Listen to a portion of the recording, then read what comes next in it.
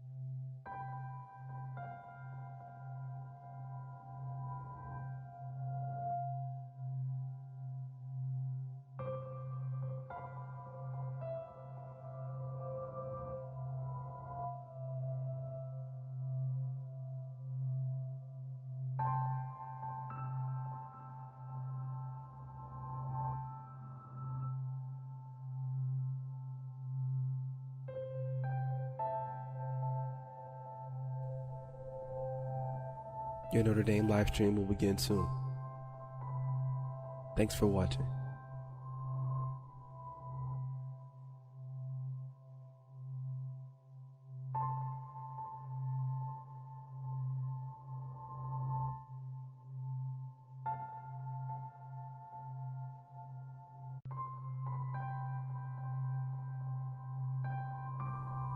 Your Notre Dame live stream will begin soon. Thanks for watching.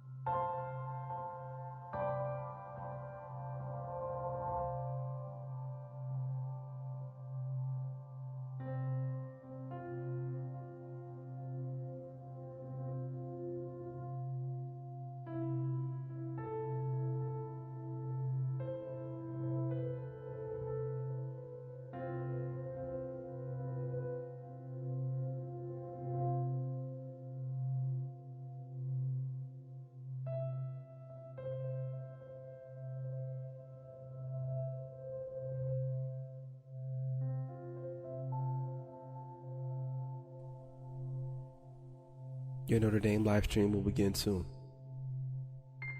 Thanks for watching.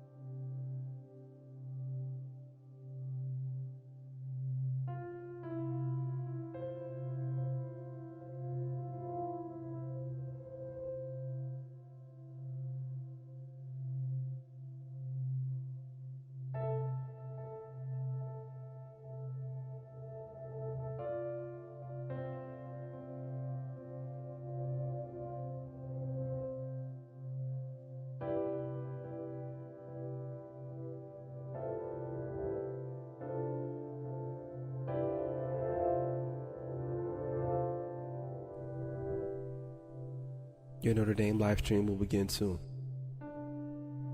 Thanks for watching.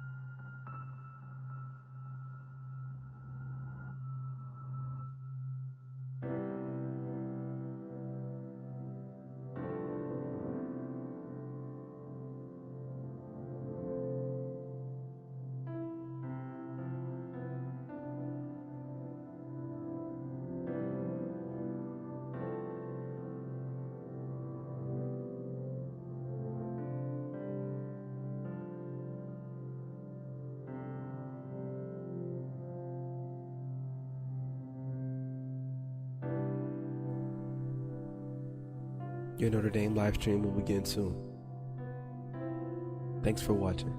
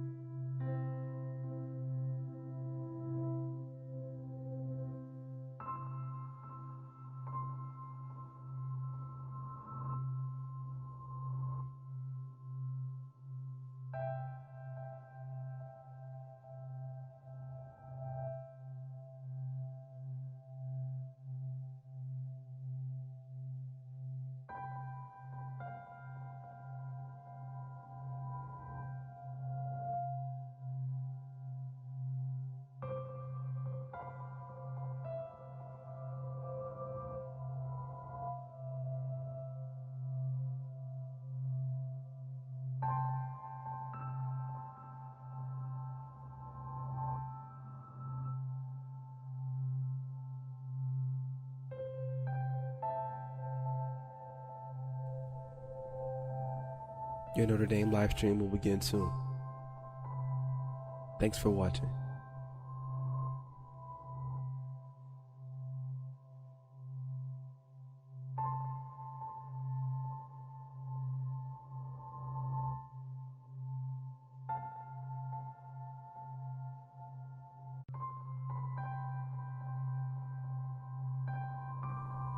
Your Notre Dame live stream will begin soon. Thanks for watching.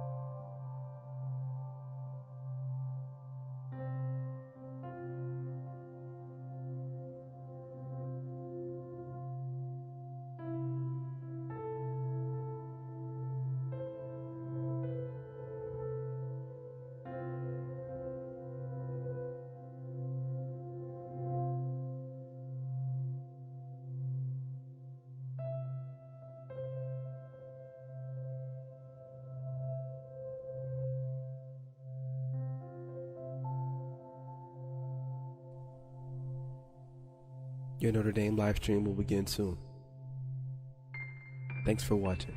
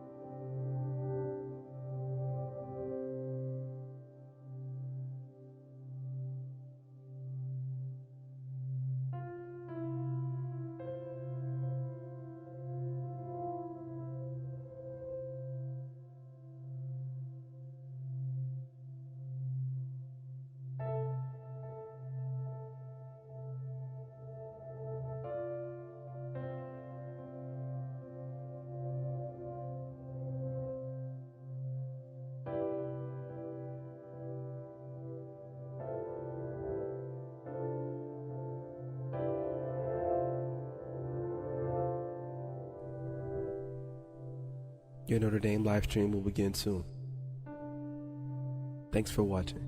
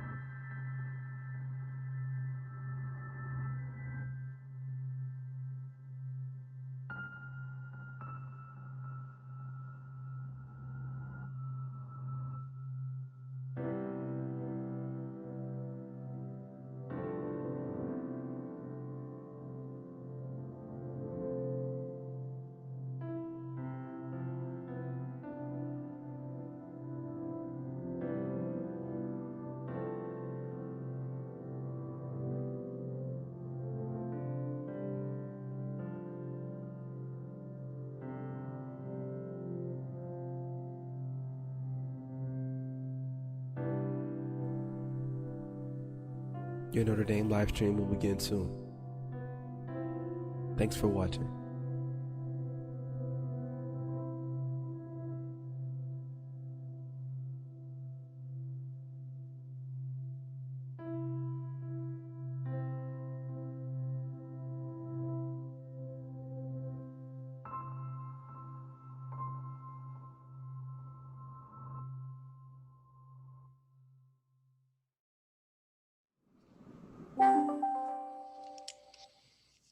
Good morning.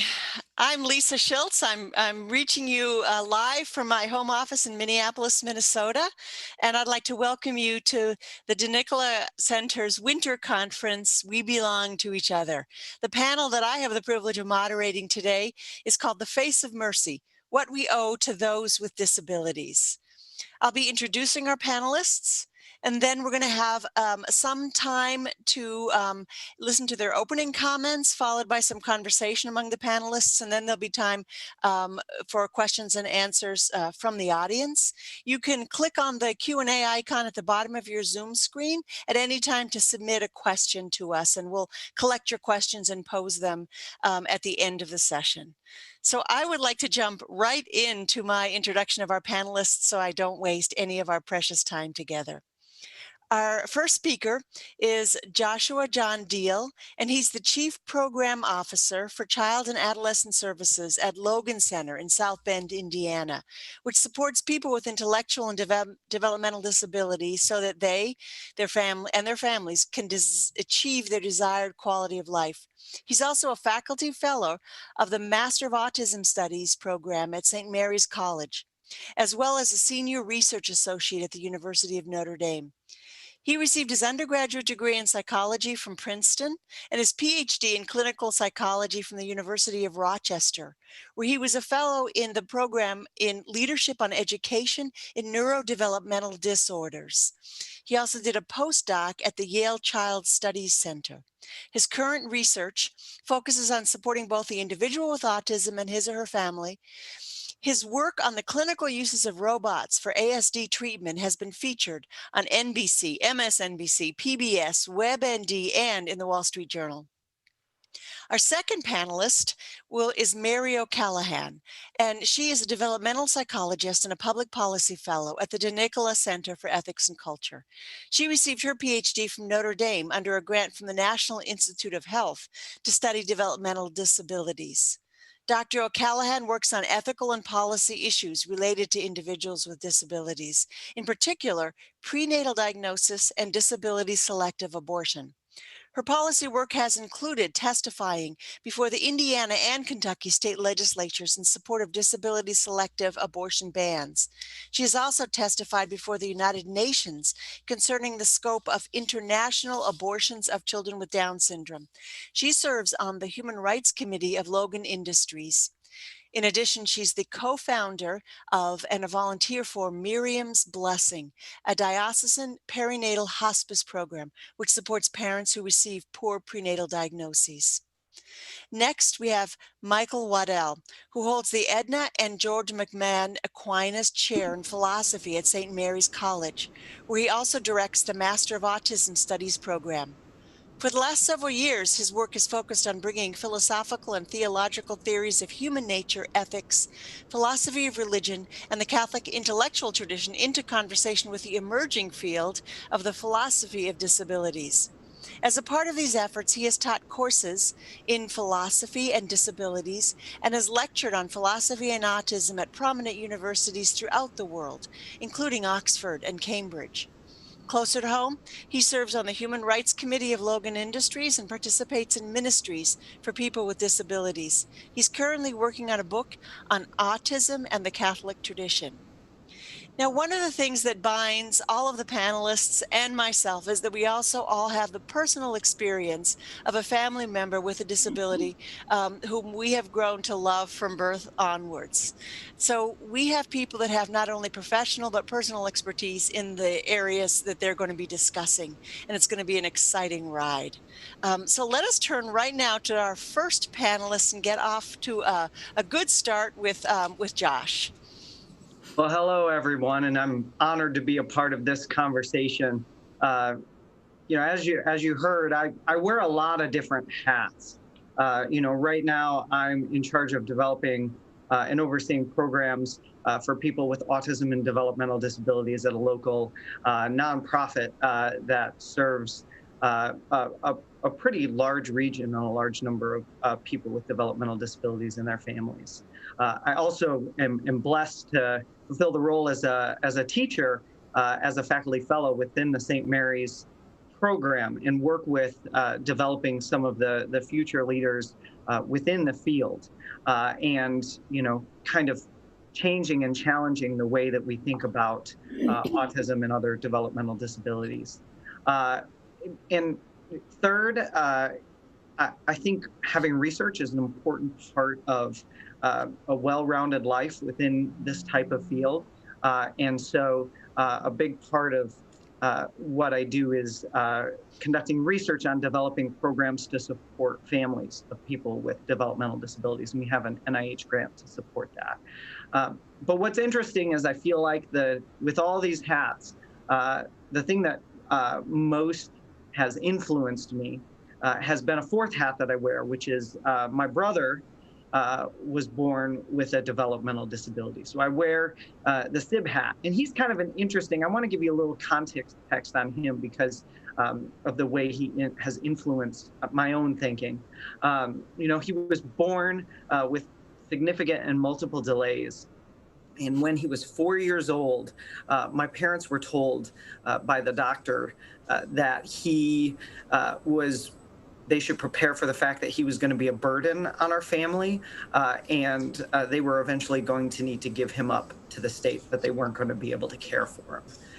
So that's a lot to say about a 4-year-old that has, a few delays. So my parents didn't like that, and so they fought to have him be the first child who was mainstreamed into general education in our county. And he's been an incredible success story. He has a job. He's living in a supported living home with his best friends, and he has a girlfriend. And I can tell you that he definitely has not been a burden on our family at all. In fact, when I was asked the question, like, what do we owe people with developmental disabilities? The first thing that I thought was, man, what do I owe my brother? And that's just one person. He has given me love and direction and inspiration and purpose. So what do I owe? It's a heck of a lot. But broadly speaking, these experiences have defined my career, but also the way I think about what we owe people with disabilities. And I think there's simple themes that are harder than they should be to achieve. And for me, I really see two interrelated themes. One, simply put, is equal access to the community. And the second one is the ability for individuals to achieve their desired quality of life. Now, I feel like there are a number of important milestones that we've reached as a community and as a culture in achieving these goals. And, the access to free and appropriate public education for all, the Americans with Disabilities Act. But there's a lot that still needs to be done.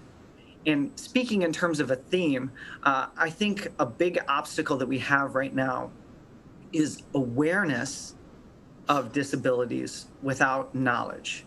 We know somebody has a disability, they have autism, or they have something. But I don't think we take the time to know and understand what it actually means to the person, what it means to the community. And I think that this in itself creates isolation and intolerance. So a lot of what I hope to bring to the conversation is how we take these themes and practically take steps to improve access to the community and the ability to achieve your desired quality of life. Thank you. Thank you, Michael. I'm sure as the conversation continues, we'll hear a lot more from you about some of those practical tips. Mary, would you like to continue this conversation for us? Absolutely, Lisa. It's good to be here with all of you today. What I thought I would do is offer some reflections from the vantage point of my own work in prenatal diagnosis of disability and abortion, in hopes that it will offer some helpful insights into the question of what we owe those with disabilities. When I was in graduate school some 30 years ago, the hope and excitement in the field of disabilities was palpable. We were at the tail end of a century where those with disabilities had been subjected to the policies of eugenics and institutionalization, and we were looking forward really to a future of equality and inclusion. Both the Americans with Disabilities Act and the Individuals with Disabilities Education Act were passed when I was a grad student. Both furthering and securing the rights and dignity of those with disabilities, a seeming culmination of the disability rights movement that had gained full stream in the 1960s. The object of this legislation certainly was not just to secure rights, but also to change attitudes towards those with disabilities. And if we take the current media as one barometer of public opinion towards those with disabilities, it could appear that we've been pretty wildly successful. We see actors with disabilities in mainstream television shows, models with disabilities in clothing ads. A few years ago, for goodness sake, the Gerber baby of the year had Down syndrome. Every fall, we're treated to heartwarming stories of a boy with Down syndrome who scores the winning touchdown, etc. It appears that overall, then, we've made great progress in our attitudes towards and treatment of those with disabilities, except when you know the troubling fact that there has been a very different trajectory in prenatal medicine, which also had its origins in the 1960s when the American Medical Association passed a resolution endorsing abortion, and I quote here, "in cases where an infant may be born with incapacitated physical deformities or mental deficiency." So as practices and policies have changed and improved the quality of life of those with disabilities who have already been born, practices and policies in medicine and public health have very aggressively actually succeeded in taking life away from large numbers of infants with disabilities, so denying them access to the human community at the most basic level. To give you just a quick sense of what I mean here of some of these developments, in 1983, for example, the American College of Obstetricians and Gynecologists recommended that that prenatal screening for women over the age of 35 be carried out. By 2007, it was recognized that a lot of infants were kind of slipping under the radar of this testing process, so this recommendation was changed so that prenatal screening would be offered to all pregnant women. In 2011, a non-invasive blood test was announced that would detect fetal DNA in maternal blood, promising earlier, sort of less invasive and accurate risk-free detection of children with disabilities. The number of conditions we can detect has also increased. Current technology allows for testing of hundreds of subchromosomal defects, sort of deletions and duplications of small sections of chromosomes. I've been saying for the past few years that autism is going to be the next on the list for prenatal screening, and I don't think this is in clinical use yet, but there are genetic tests for some biomarkers associated with autism that have been developed. One of these tests was developed by LabCorp, a company who regularly offers prenatal testing for children with Down syndrome. And this is alarming on its own, but it's also especially alarming given the fact that the most these tests can identify or can do is identify an increased likelihood for some form of autism. And obviously, it's not the screening for these conditions that's problematic. Diagnosis is typically a good thing in medicine, but the fact that a large percentage of children with a disability are aborted. We have the best data in our country on Down syndrome. It's estimated that somewhere between 67 and 90% of infants lose their lives after being diagnosed with Down syndrome. In other countries, the rate is consistently higher, and most of us are familiar with the story of Denmark, right, which has succeeded in eliminating individuals with Down syndrome almost entirely through prenatal testing and abortion. And yet, Denmark considers itself an inclusive society, right?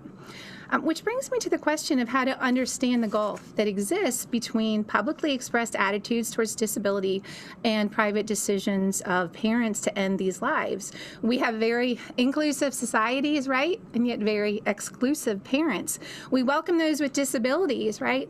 Just not always into that most intimate, sort of fundamental unit of society, which is the family. the dilemma here can be highlighted perhaps by an experience I had in a Senate hearing a few years back. A representative from the ARC, which is, most of you probably know, it's a longtime advocate for those of children with disabilities, was arguing that abortion of these children needed to remain legal. Their public policy, their stance is pro-abortion. But at the same time, this person was adamant that the word retarded, right, not be used in any of the legislative texts. So it struck me that we're in a very difficult place, right, when we can't recognize the moral difference between calling a child names and killing her. This gap, the reason for this gap, I think, between professed attitudes towards disability and actual practice in prenatal medicine gets at the heart of the question posed to our panel today. The issue of abortion and disability is a complicated one, but I think it's safe to say that we accept those with disabilities, right, as long as any claim they make on us is limited, as long as we don't owe them too much. Parents especially are daunted, right, by what might be owed here, faced with the possibility of a bond with another human being who's going to make radical, right, potentially lifelong claims on their time, finances, and energy. Parents overwhelmingly choose to sever this bond before birth. Abortion is not only legal, but it's also presented by physicians as the most rational, humane choice. In fact, it may be considered inhumane, almost cruel to insist that these parents owe their children life when the personal cost is so great. So what do we owe those with disabilities? Keeping in mind here that the burden falls disproportionately on families, at least initially, and perhaps for life. Do we even have any right to pursue this question? Well, what if, though, parents who are given a poor prenatal diagnosis have been miscalculating the cost all along? What if what they truly owe their children is so simple yet so transformative that it makes parenting these children not only possible, but joyful even? What if the very giving of the thing that's owed lightened the burdens of obligation, such that goods are no longer owed but freely given? In 1978, the Catholic Church in the U.S. published a pastoral statement on disability. It's been renewed and updated every 10 years since, and even though it was written for the church, I think it has much broader implications. In fact, it influenced the Americans with Disabilities Act. And my reading of it is that what we owe those with disabilities are two things: understanding of and working to alleviate any suffering, any difficulties, and an understanding of their potential. Providentially, the first time I read this statement was in 2016, which was a year of mercy in our church. And mercy in the Catholic tradition, as you know, is firmly rooted in friendship. I'm not a Thomist, but I'm married to one, so that's where I get this information. And so it struck me that we are called to reach out to those in mercy with disabilities to respond to any suffering. And when we do so in friendship. And doing this, we make their suffering our own. We work for their good as our friends. So at the same time, then, this friendship allows us to recognize the potential of those with disability, the true potential of the person with a disability, I think, which is the possibility to enter into a relationship with us, the possibility to love and be loved. So I think we can actually simplify this pastoral statement, as well as our obligation to those with disabilities, to one thing, the same thing we owe everyone: friendship, the very heart of mercy. Friendship not only works to secure the goods of those we're friends with and alleviate any suffering, but the mutual exchange of gifts in friendship sustains us in difficulties and most often leaves us richer than we were before.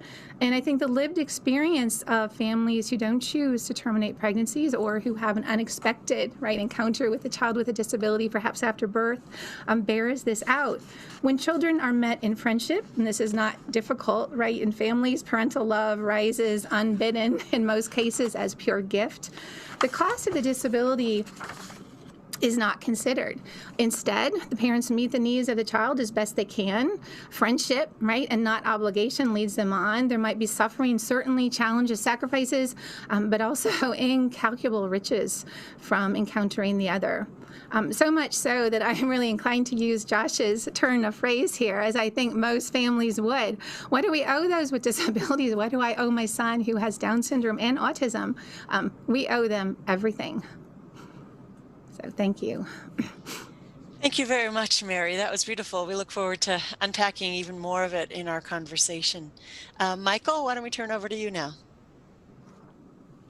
Thank you, Lisa. I just want to say very briefly thank you to Carter Sneed and to Margaret Cabanis and everyone at the Center for Ethics and Culture. It's a privilege for me to be able to participate in this panel. With my time today, I want to try to do two things. First, I want to take a few minutes to analyze our theme, what we owe people with disabilities, and then second, I want to offer some constructive suggestions about some specific things that I think we owe that are really important in this particular cultural moment. And in good Thomistic fashion, I will have 3 points under each heading. So let me begin with the analytic work. I want to take a little time to break down our prompt, what we owe those with disabilities, and look at some of the key terms. In particular, I want to look at the terms disabilities, we, and owe. So let's start with disabilities. I think we need to be very careful not to treat disabilities as a monolithic category. There are, of course, lots of different kinds of disabilities. There are mobility disabilities, sensory disabilities, intellectual disabilities. There are disabilities that are congenital and disabilities that are acquired. And what we owe someone who has a disability might vary significantly, I think, depending on what kind of disability we're talking about. So I think that's an important thing for us to keep in mind. Similarly, what we owe those who have disabilities might vary depending on who the we is that we're talking about.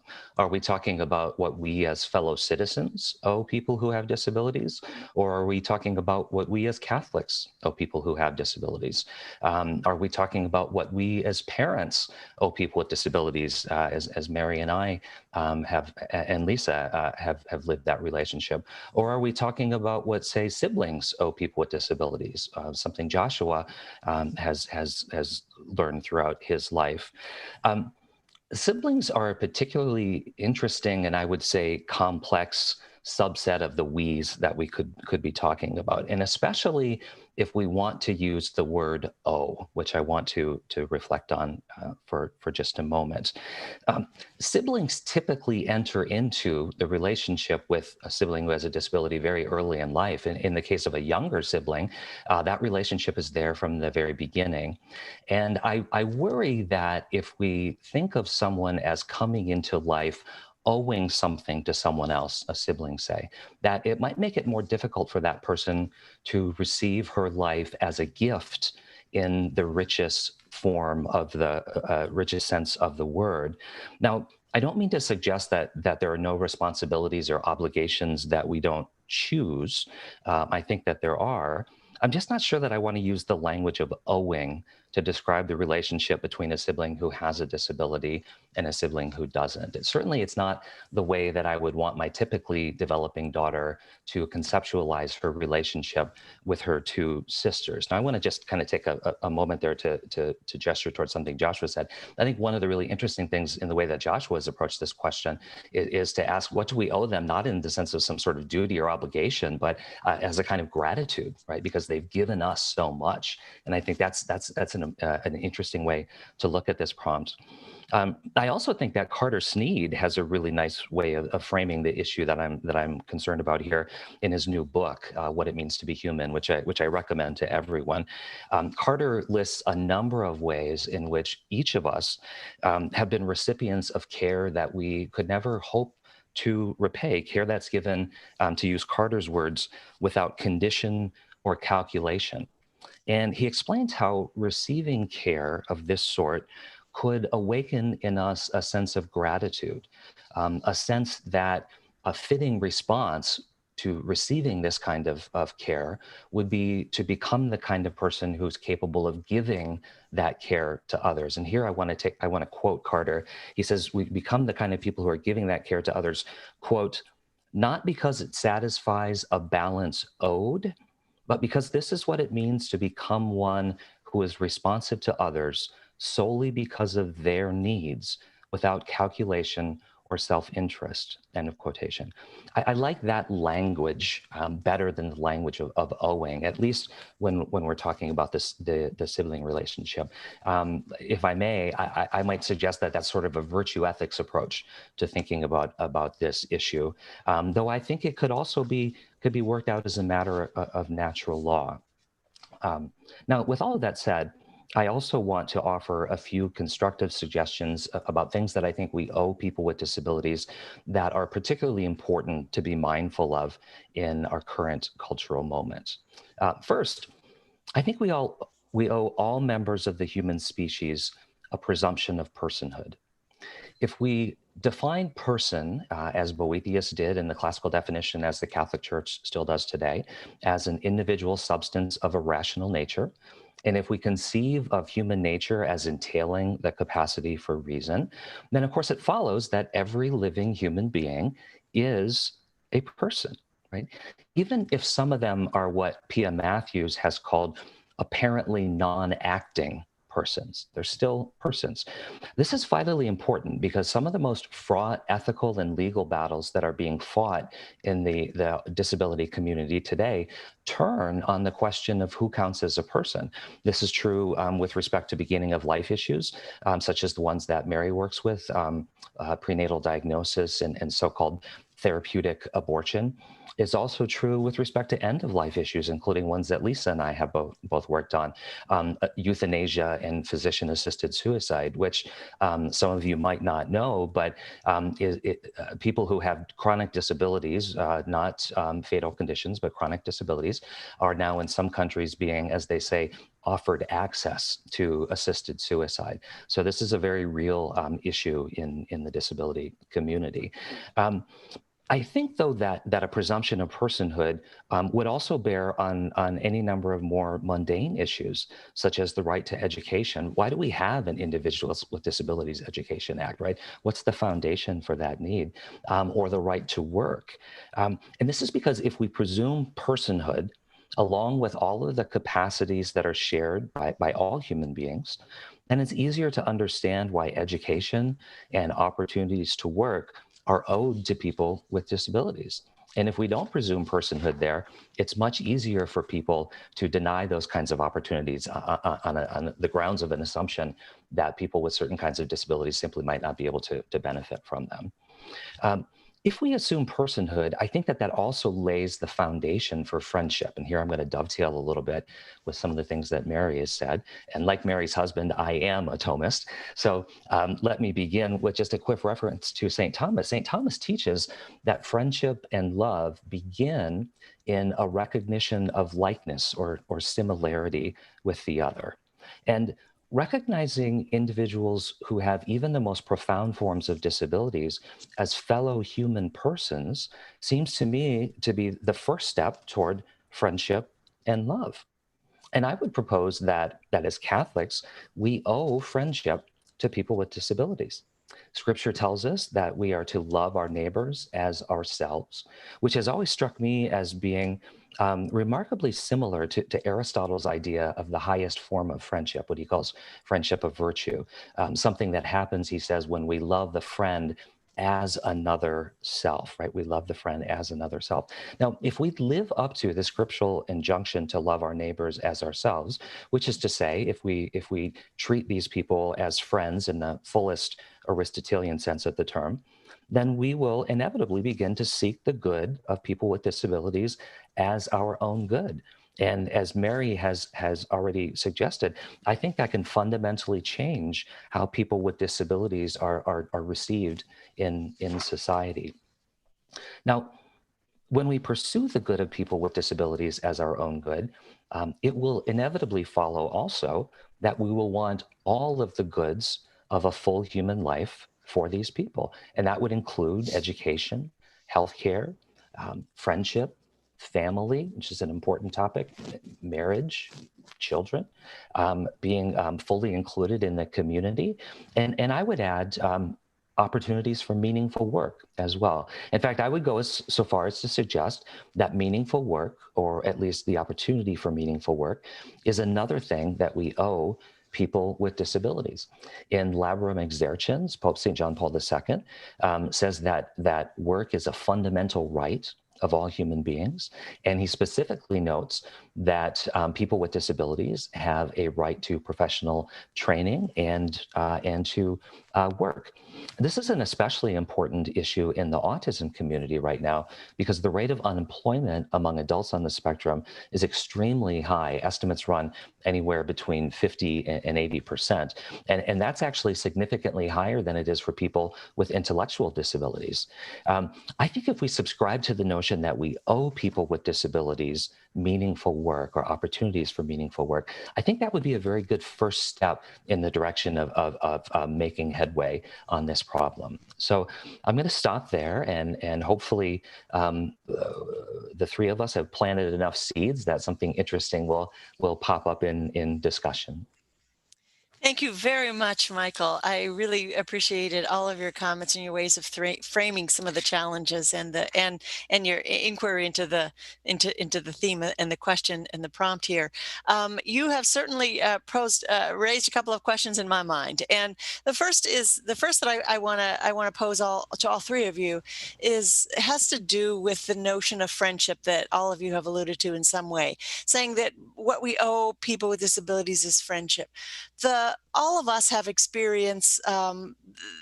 We're all preaching to the choir, this panel here, right? Because we all have been placed in positions in our lives where we had people thrust into our orbits of love and family at a very early age. People who I think we should reveal to the audience, all of our loved ones with disabilities have significantly complex disabilities, and I think almost all of them have a touch of autism, which sometimes impairs the ability to have relationship. At least that's what the common knowledge, that's what the common understanding is. But we all have had the gift of having family relationships with people with disabilities, and they let us learn the value of those relationships firsthand because they were thrust upon us. Do you think it's realistic to think that we can convince people that are not forcibly members of that choir to understand the importance of those relationships? Practically, how can we do that? Well, I think to bring all of this together, we talk about how we develop gratitude and friendship and love, and to do those things, the first and most basic way to do that is to improve access to the community for people with disabilities. And access can be looked at in a lot of ways. It could be in terms of, being able to navigate the community, to be able to access, work opportunities and training, or at a very basic level, being born. And so with this question, we're talking about access. And what's interesting is that in my experience, I've seen that simply from providing opportunities to include people with disabilities in the community and taking active steps to do it is something that really moves real people to feel gratitude and friendship and love. And all of us vary in terms of our ability to develop friendships. What seems to be a big obstacle for a lot of people with developmental disabilities is access. Sometimes that access is physically being able to get to where they need to go. Sometimes the access is maybe not having the skills to be able to participate in work. And sometimes that access is communication. So finding the supports for people so they can have that access is key. I would say that, as a parent, I've discovered it's really very important to share my children with the community. I actually believe that I'm doing something good for the world by letting people meet my daughters. And just, briefly, I'll say I have 3 daughters, and 2 of them have a range of diagnoses, including autism. I think that one of the most powerful instances that I can think of making headway toward this kind of inclusion in the community and developing friendship really has to do with the increasingly widespread policy of full inclusion in public schools. I think it makes a tremendous difference when you encounter people with disabilities at a normal age and on a daily basis, because that normalizes it. Right, that makes this something which is not extraordinary. It's not hidden away or secret. It's something that it's sort of been there from the very beginning. And I've been a professor now for just over 20 years, and I've noticed a significant difference in my students over that time. At the beginning of my career, if I had a classroom of say 30 students and we were talking about intellectual disability, I would say maybe 3 to 5 students would have had some personal experience with that, maybe a sibling or a cousin or a neighbor, and the other 25 or so would have been, sort of clueless. Now, I think it's just the opposite. In a classroom of 30 students, I would say probably 25 or more will have had that firsthand experience. And a lot of it is a result of full inclusion in schools. I don't want to take too much more time, but I could tell you any number of heartwarming stories about the way that typically developing children who don't have disabilities have responded to my daughters in school, especially my daughter, Olivia, who has what I describe as the most robust set of challenges. And these stories are heartwarming, not just because of what it does for Olivia, but because you can see that she's made a tremendous impact on the lives of those other children. Mary, do you have anything to add? You're muted. Thank you. In the Gospels, Christ's Good Samaritan was the one who responded to the suffering person in his path. And so, one way to think about this question is to think about the people who naturally will encounter those with disabilities, although certainly like Josh and Michael, I think we need to think about what the barriers are to those encounters. But let me start with the area that I'm most familiar with, because the stakes are so high, right, for friendship with the child in utero, as we've seen. The baby in utero who has just been diagnosed with some congenital anomaly, who encounters this child as he waits, right, completely vulnerable for a sentence to be passed on his life. Who can he hope will turn to him in mercy? Primarily the physician and the parents, right, maybe a geneticist. And so you think the story, right, should have a happy ending. The baby's fate depends on one who has devoted his whole life to caring for others and to the two people who have conceived him in love and, should be fiercely protective of him. So how can this go so horribly wrong? It seems much more egregious, certainly, than the priest and the Levite, right, crossing to the other side of the road to avoid the wounded traveler in the parable. And it's tempting to despair, because if we think, if these people cannot be moved by the plight of the child, who can? But I'm absolutely convinced that the child with Down syndrome, with cystic fibrosis, with anencephaly, with any disorder, deserves the friendship of her parents and her doctor. And I'm equally convinced that it's a worthwhile project and entirely possible to secure this friendship. A couple of reasons for my hope. 3 of the leading pioneers in prenatal diagnostic techniques were completely committed to the care of their young patients. Included in these was Jerome Lejeune, for example, who discovered the chromosomal basis of Down syndrome and spent the rest of his career trying to save those children who he realized would be compromised now because of his discovery. He tirelessly proclaimed that every patient is my brother. And I have to believe that it's still possible to awaken the sleeping giant, right? That is the moral imagination of physicians. And we're seeing some evidence. There is a doctor who works for the NIH, Diana Bianchi, who has been doing some early research into treating children with Down syndrome in utero. Let me give you also one quick hopeful statistic with regards to parents in terms of being capable of this friendship. Without intervention, about 80% of children or parents will choose abortion in the case of the most severe diagnosis, life-limiting diagnosis, things like trisomy 13, 18, anencephaly, et cetera, without any intervention. When a supportive model of compassionate care called perinatal hospice is offered, about 80% of these children will actually choose to carry these infants to term. form. And I think that's because this resonates with them very deeply at a very deep level. Any of us who are parents know that when we encounter our child who is sick, that's when the rubber hits the road of parenting, right? That's when we mobilize and we'll do anything to help our child. So I think it's just really giving the parents the support, offering them an alternative model, and really just tapping into the deep instincts of parents to enter into this friendship with their child. So absolutely, I think it's possible and of course, vital to do this. Yeah. I want to pick up on something that Michael said in response to my first question. You talked about the friendships that are developing in public schools because of children being in communion with people with disabilities because of inclusion from day one. That's not always the case in our Catholic schools, though. And I myself have had that experience of the lack of inclusion in educational opportunities, even in faith formation programs for my son with a disability.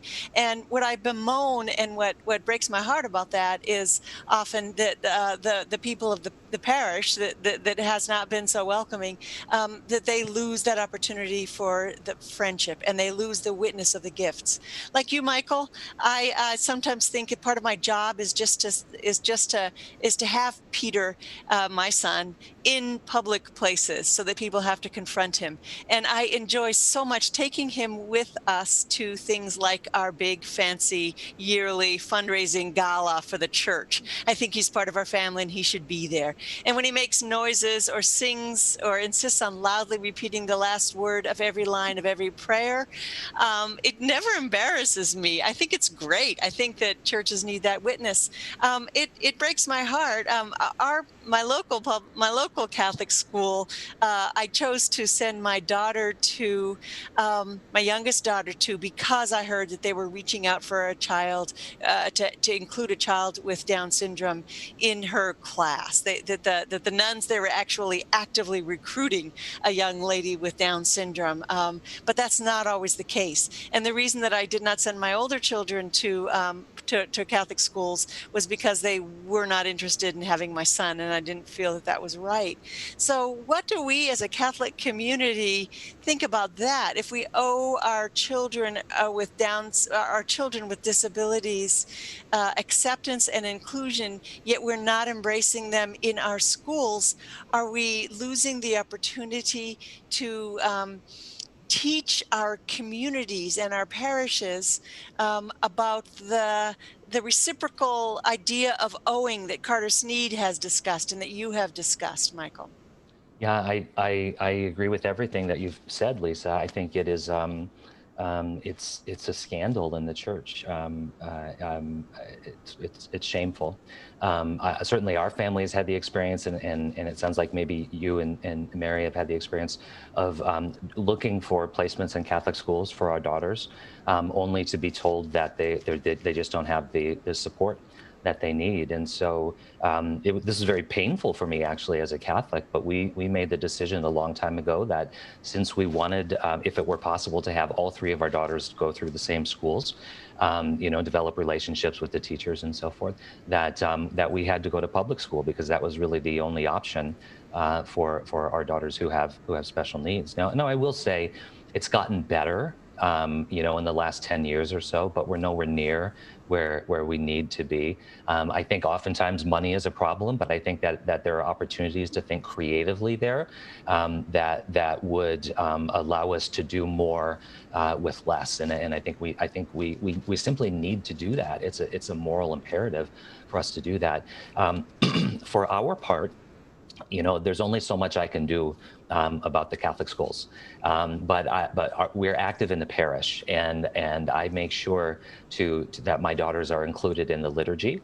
Both of my daughters were able to go through catechesis and receive confirmation. In fact, they're twins, and so they were confirmed on the same day. Their older sister was their sponsor. It was really a beautiful thing for our family. Powerful, moving. We're fortunate, though, that for our daughter whose challenges are more mild, we were able to sort of create supports within the existing religious educational structure and get her through the program. For our daughter whose needs are more robust, our parish has actually developed a special needs catechesis program, which has been an extraordinary blessing for our family. So I think that we have to continue to show up. We have to take advantage of the opportunities that are available to us to facilitate these kinds of encounters and handle them in the right way when they happen. I mentioned the other day, it very often happens that I will see children who are sitting around us at Mass kind of looking at my youngest daughter, and they're not looking at her in a judgmental way. They're just sort of trying to figure out what her deal is. And when I see that, I always try to take the opportunity to introduce the children after Mass and let them know her name. And if they have questions, we answer the questions. And invariably, it's a short conversation, and they just come to understand, okay, that's who she is, and she's one of us. And they say hello to her and shake her hand at the sign of peace, and so on. So I think we just have to keep doing what we can do in that regard, while continuing to hold those who have power to do more accountable, to let them know that we really do need to be doing more and to do it better. Thank you. I agree. Mary?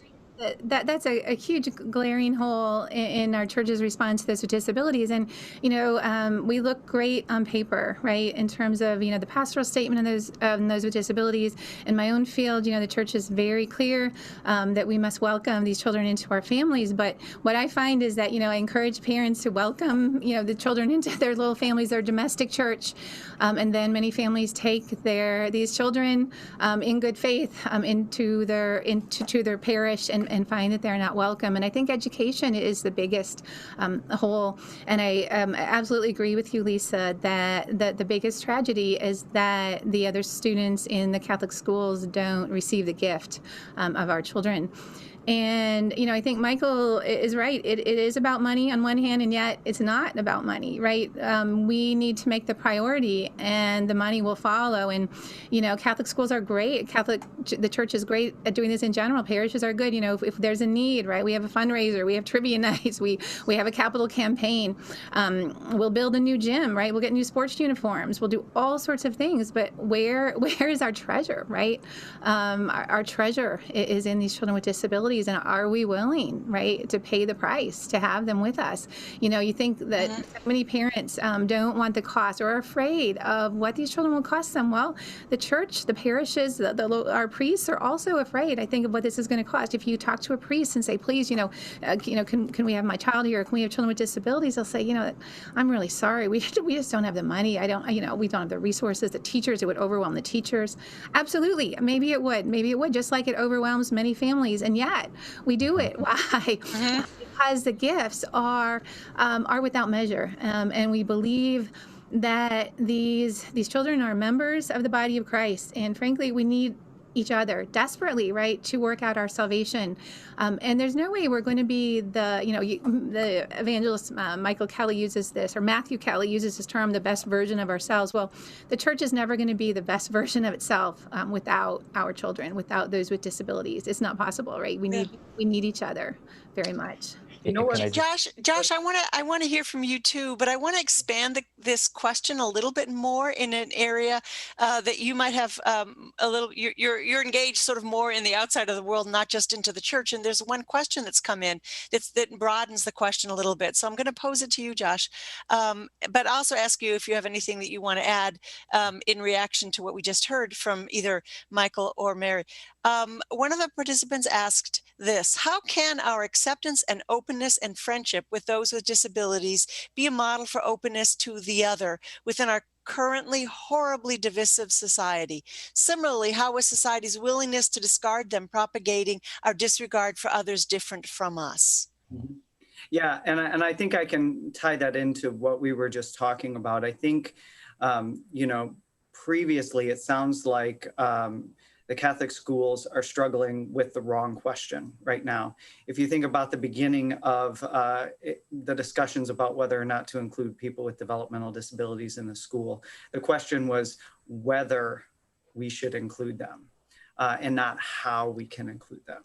And, there are some things that are harder, but as a local elementary school puts it, we can do hard things.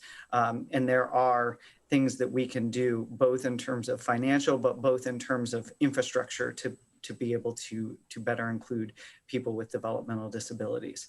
And I think that ties into the question. And, it's almost like the question answers itself, right? I think we're really quick to discard things that are different from us, whether they be opinions or looks or things that might make us uncomfortable, that we're unfamiliar with. And the only way to get around that is to become familiar with them. In a practical sense for people with developmental disabilities, it's, providing opportunities, like Dr. Waddell said, for us to engage people who might have questions. And in many ways, they're innocent questions. And, on a political sense, it's not just listening to, one channel. It's not just going into CNN or Fox News, but trying to embrace all types of discussion. One of the things that's always frustrating for me in that sense is, why can't we talk about politics civilly at Christmas? Like, that's like the unspoken rule that you're not supposed to talk about politics, right? I feel like we run into the same situations with people with developmental disabilities. I feel like there are times that are scripted that we can talk about my brother. And oftentimes I feel like people with developmental disabilities are talked about when they're not there, like not including people in their individual education plan, not talking about what's an appropriate placement for them in terms of a job, or what they can do or what they can't do, or what's the best living situation for them. So it's almost scripted when we would talk about people with developmental disabilities and when we wouldn't. And I don't think that that's right. I don't think there should be appropriate or inappropriate times to talk about people. I think that creates barriers to access that I've talked about so much. I think that is intriguing. So just to follow up on that, and also on something Mary said, I think one of the reasons we can't talk about politics at Christmas is because we've never talked about politics at Christmas. What I mean is, I think we've become incredibly bad at civil political discourse because for years we've been told it's not polite to talk about politics. It's not polite to talk about faith. And I think we've now raised a couple generations of people who have a great deal of difficulty talking about faith with other people as well. So, in some sense, we just have to start doing it, and then we can develop the virtues of doing it well. Just a quick reference to what Mary was saying. I think it's helpful to think about, the issue of integrating people with disabilities in the Catholic schools in terms of the preferential option for the poor, or what we might call the preferential option of the marginalized. Yesterday, there was a panel on race, and Ernest Morel made some really interesting comments about how impactful Catholic schools have been in the African American community. I think we don't always live up to the best version of ourselves, but I think we at least try with the Catholic schools to make sure that communities that have less economic resources have opportunities to send children to Catholic schools. I think we at least try, to be inclusive of race and other populations of people who might be underserved. Why don't we think of people who have disabilities as a group that's been marginalized and therefore include them under the umbrella of the preferential option for the poor? I also want to say, just in reference to the the question that you added, Lisa, the person who sent the question to us. It's interesting that historically, eugenics began by targeting people who have disabilities and expanded from there to ethnicity and race. So the question of whether being open and inclusive and developing friendship with people with disabilities might have an impact on our broader civil discourse, I think that's a really interesting question, because we've seen historically that the one in fact did lead to the other. Very interesting. I just want to also add on your point on thinking about people with disabilities in the same context as like the preferential option for the poor. The statistics of poverty rates for people with disability are phenomenal. I mean, the group of people with disabilities generally are among the poor. And that has to do with all kinds of, for many, many reasons, including the structures that we've set in place for assisting people with disability that require people Right. to stay, to keep their incomes below certain levels in order to receive the assistance that they need to get through the Medicaid system. That's a real problem for people who are capable of doing a lot, and have had conversations with very capable people with disabilities who have a woman who just got a PhD and wanted to set up a consulting firm. But the trouble was, if she earned too much money with that, she was going to lose all of the support she needed in order to keep living. So one of the issues related to that, though, is work. And a couple of you have mentioned the importance of work for people with disabilities. And Josh, your job is to support people. One of your jobs is to support people with disabilities in work. So I'd like to get your views briefly on a really controversial topic on disability rights policy right now relating to work. And that's the elimination of the minimum wage exemption for employers who offer certain kinds of employment for people with disabilities. Advocates for eliminating the exemption argue that there's no justification for denying minimum wage to anybody at all, that the elimination of that exemption supports the dignity of all workers. Opponents of eliminating it argue that some people with disabilities will lose the possibility of any kind of a work that gives their lives daily meaning and dignity, and that will be lost if employers don't have the ability to make some economic adjustments to wages that reflect capabilities. Where do you think the robust Catholic notion of the dignity of work guides us in this debate? Maybe we'll start with Joshua. Well, I think a little bit of context here is appropriate for people that aren't as familiar with this issue. One of the major reasons that we even have to talk about this issue is the fact that there were organizations that were taking advantage of contracts that they had and cheap labor to be able to make a profit off of people with developmental disabilities. And I think we can all agree that that is wrong. And that is its own separate issue that really needs to be set aside. Now, then the question that once we do that, then I think with a clear mind, we can talk about how the basics of this issue without getting, as impassioned about what were clearly wrongs. I think the hard and practical struggle that you run into that you referenced is that, we really want as many businesses to engage with us as an organization to help our individuals with developmental disabilities develop the skills that they need to achieve their desired vocation. And for many individuals with developmental disabilities, this is a step-by-step process. To a certain extent, we start by, just learning basic soft job skills. And then it goes to, working on very specific things, skills that they need to then be able to pursue whatever vocation they want to pursue. And then another step is convincing local businesses to help bring individuals with developmental disabilities who are still developing their skills along with their job coach into their own community, into their own organization. And I say this because every single one of those steps is really important. Thinking of something as like where do you start paying full wage versus there's no wage that's being paid here.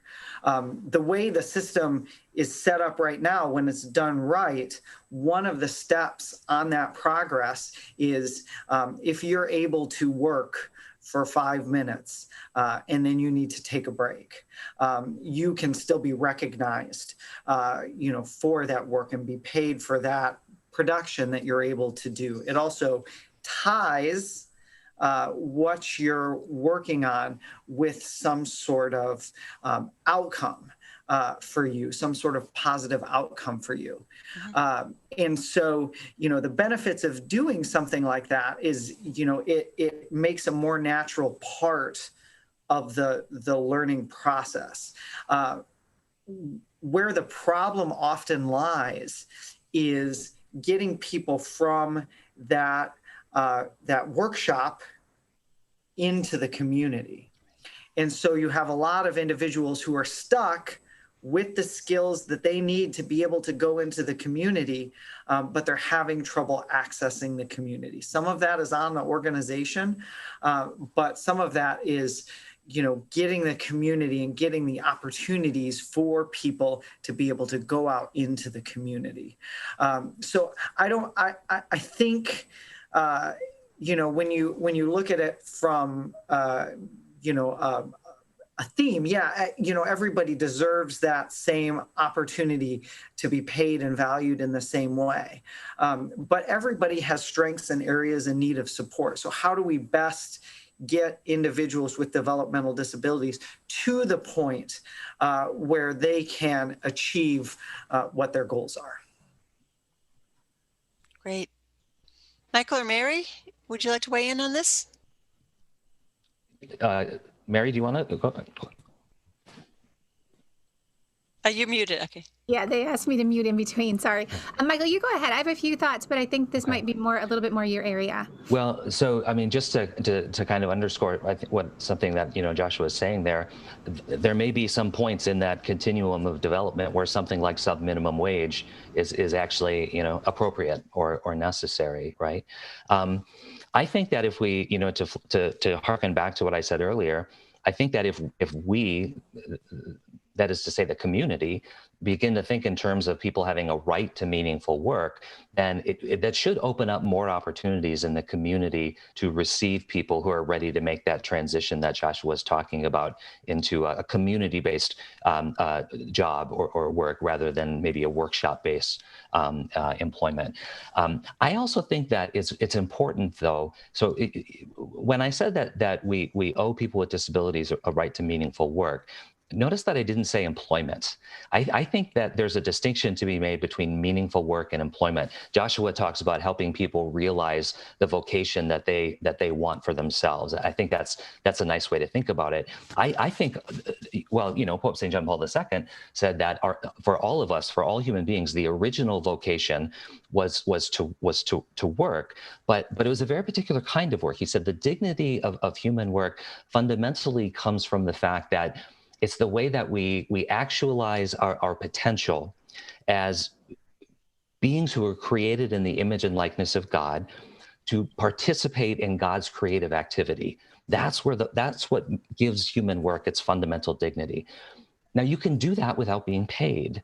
Right? As I often point out, those of us who have children, I think we would probably say that the most meaningful work that we do is parenting. But that's not something that we're paid for. So I think that, to me, what we fundamentally owe people with disabilities is opportunities for meaningful work. How that relates to wages or employment, I think, is another matter. And I think that we probably need to think more creatively about that than we have in the past. I think we tend to think myopically about a wage, typically an hourly wage or a salary, paid by a direct employer. Pope St. John Paul II talks about the difference between a direct employer and an indirect employer. Maybe we need to think about the funding to support these people as coming from indirect employers rather than from the direct employer, say. I'll stop there. So this is a little bit outside my area, but I just had, a couple of thoughts. First of all, in our Down syndrome community, I've observed that the most difficult transition is the one from high school to adult life. Individuals are leaving behind, full-time structure, support, stimulation, peers and friends. Typically, comparable environments are not available for these individuals to move into. And so you might think also that in addition to the primary goods that work provides, dignity, meaningful playful activity, et cetera. It's important to note the secondary goods that we find there, their access to work, friends and social contacts and support, et cetera. So that's important. And the second point I want to make is that, there are economic judgments made about disabilities which are very disturbing.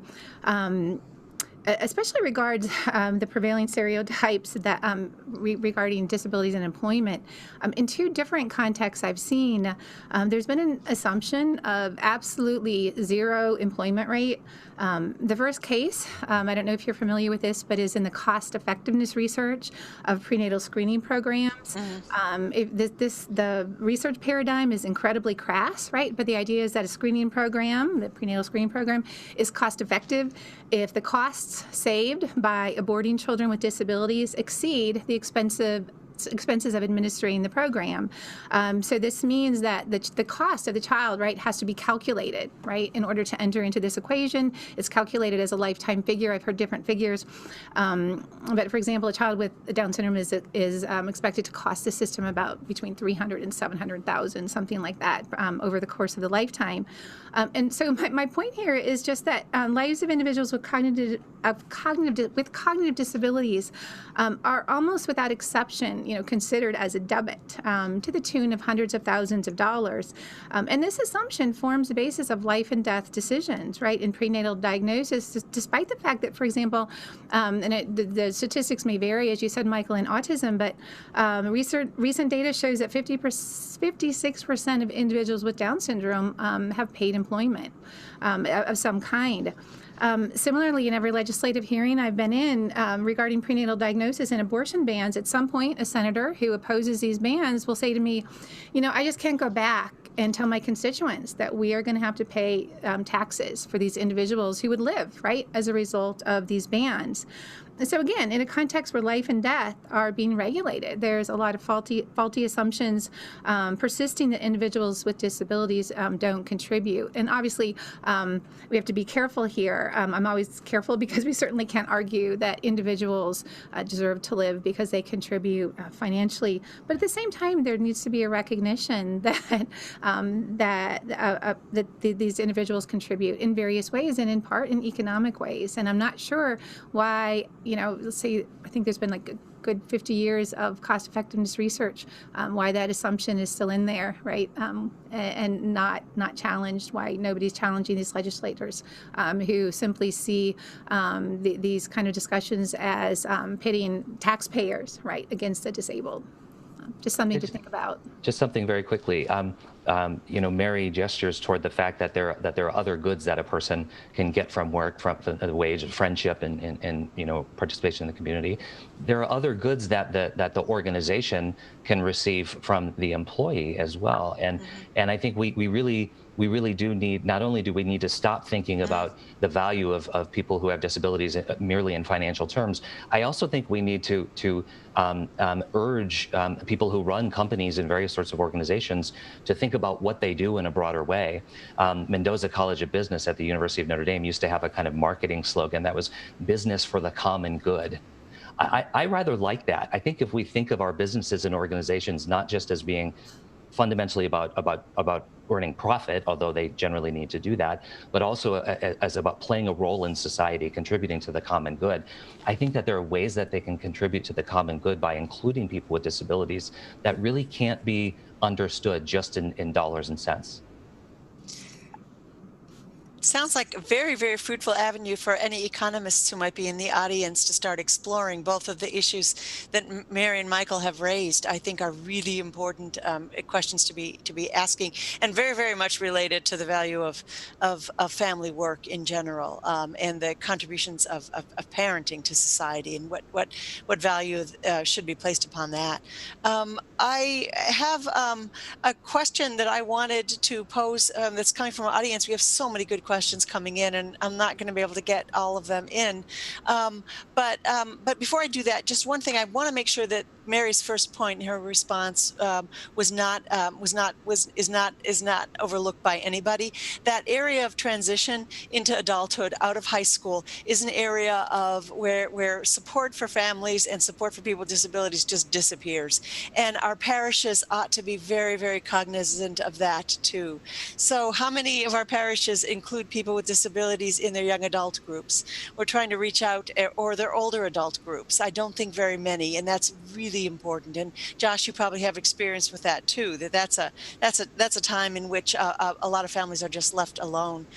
One of our questions that we have from the audience is about that. What is the proper role of the family as a unit in promoting the value of children and individuals with disabilities? In a current culture that has seen a marked decrease in marriage, childbirth, and a stable family structure, how can working for the family help work for those with disabilities, or vice versa? That feels like a Mary and Josh question to me. And maybe, and let me just add another question to that, a really practical one that one of our participants asks. What advice could you offer for families who might feel overwhelmed by the difficulties of raising a child with a disability? How would you offer encouragement or support? Well, I have a lot to say on both, so I'm not going. I was trying to be respectful on this. You know, to answer the second question first is that you're not alone, and there is support out there for you. It can often feel like you're isolated, but there are more people that are in your situation than you know. But related to that, I think we have to be careful to understand that just like every individual is different, every family is different in terms of their ability and situation to be able to provide the supports that their loved one with a disability need. And I think that we need to be cognizant of that as a community. I think as a family, we all have complex relationships with our loved ones, and people within families take roles of caregivers, and some people don't.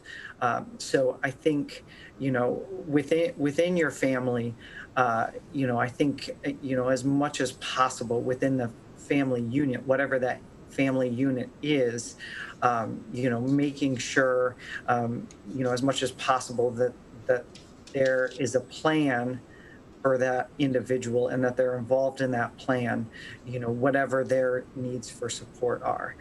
And I think as a community and as a culture, we have to recognize that not all families have the wherewithal to provide all the supports that individual might need.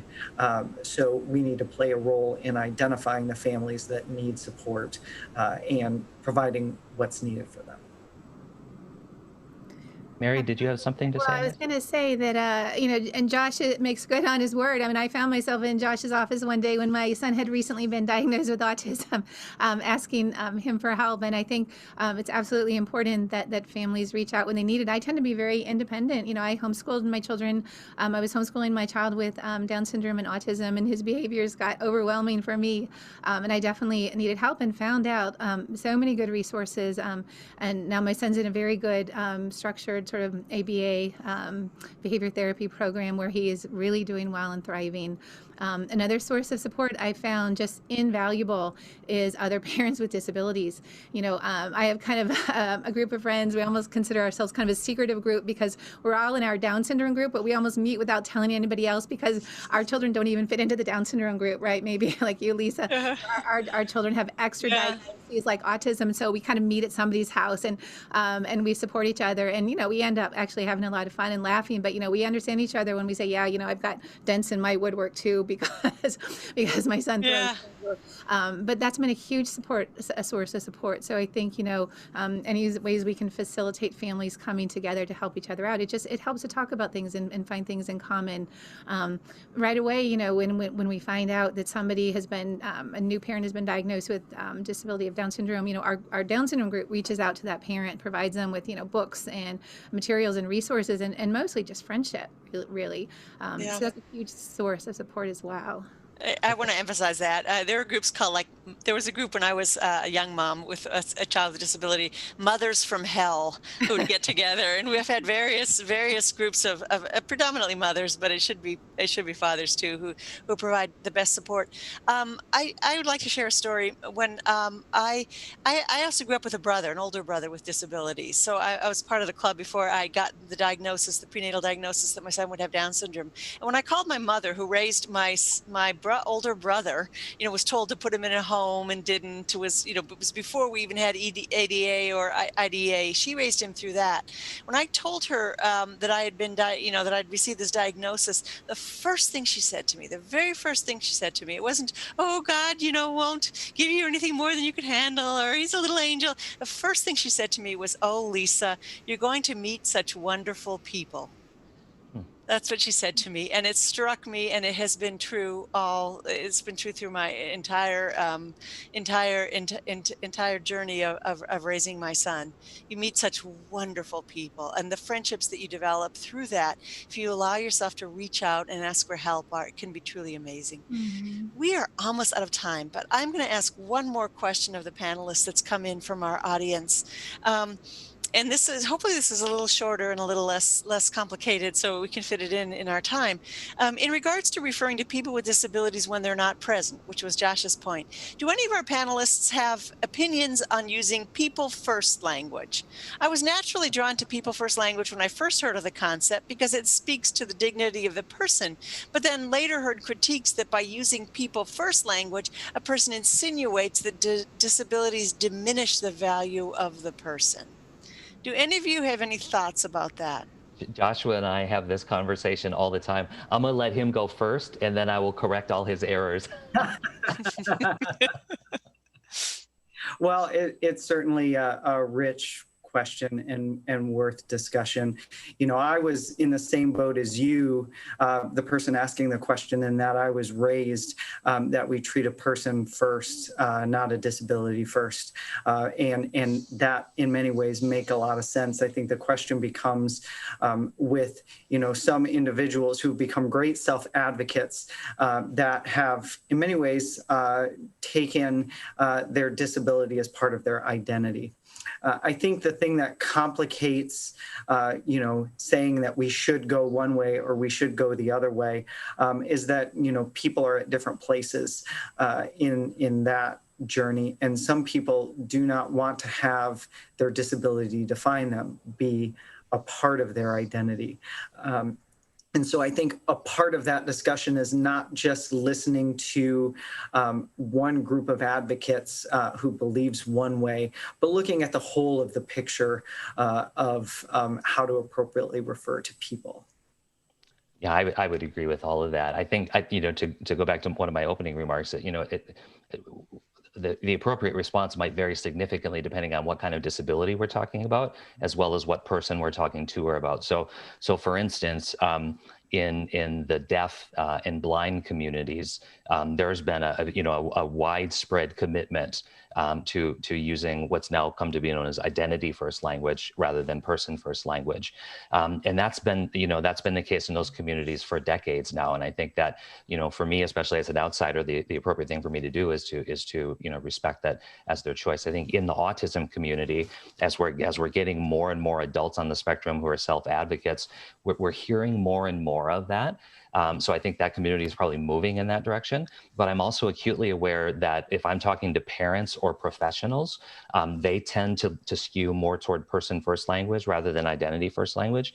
And so, when you're talking about language, context matters. And so I think you have to remember who your audience is. And fundamentally, if the language you're using offends the person you're talking to, I think it's just a matter of basic decency to use the language that they prefer. Thank you very much. Mary, did you want to say anything?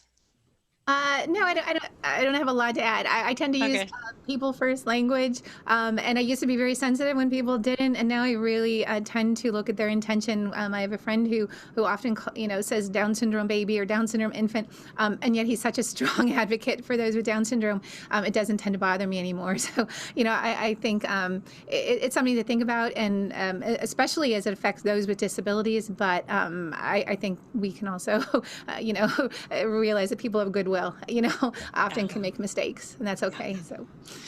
Well, I think that is all the time that we have, unfortunately, and we're in this virtual world, so I can offer only my thanks to all of your panelists and some virtual deaf applause from the deaf community here to all of you. And I want to thank all of the audience members for participating in our program. I also want to give you a heads up that the next panel is going to be on a topic that we've addressed a little bit here, economics in the Catholic social tradition.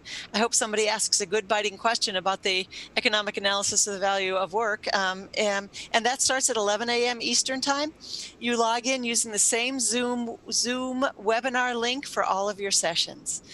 There is more information and a complete schedule at the DeNicola Center's website, ethicscenter.nd.edu. I want to thank you all for your participation. I want to thank the DeNicola Center for the privilege of including me in this beautiful panel. Thank you. Thank you, Lisa.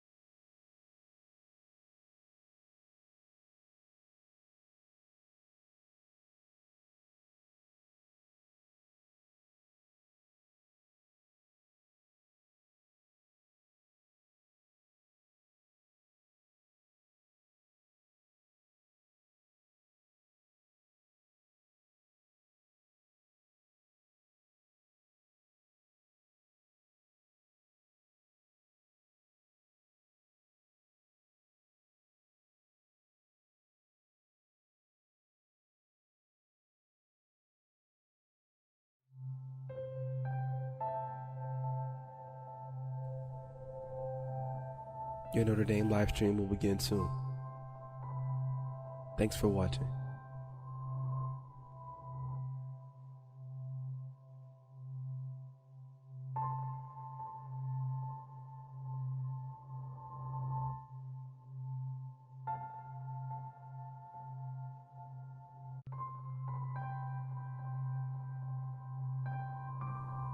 Your Notre Dame live stream will begin soon. Thanks for watching.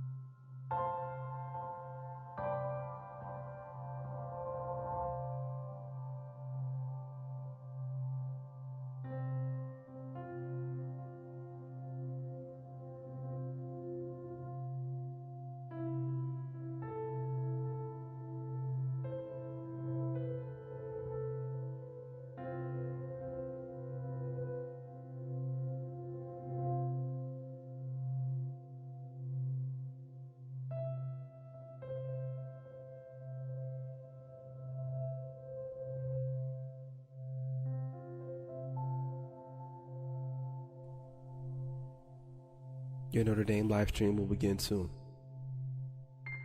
Thanks for watching.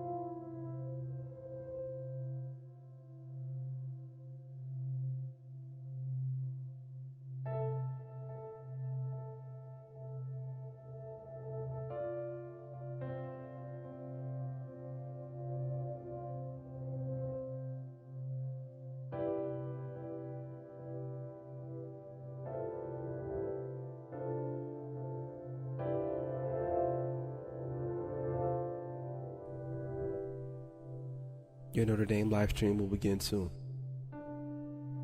Thanks for watching.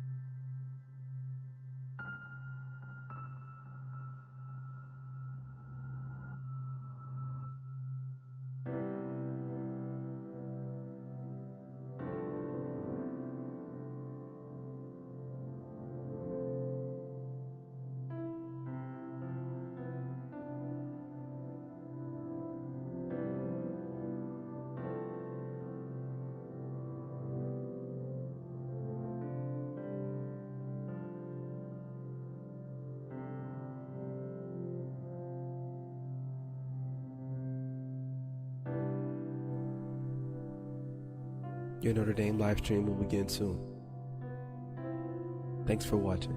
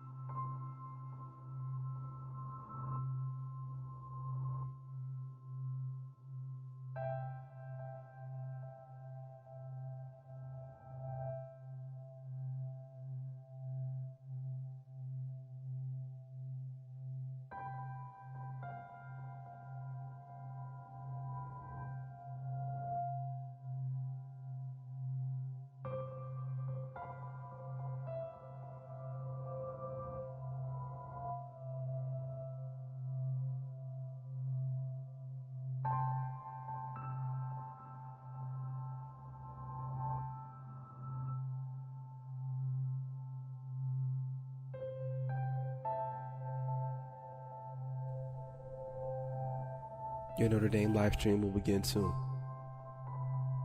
Thanks for watching.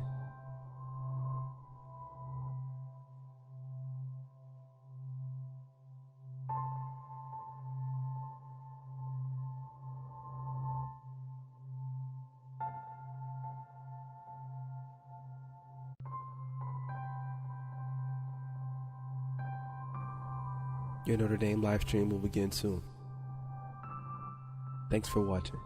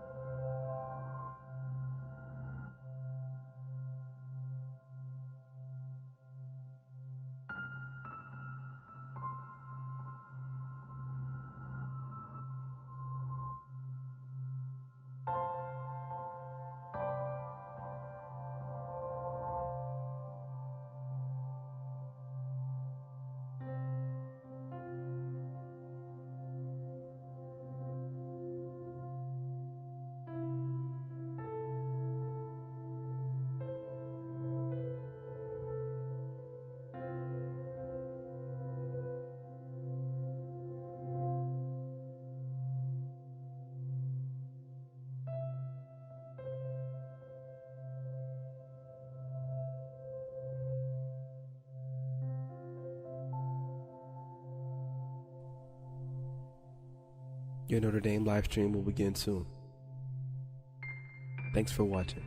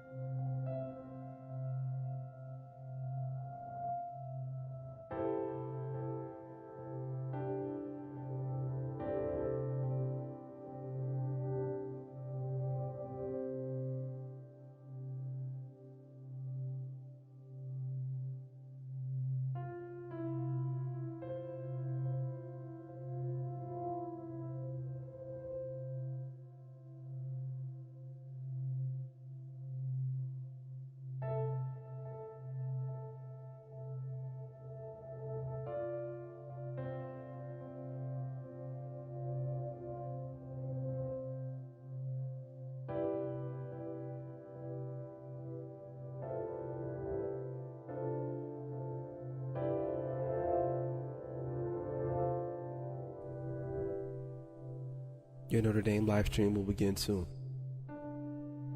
Thanks for watching.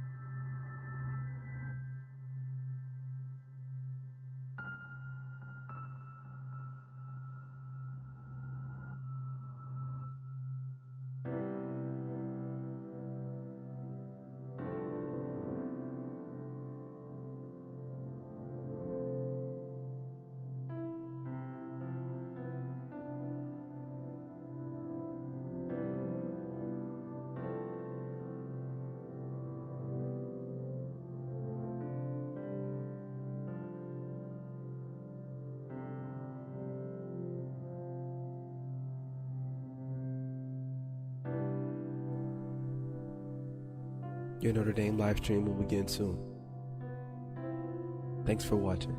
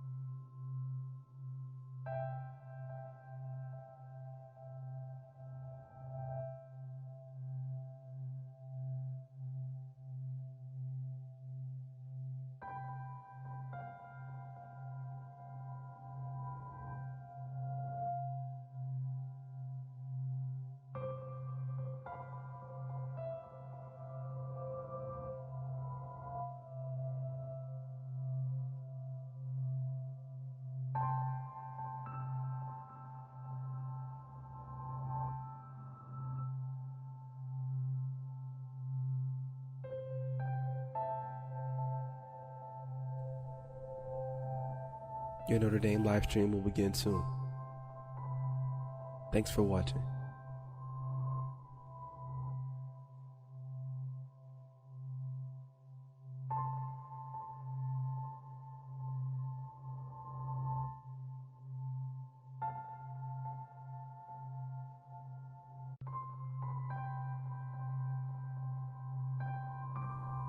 Your Notre Dame live stream will begin soon.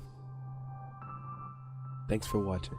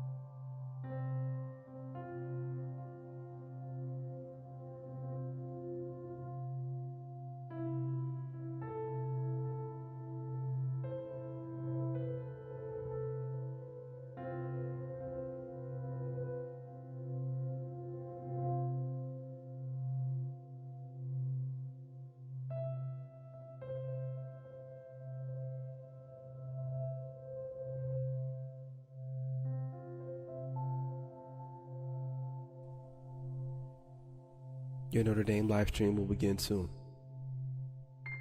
Thanks for watching.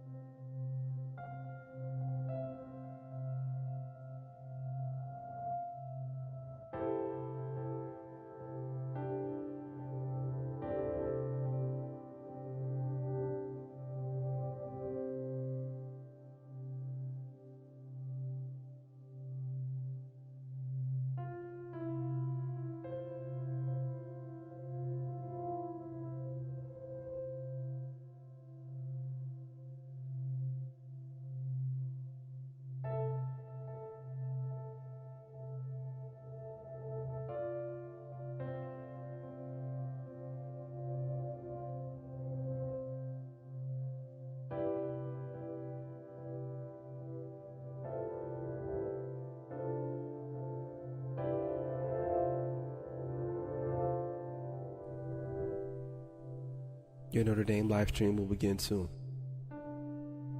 Thanks for watching.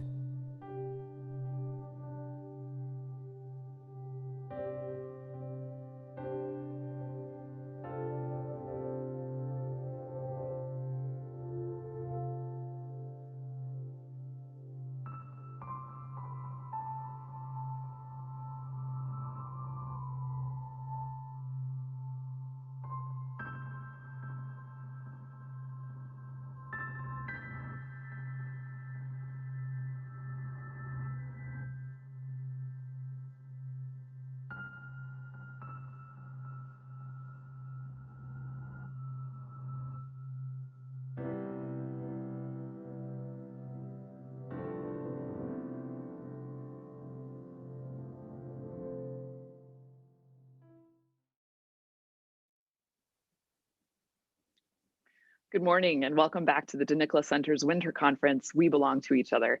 I'm Margaret Cabanis, the Research and Publications Program Manager for the dNicola Center here at Notre Dame. Our next panel this morning will be considering economics and the Catholic social tradition. Unfortunately, due to a scheduling conflict, our panelists were not able to join us live for this morning's presentation, but we're delighted to be able to share a recording of their conversation.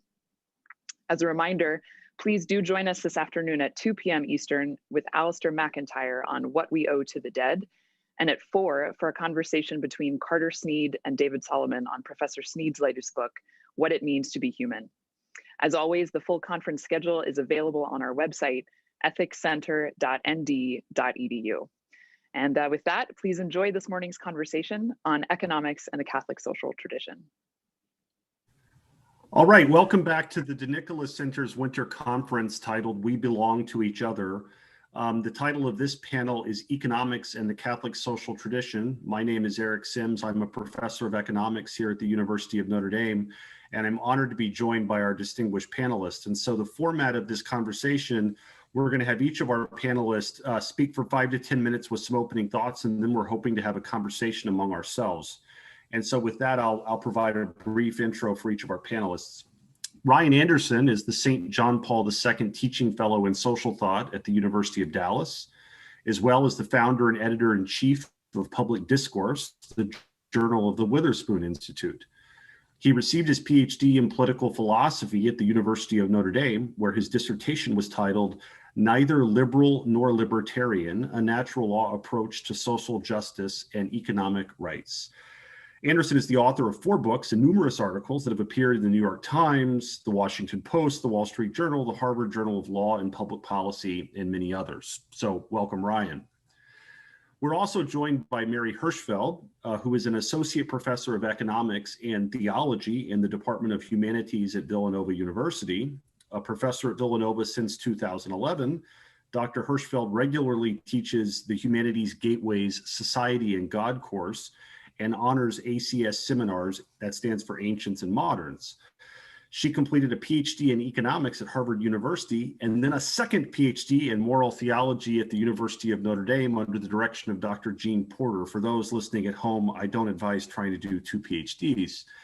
Mary's research is on the boundary between economics and theology, culminating in her very fascinating book, Aquinas and the Market Toward a Humane Economy. So welcome, Mary.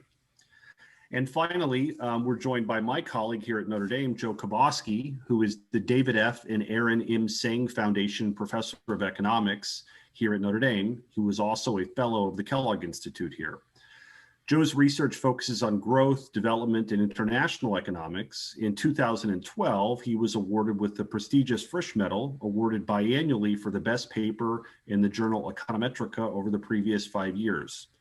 In addition to his scholarly work, he's the president of CRADO, which stands for Catholic Research Economist Discussion Organization, a past consultant to Catholic Relief Services, and is currently a consultant to the USCCB, Committee on Domestic Justice and Human Development. So Joe, thanks for being with us.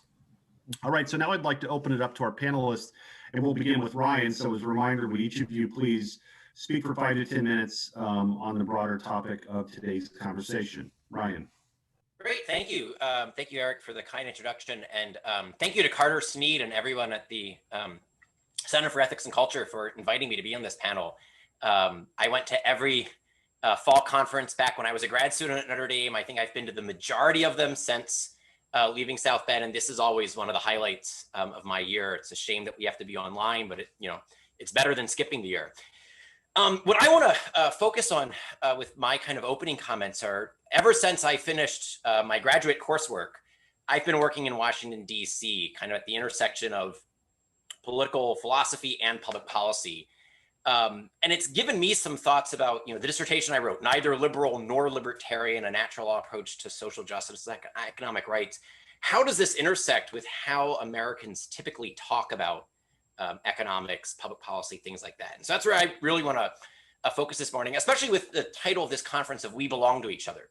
Because if you think about the word economics in the original Greek, okos and nomos, nomos meaning law or custom, okos meaning home or household. It's about, the government of a household, the management of a household. And so right from the start, it highlights that we belong to one another as family, as households.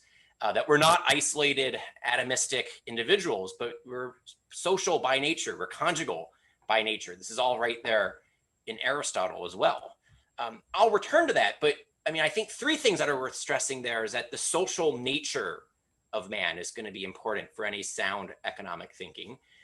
That the end of thinking is going to be the common good of the societies of which we are members. That the end of practical rationality or the end of the virtues, it's not just our individual flourishing, but it's our individual flourishing as part of communities. And so it's the common good. That's the kind of the end of our practical rationality, of our acts of virtues. And it's a nested set of common goods. It's almost like the Russian stocking dolls that you sometimes see around Christmas time. It's the common good of my family, situated within the common good of my neighborhood, situated within the common good of maybe the business that I work for, or the business that I run, situated within the common good of my city, of my state, of my nation, common good of my parish, of my diocese, of my church. And then economics, to my mind, is thinking about how do we steward, right? How do we manage? It's about the stewardship or the management of resources and how they either contribute to or detract from human flourishing and the common good. And so then that, to my mind, raises a couple of distinctions from the way that you typically hear people discussing this. Is that one, it's about human flourishing.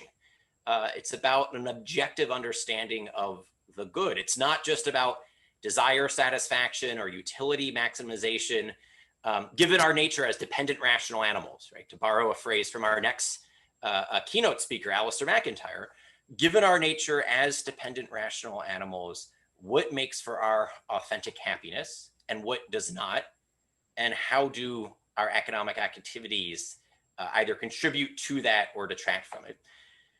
And then second, it strikes me that the social nature of the human person, right? We're not atomistic individuals, nor are we mere conglomerates, right? Mere collection, mere heaps. We're social persons, right? And this comes out of the Thomistic tradition, the idea that there are societies. And here, I've benefited a lot from Russ Hittinger's scholarships on kind of like the social nature of man, this the idea that we're a society of societies with nested common goods. So at a certain high level of generality, the Aristotelian, Thomistic, natural law, virtue ethic, Catholic social tradition, 30,000 foot level of generality, considerations of economics are going to be focused on the acquired cardinal virtue of justice, and then the infused theological virtue of charity, right? Those two strike me as the kind of architectonic virtues that are governing our economic activities, our economic relationships. Justice directing our actions towards the temporal common good, and then charity towards the supernatural common good. That is, justice directing our actions, our economic relationships towards the good of our neighbors, and then charity directing that even further so that we do it out of love of God. And this just strikes me as a radically different way than the typical kind of American way of thinking about economics, to think of our economic lives in terms of what do I owe to others and how do I love God through my economic affairs. So on the Catholic social tradition account, you're going to have talk about private property, for example, but you'll also have talk about property duties, right? Property rights and property duties kind of come out of this vision. We're going to talk about economic liberties, but also limits. We're going to talk about freedoms and responsibilities, right? And this is somewhat distinct from the typical way in which Americans just talk about private property rights without the corresponding duties. We talk about economic freedoms and liberties, but not about the responsibilities or the limits. And very infrequently, we talk about virtues, right, that enable us to exercise our stewardship, our economic activities virtuously, directing them towards both the temporal and the supernatural common good of the various societies of which we are members. This is what I think was motivating, just as a historical matter, Luigi Tapparelli, the Thomist Jesuit thinker who first coined that phrase, social justice, back, if I remember correctly, it was like 1843. I used to know the exact dates of each volume of the book when I was researching the dissertation, but it's somewhere around that time. He wanted to highlight our social nature. He also wanted to highlight that we have duties under natural law, duties under natural justice to our neighbors and to the societies of which we are members, not just duties of charity, kind of understood as, something that's supererogatory, but, actually moral duties that are real duties and duties that the state can then enforce. Right? So it's not simply a matter of kind of free markets and then private charity. All right, so let me, I'm looking at the clock. Let me wrap up with two additional thoughts. One is that when you think of economics as household management, something that's easier on the personal level, that, if you're running a household, you're running a family, you're going to think about, the production of your household and the consumption of your household, right? What are the things that we're producing? Maybe you have a vegetable garden. Maybe you have, a chicken coop. Maybe you have, we have goats and sheep where we live, but you're producing something. Maybe you have a day job, you work for a salary or you work for an hourly wage, but then also you're consuming things. And then you're going to think about the distribution of the benefits and the burdens of family life, right? You might have a list of chores. You might have a list of, who's doing the dishes, who's watering the garden, who's weeding the garden, who's feeding the animals, yada, yada, yada. And then you're going to think about, what are the legitimate needs of the members of the family, and what are the various roles and responsibilities and obligations that we have. And you're going to try to strike something that would redound to the family as a whole, right? Where each individual flourishes in conjunction with the flourishing of every other member. And so the family as a whole flourishes. It strikes me that something similar would be true when you think of economics as a political matter, whether it's city economics, state economics, national economics, international. Think about what the political common good is. And what economic policy and laws would foster the common good of the political society, understanding that the political society is a society of societies, and that part of social justice is the right ordering of societies and a fair distribution of the burdens and the benefits of political order and of economic order. And that's where I just see the biggest challenges in the United States today, and therefore also the biggest opportunities for Catholics in the United States, is thinking through what globalization, the deindustrialization, the deindustrial revolution, the move to a knowledge and a service economy, what does that mean for economics? What does that mean for justice? What does that mean for social justice? It strikes me that the economic policies we've been living under for the past generation or two has been good, particularly good for people who can harness the knowledge economy. It seems that it has not been universally good, that there have been an uneven distribution of winners and losers, distribution of benefits and burdens of the knowledge economy, of deindustrialization, of globalization. And we're going to have to think through what economic policies will make all citizens flourish, will make working class Americans flourish, will make family life flourish. I don't know what the answer to that question is. Right? I mean, we're going to need policy insight. We're going to need technical expertise, but it strikes me that the Catholic contribution here is really to be focusing on what the goal should be. What is the way that we think about what it is that we care about? Because as the title of the conference suggests, we do belong to each other. And a big part of how moral thinking applies to economic life is, what do we owe to our neighbors? What do we owe to the societies of which we are part? And how do we do all of that out of love for God? So with that, Eric, I'll turn it back over to you. Excellent. Excellent. Thank you very much, Ryan. That was very insightful. I'm sure we'll have lots of follow-up to that. But for now, I would like to move to our next panelist, Joe Kaboski. Joe, the floor is yours. Thanks, Eric. Yeah, I want to thank Ryan, wonderful comments, and thank you for the Center for Ethics and Culture for inviting me. As you were speaking, Ryan, I said, boy, I shouldn't have prepared anything. I wish I would just responded to you, but I do have some prepared things. I thought my comparative advantage is not going to, in this group, is certainly not going to be theology, philosophy, or political theory. So I just thought of some simple, some concerns in terms of economic justice, some concrete concerns, all of them really from the recent press, and sort of how they relate maybe to how we belong to each other, and certainly economic justice. And one big concern in society today is increasing wealth inequality. A couple of days ago was a news item that Elon Musk became the wealthiest person in the world. And the most recent number I could get was $185 billion as his net wealth, which is actually greater than the gross national income of almost every country in Africa, except for Nigeria, which is the biggest country, and South Africa, which is the wealthiest. In particular, it's bigger than the gross national product. It's about twice the gross national product, gross national income of the country of Ethiopia, which has 110 million people. And at the same day, when I saw in fact, the same web page, that Elon Musk was worth $185 billion, there's a place in Ethiopia called Tigray. And it was a news article that 2.3 million people are in need of aid just to survive right now. in Tigray, about half of their population in Ethiopia. So I think increasing wealth inequality, especially in a world that's as many, many poor people, is a concern. I'll get back to that one. Second, this is a little bit of an older news item. In October 2020, a company called Waymo, which is an offshoot of Google, put in driverless taxis in Phoenix, Arizona.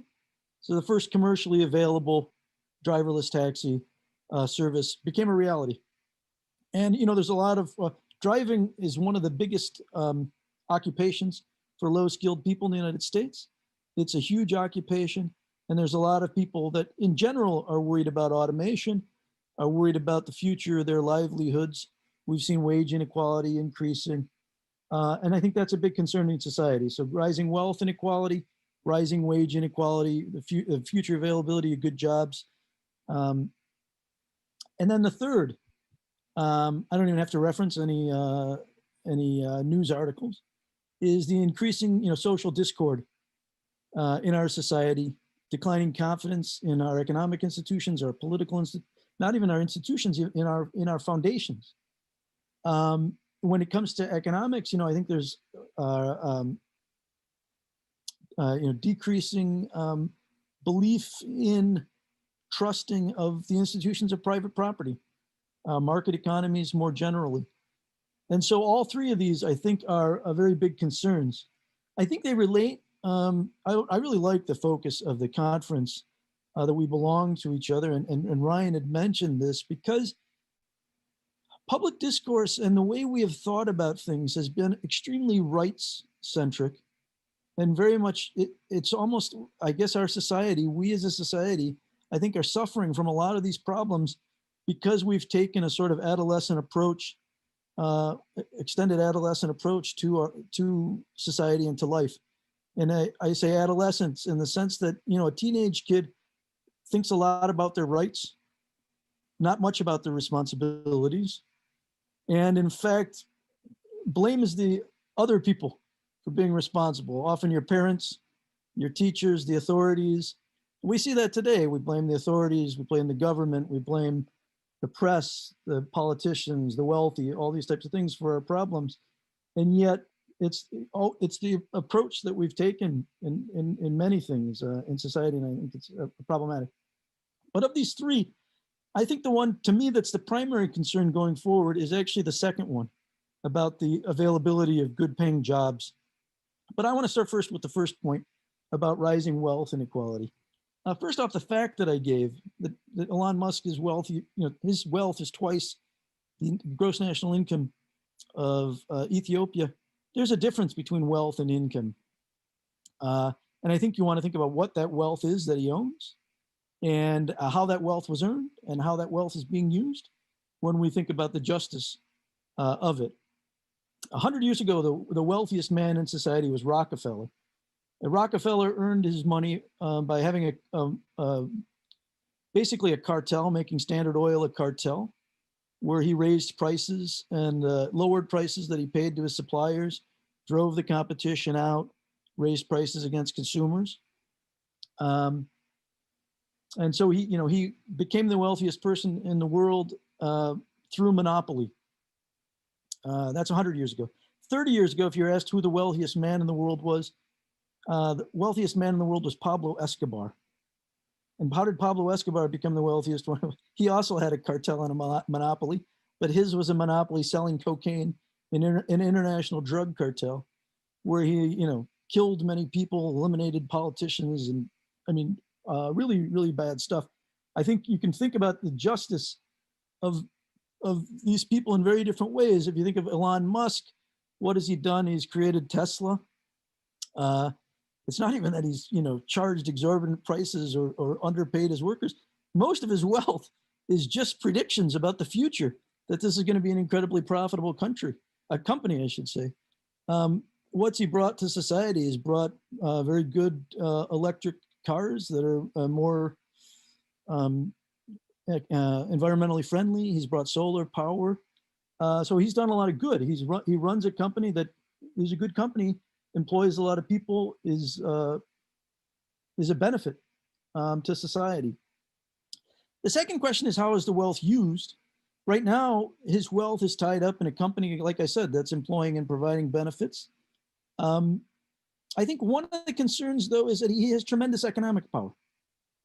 He has tremendous economic power. Rockefeller, what did he do with his tremendous economic power? He actually started the University of Chicago. He donated a lot of his money, gave a lot of his money away, gave a lot of it to education and to health. We've seen that with Bill Gates. Bill Gates has given a lot to poor. Of course, he's also given a lot to the things like contraception in developing countries, things that Catholics probably wouldn't be think too well of. What is Elon Musk? Actually, Elon Musk announced what he wants to do. Did anybody read this? He said he's going to give up he's going to give up all of his possessions. I don't think it's going to be quite a St. Francis giving up of his possessions, but he said he wants to give up his possessions and he wants to use his wealth to start a colony on Mars. I'm not sure that would be my top choice in terms of responsibility. I'm glad I don't have that type of power. Maybe, there's just questions about whether it should be a priority in today's society. On the other hand, if you look at Elon Musk's his gifts, he's clearly a visionary. What he's brought to society is something that's particular to him. I think he has a gift, and maybe this is something that will be of benefit to society. I'm not sure. But I think the point here is that justice, I'm talking about Rockefeller and Musk, justice by its nature is particular. I don't mean to say particular in the sense of general versus particular justice in an Aquinas way, but just that it depends greatly on the specifics. Okay, so the thing I know I don't have as much time now, but the thing I wanted to talk more about is the fact that it's more and more people are struggling to earn a good living, and we are worrisome about the future. I think when you think about the discord, I think the worry about economic future for the common person, the hardworking person, that from a matter of justice, if you're not willing to work, if you don't have, there's a justice in that. But for people that are hardworking and are still struggling, that's an injustice. And I think on both sides of the political spectrum, the Black Lives Movement protests, the Trump populism protests, a lot of that behind that is this idea that people are working hard and they're not getting their fair share. So work's an essential part of justice. I worry about solutions like UBI because it comes without working. And I think that the idea that a job is just a source of income and that you shouldn't have to work for your source of income is both an injustice and a narrowing of what a job really is. But maybe a work contingent UBI is something that we have to think about.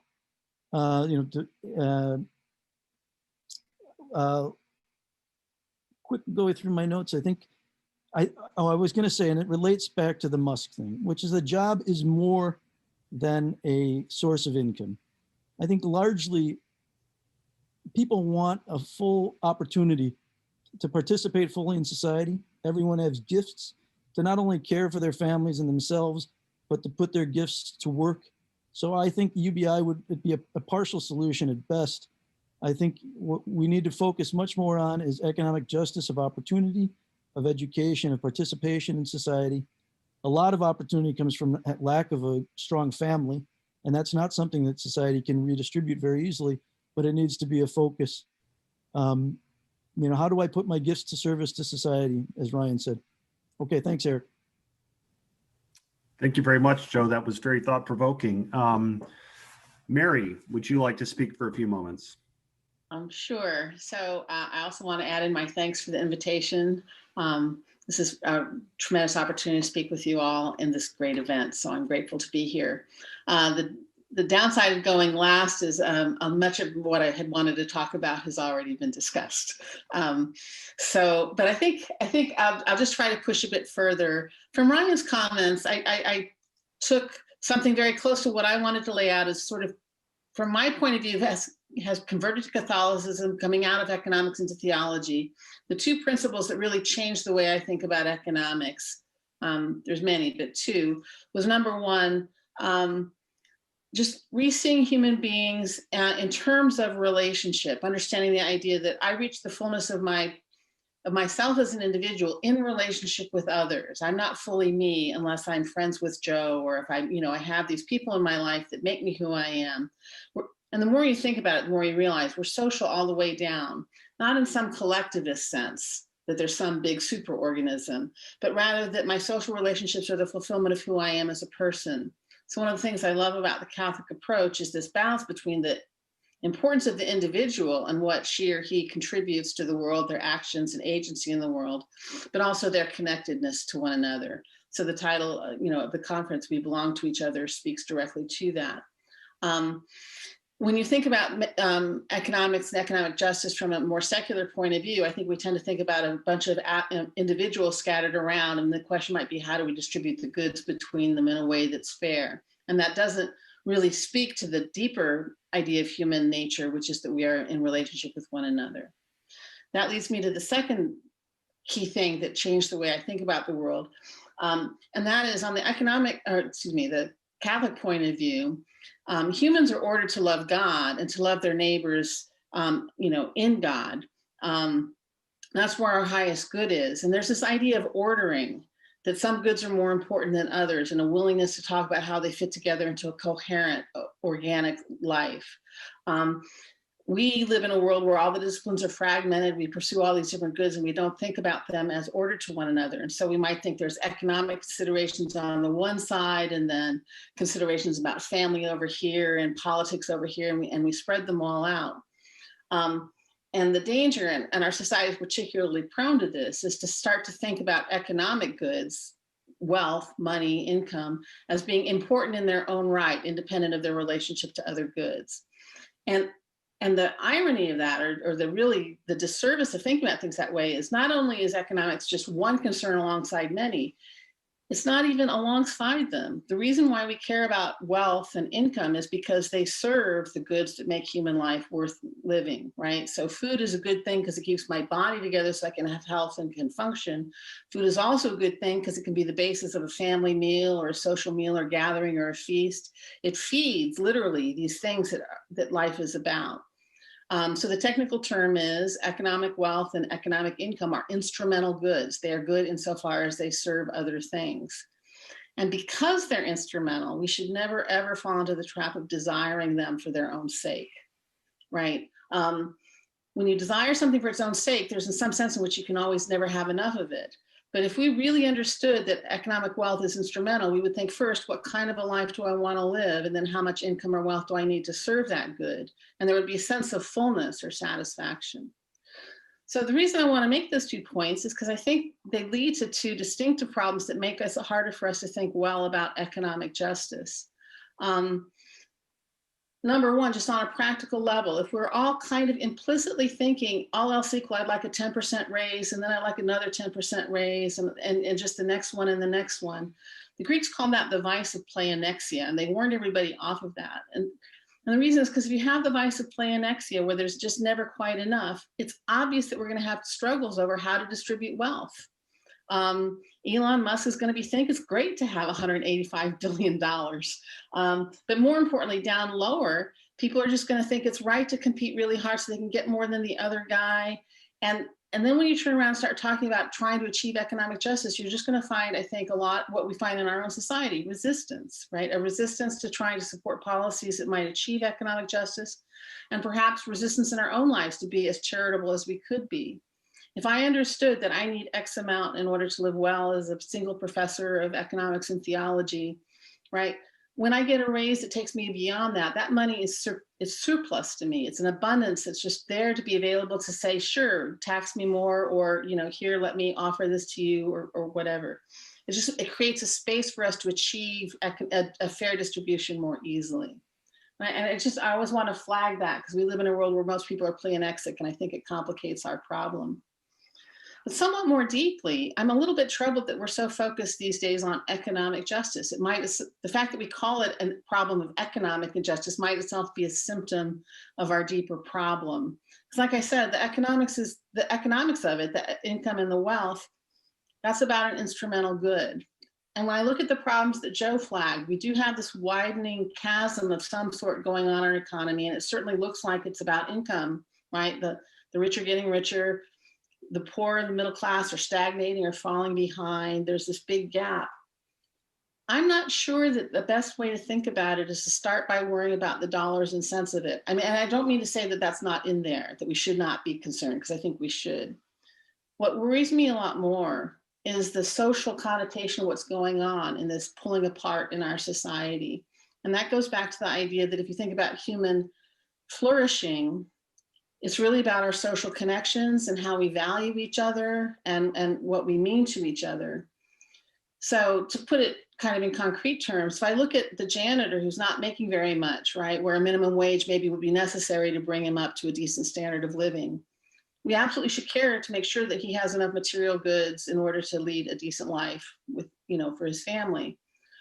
But the other problem is we don't see the janitor. We don't respect the work that the janitor does, right? Most of us, there's just this widening social chasm where those who are more highly privileged, who have college educations, look down with disdain, sometimes with contemptuous disdain, sometimes with kind of a paternalistic whatever, but there's this widening gap between the classes and lack of respect. And it feels to me like what's going wrong in our society is not just about economics. In fact, it occurs to me that it's possible that the widening economic gap might at least in part be conditioned by the fact that because we're trying to pull away in these other ways, it's that much more desperately important for people to be on the right side of the chasm. My students are desperately anxious to get $100,000 jobs or better because they don't want to be on the other side, right? So that might be part of the pulling. But in terms of the Catholic thinking, it's just a reminder to look at the whole human picture, to think about our relationships in the social context in which we're living our lives. And again, the distribution of the material goods we have matters, but to the extent that we make it the most important thing that matters, I think it just exacerbates some of the trends that are pulling us apart. So that's back to you, Eric. All right, thanks very much, Mary. These have been very illuminating conversations. So before we go any further, did Joe or Ryan or Mary have any responses or comments on the remarks of other folks? I want to give you an opportunity to do that first. With Mary, I mean, just my own personal experience, I agree with you in this sense.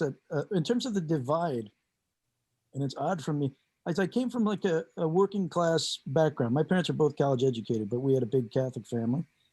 And now obviously, like I'm on the other side of things.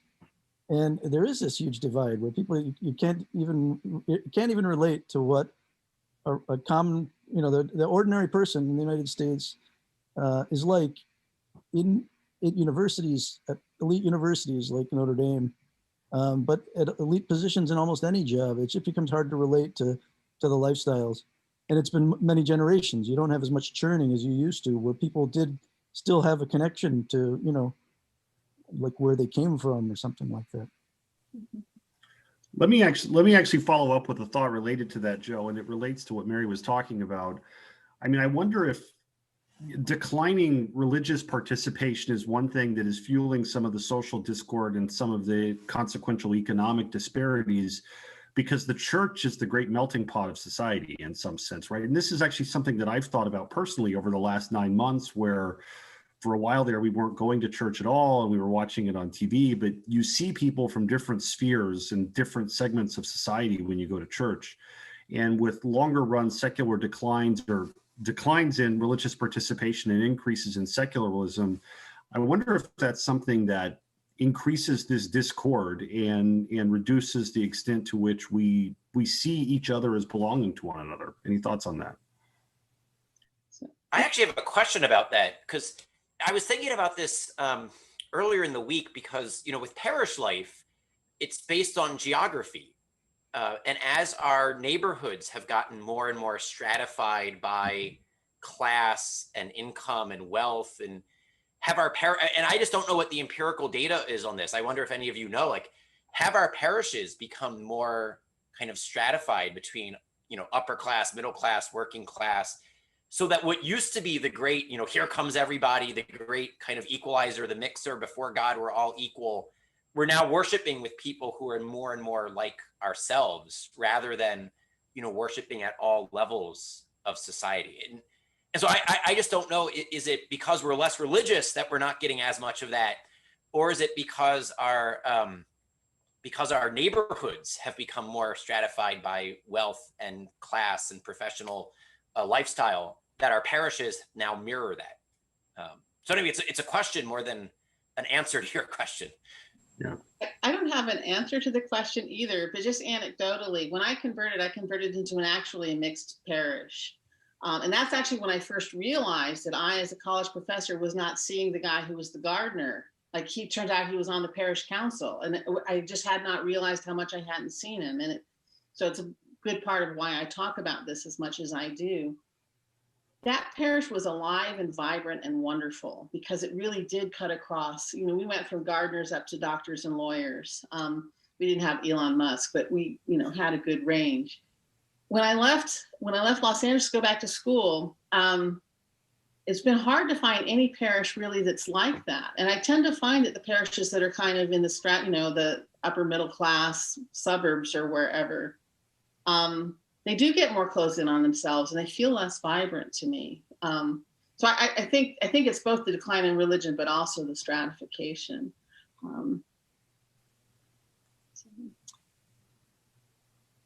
It's a great question, Ryan. I mean, I don't know the answer to the question. I'm sure that there would be ways in which to measure sort of stratification and sorting by parishes. I mean, it's certainly the case that folks have thought about collecting data and analyzing this in terms of, residential segregation or whatever. But anecdotally, you raise a really good point. And I come to think of it as a college professor at Notre Dame in South Bend, Indiana, the parish I go to. A lot of the people at my parish work at Notre Dame, right? And have a similar profession. And so this is a lot of the mixing. It's a lot of the mixing that my kids have socially was with other college professor kids. Yeah. I think there's also the decline in religiosity as some stratification on society, also at the lower ends of society. Half of children are born out of wedlock in the United States. A huge fraction are in broken families. And I think that, part of that's a decline in religiosity. And I think the decline in religiosity disproportionately hits the poor. There's like,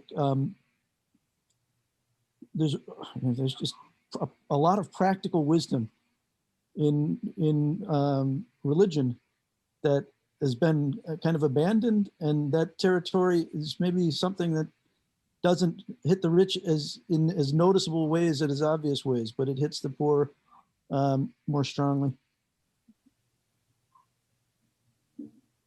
I wanted to zig a little bit, because it seems to me that these stratifications and this pulling apart, we have sociologist Robert Putnam talking about it. There was a great book, and I'm not going to remember the woman's name, The Sum of Small Things.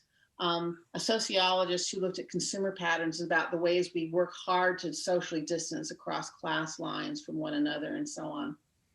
But the more we achieve doing that, get this sort of social distance, I think it makes it a lot easier to engage in practices that are economically unjust at the end of the day, because you're doing it to strangers that you've never ever met. So I do think that both the economic injustice and the social pulling apart are interrelated. And, I think it's a dynamic that has many links going back and forth with it.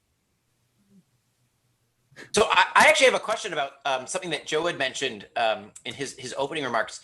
Joe, you had mentioned a work contingent UBI, and I was wondering if you could say a little bit more, and maybe how would that compare to something like a wage subsidy? Because I share your reservations about a UBI in general, because a job is more than just a paycheck, right? It's not just about material resources. We're not materialists, and so it's not just about having enough stuff to meet your basic needs, but it's also the sense of dignity that comes from putting in an honest day's work and being able to produce something, not just consume something, right? And it seems like we focus a lot on the consumption side and not as much on the production side. And some of what John Paul II talked about with kind of the subjectivity of work, the personal aspect of work. in one of his early encyclicals, Laborem, how do I say the second word there? Yes, yeah. So I'm wondering, could you say more about what you have in mind with the the kind of like work-based UBI, and how that might compare to something like a wage subsidy, and just what's the policy array here that might help somewhat. And if I could just interject for anybody listening that doesn't understand acronyms, UBI stands for Universal Basic Income. And so this would be a situation in which the government promises everybody a certain standard of living, independent of anything they do. So Joe. Yeah, so the UBI in principle is a certain amount of money goes to every individual. In practice, it ends up being something that gets phased out for the rich. So it ends up going to the poor, then kind of taxed away as you earn more money. So it becomes in two ways of economics, a disincentive to work. For the economic students, there's a wealth effect and a substitution effect, and both of them are going to make you work less, which I don't think is a good thing. I mean, you look at things, a big issue, Angus Deaton won a Nobel Prize a few years ago in economics, and his most recent thing has been talking about deaths of despair. And it's that the middle-aged, middle income, I guess, white males, the health has gone down. They're actually dying at much younger rates, and it's because of deaths of despair. And the deaths of despair are basically drug overdose, suicides, and liver failure. And liver failure comes from alcoholism. And in places where we have something kind of like a UBI, in Alaska, for example, every Alaskan gets oil money. Not enough to be what we would think of for a UBI, but we see at least suggestive evidence that suicides have increased in response. It might be just correlation, but as that amount of money has grown, suicides have grown in Alaska. Actually, Mary, you were on this email exchange, I think, where this information was coming up. Same in Spain, where something similar has been instituted. You find higher rates of depression. So I think just from a social science standpoint, it's supportive of the things that John Paul II, was talking about, which is really common sense when you think about it, because a job is more than a source of income. It's part of, when we're talking about a society belonging to each other, it's a way that we share our gifts with another person. And if you don't have a job, the message to you is that your gifts are unvalued, or you yourself are unvalued. And the problem, another problem, is the decline after 2010 in labor among young people in their 20s, males in particular, corresponds with exactly the amount of time they spent in playing video games. So this idea of the person living in their parents' basement, I mean, that's not a flourishing life. It might be entertained and you might have a full stomach, but it's not a flourishing life.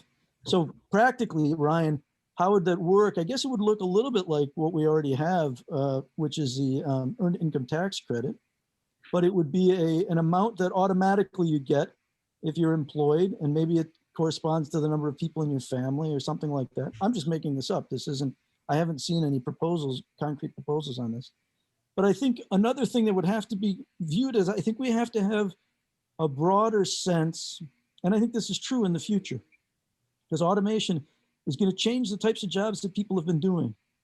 A broader sense of what's valuable work in society, what's a contribution to society. Like a mother raising her children. That's a contribution to society. Probably in a different way than probably a single mother is. But a lot of other things, people taking care of the elderly, kinship, family, taking care of your family, that's a value to society. Charitable things. I even think, boy, we have an obesity problem in this country. Even paying people, making UBI exercise contingent or drug-free contingent or some sort of contingencies to help people lead more flourishing lives would be beneficial. But I don't have a lot of details on that front. I have a question for you, Joe. Is there any way that we can try to resist some of this automation? Because And I mean, maybe once the machine is out there that can replace the work, there's no way to make the work meaningful anymore because it's sort of a make work program. But it's like what you're looking for is places where people can organically share their, organically and authentically share their gifts and make real contributions. Because that is, as you say, and I think it's really important, the dignity of being a person is feeling like not only do I receive from my community, but I also give to it, right? Is there any way to just sort of dial back on this road towards excessive automation? Because it is going to create this problem of then how do people feel like they're making contributions? I don't know what you think about that. I mean, I guess resisting technology is difficult in almost anything. I guess, practically we might be able to subsidize employment or something like that. But I do think that there's something a bit artificial in that. We can always make jobs of people, digging holes and filling holes. There's things where unions, protected unions have had, high employment, even though they knew the labor wasn't needed. There's some value to that. That's probably good. The child sees his parents going to work. But I think ultimately it's a bit artificial that the person isn't doing the thing. I guess in some people that's all you can do. There are people that, all they can do is move something from one place to another. And maybe that we should be hiring those people instead of using machines. I agree. But I think for most people, more is possible, and we ought to just be investing a lot more into thinking about what are the more human things. For example, a robot can't take care of an elderly person in the same way. And Ryan, you talked about the service economy. The service economy has been looked down on for a long time, but a lot of the service economy is the most truly human interactions that you have. And those are the things that you really can't automate. I mean, when somebody's dying, you want a human being to be there with you. And so I think a little bit more focus on what is it that's particularly human. Creativity is certainly one of them, but compassion and care and these types of things are others. So I think that there's other work that can be done. One thing I think about some too is a move back towards just an appreciation for tailoring and craftsmanship and stuff. Like the machines can make, dresses really fast or whatever, but to have a tailor make it fit you, that's more labor intensive. Like just to shift back towards labor intensive goods where the labor actually has a value that it carries with it.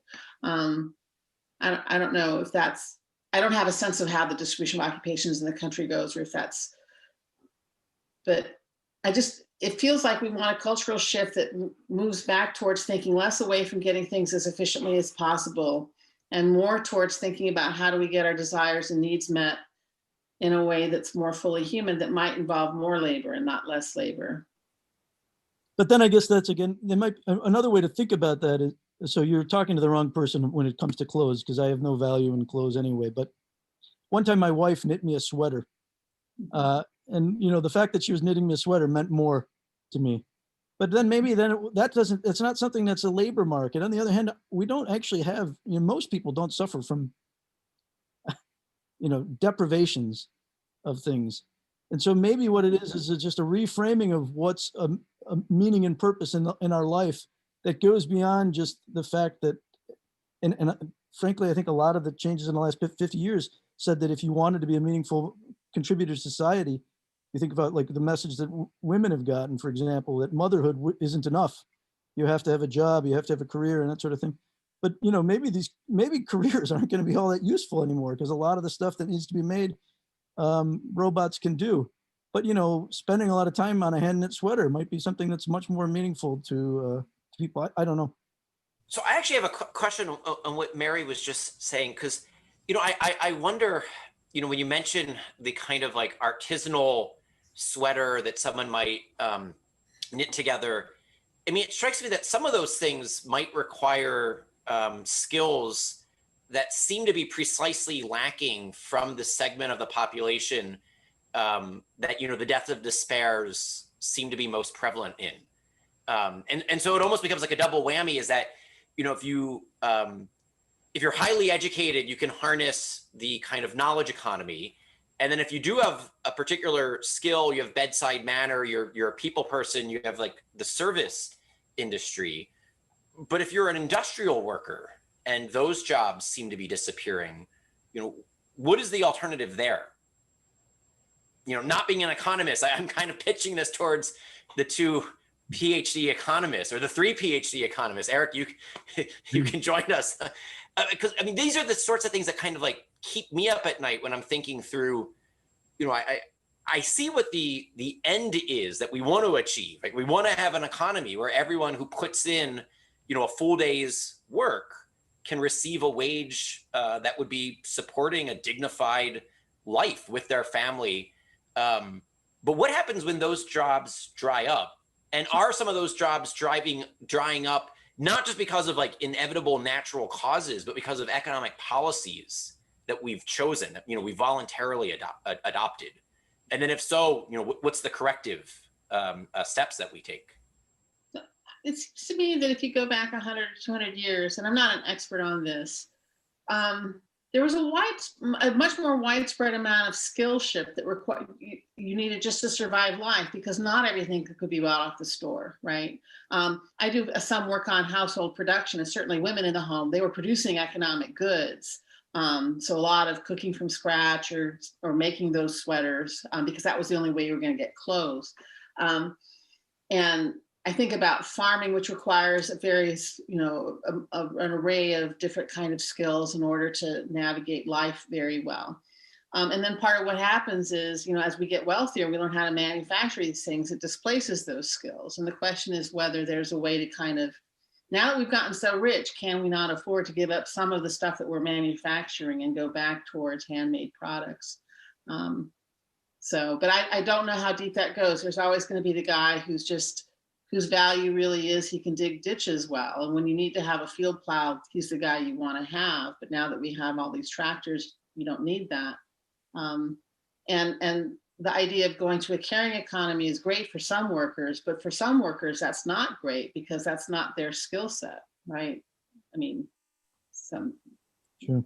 I know from the economics literature, there's kind of two different literatures. One is on job retraining for people that are like, the bottom end of the income distribution, like the welfare to work type of things. And those programs haven't worked out very well. They don't have high returns. And most of the evidence says that investing the money in the at young ages has much bigger impacts. Maybe that's too much efficiency driven for Mary. But the second side is there's a trade adjustment income and training that comes from people that have worked for manufacturing jobs that lost because we're now importing the goods from China or something like that. So this would be more like the working class or middle class factory workers. And there, the impacts from trade adjustment retraining seem to be very beneficial. And some of it's moving people, some of it's retraining them from different jobs. But there you see that the benefits are much larger. So maybe things are less, that's a larger segment of the population. So it's a little bit more hopeful.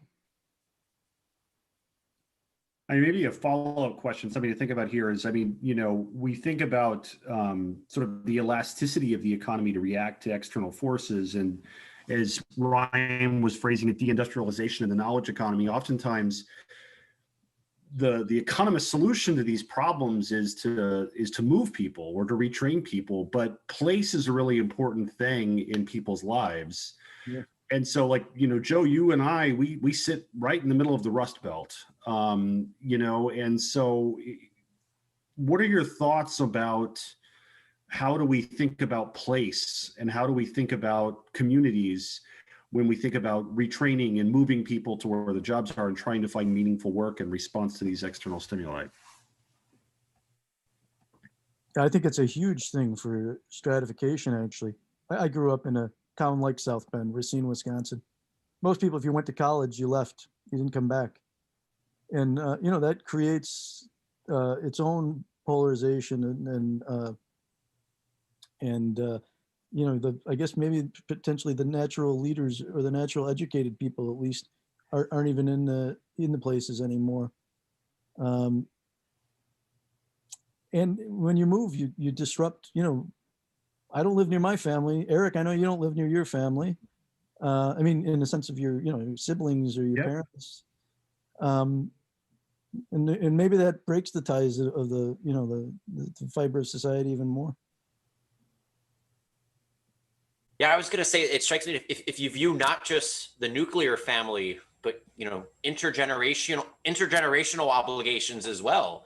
It's hard to honor thy father and mother as they age if you're living on different coasts, right? It's just, and so it strikes me that we want to have the type of economy where geographic relocation isn't a necessity, right? And obviously this is a little utopian, right? We want to have the type of economy, this, that, the other thing, like, yeah, that would be nice, right? If frogs had wings, they wouldn't bump, right? It's like that type of a wish list. But it does seem something problematic if the premise of the economy is that, a certain segment of worker is going to have to relocate geographically in order to have, a decent middle-class life. Well, and the very fact that we're talking to one another on Zoom from presumably 3 or 4 different very different locations, maybe this is a myth that we need to relocate people geographically, right? I mean, at least in a knowledge economy, we can work from anywhere, and maybe this strengthens place in ways that we haven't heretofore thought about. So, it'll be really interesting to see what long-term adaptations come out of COVID. It'll just be really interesting to see what the future of work looks like. But even there, I mean, think about the distribution of the benefits and burdens of COVID has been, highly lopsided, right? People like us, I would imagine, I mean, I don't know the 3 of your personal situations, so I don't want to generalize, but my sense is that for people in our line of work, our vocations, this has not been nearly as difficult as for the busboy, the waitress, the bartender, the short order cook, et cetera, et cetera. And there's a class divide there, which then I think Joe, goes back to something you had mentioned about family structure also being really important for kind of wealth and poverty. The economic strain on people leads to failure to marriage in the first place, and then premature falling apart of marriage. Like, we shouldn't kind of like put kind of like social issues and economic issues or marriage issues and finance stuff in separate buckets. These things intersect each other.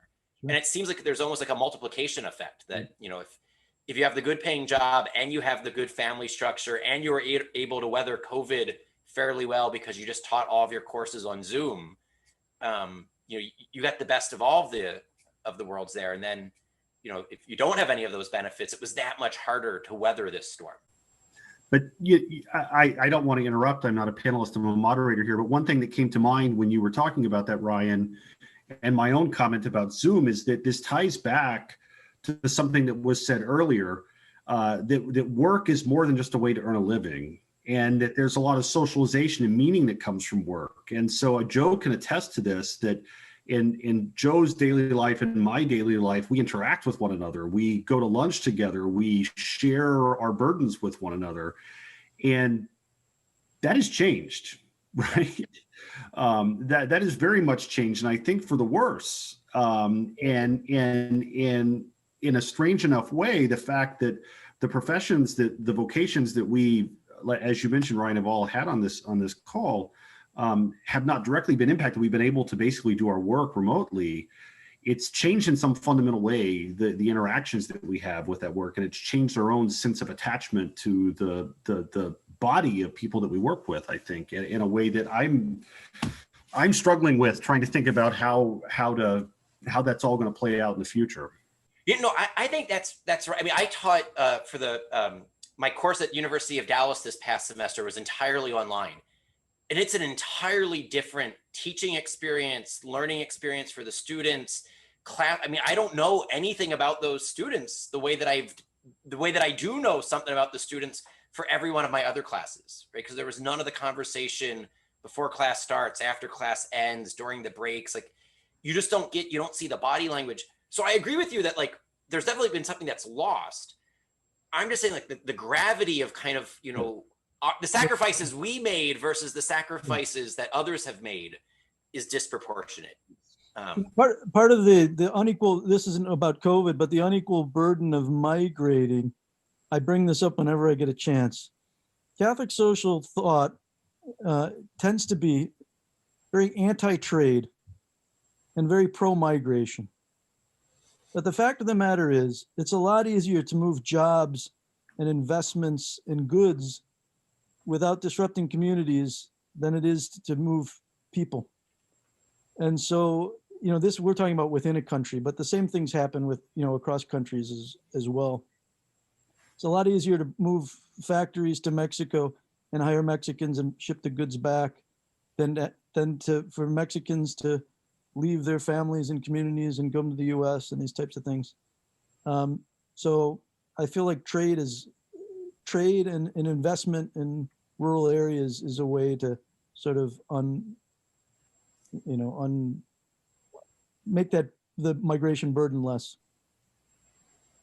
Can I ask, I have a question actually, Joe, about what you just said. So if you send a factory to Mexico, right, you invest and you build a factory in Mexico, what does that do for the South Bend labor market though? For the South, I mean, so let's say no, of course. Because then Studebaker goes out of business or I mean, so like, I'm just wondering, it seems that even something like trade also has costs and benefits, winners and losers. And, you now get to buy your goods less expensively, but presumably your job isn't the one that's been outsourced, right? And so no, but that's true. That's a different thing. But I guess the point is that now you say the South Bend person has to move to Seattle because that's where things are booming. Whereas you could easily have put in incentives for Seattle to invest in South Bend or something like that. Right. And that's all I'm saying in terms of if the answer to trade is, international trade shocks is to retrain people and have them move. An easier thing is to actually move the jobs. But the fact of the matter is that, again, this is a problem, which is that people would much rather build a factory in the South than in a place like South Bend. Because, after a long time of migrating, South Bend has all sorts of social problems that you're not going to have if you just build on in a booming town and then building in a dying town. I shouldn't use this whole time to disparage South Bend, but it's actually a charming place to live, I think. But sure, it is, yes, especially for anyone who's a potential Notre Dame recruiting candidate. Well, with that, I would like to thank each of our panelists, Ryan Anderson, Mary Hirschfeld, and Joe Kaboski, for a really illuminating and interesting conversation today. So thank you all. I would like to remind the audience that we have an upcoming panel with Alistair McIntyre titled What We Owe to the Dead at 2:00 Eastern Time. Log in using the same Zoom webinar link for all sessions, and more information and a complete schedule is available at the DeNicola Center's website, ethicscenter.nd.edu. Thank you very much. Thank you. Great, thank you.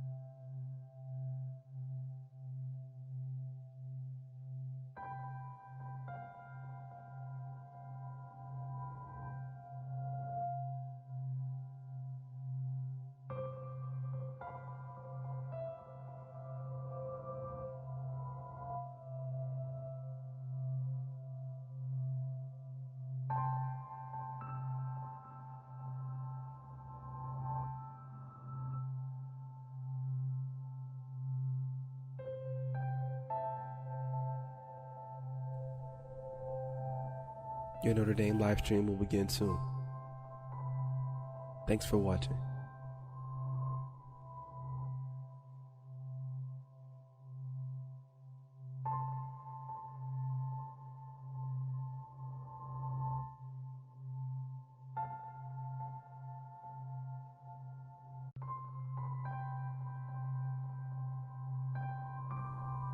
Your Notre Dame live stream will begin soon.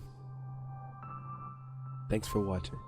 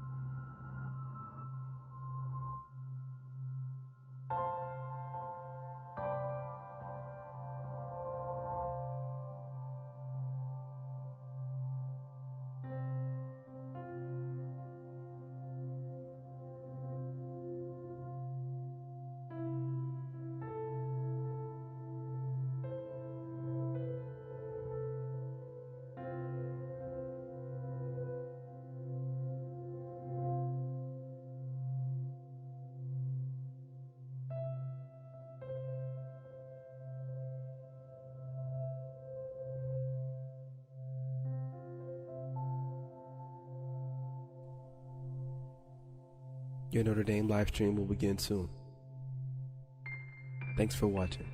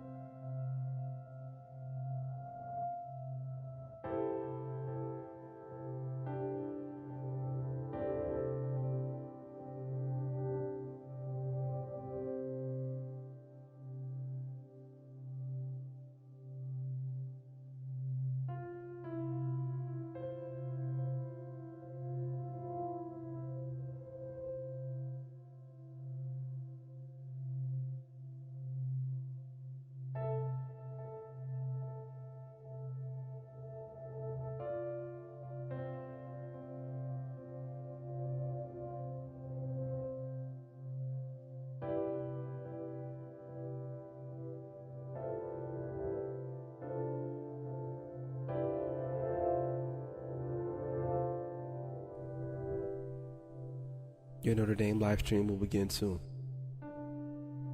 Thanks for watching.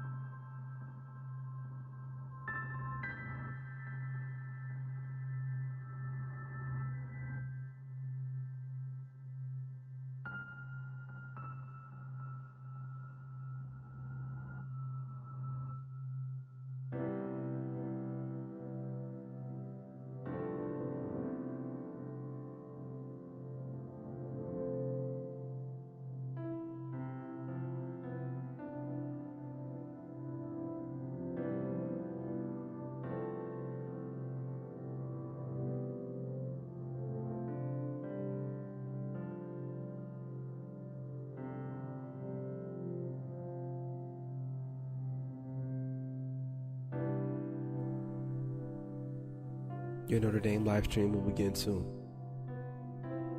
Thanks for watching.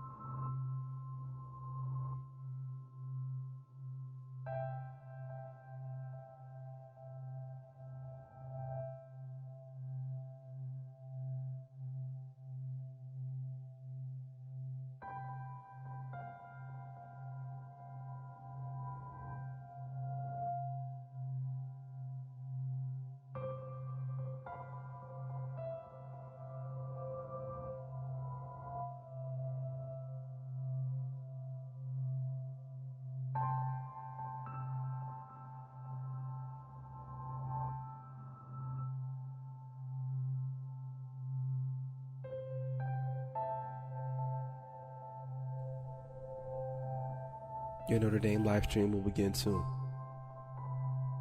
Thanks for watching.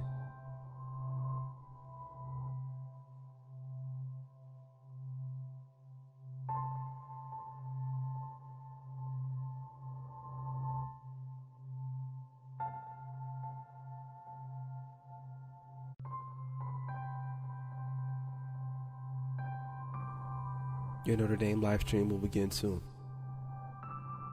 Thanks for watching.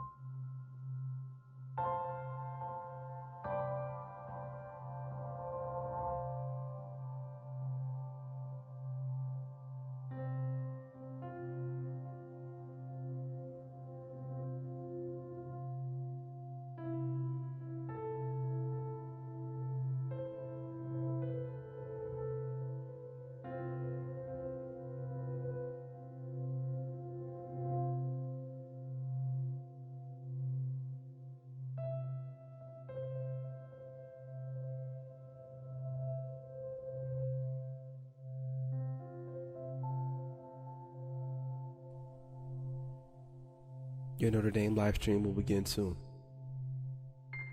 Thanks for watching.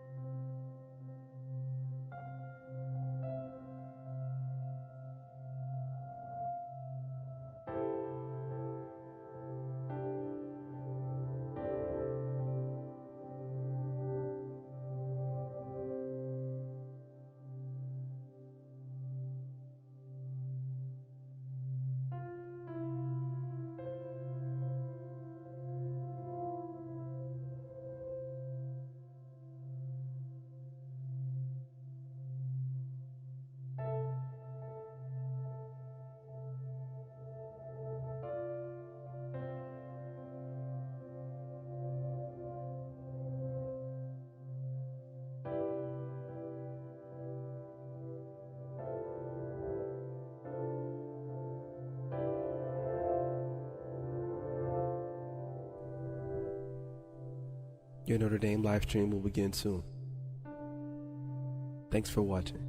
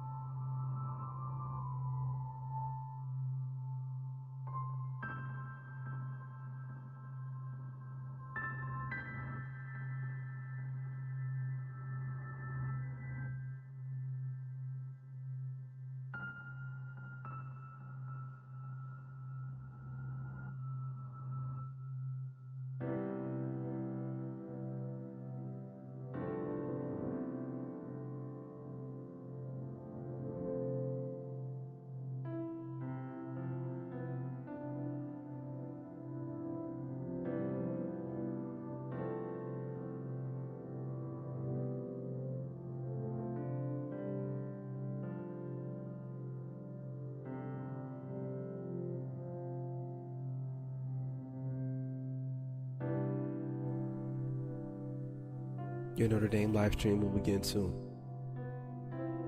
Thanks for watching.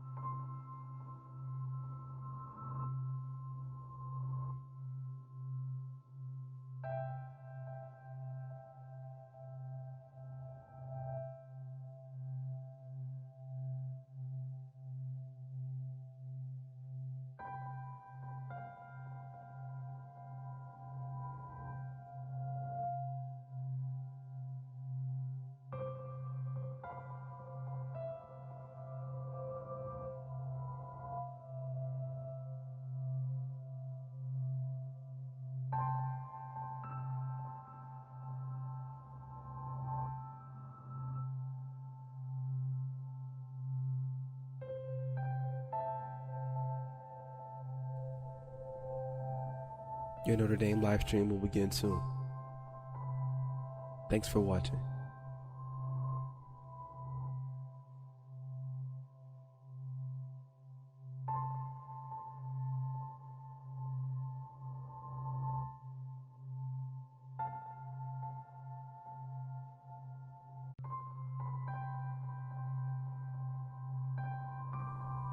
Your Notre Dame live stream will begin soon. Thanks for watching.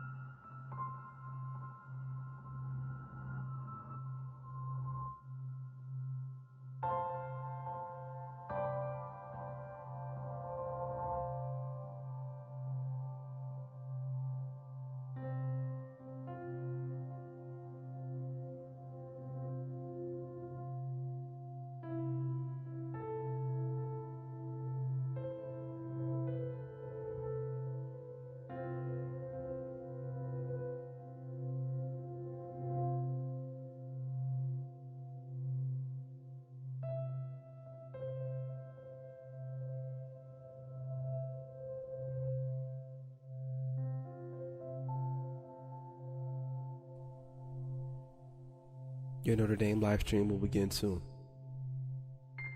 Thanks for watching.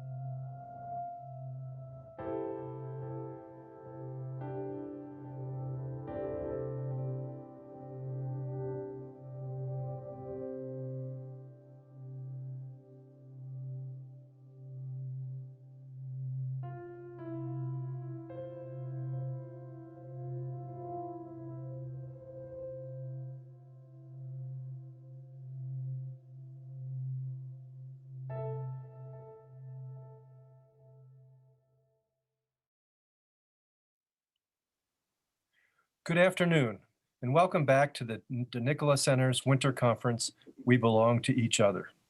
It's my very great pleasure to introduce Alistair McIntyre's reflection for the conference, entitled What We Owe to the Dead, Alas.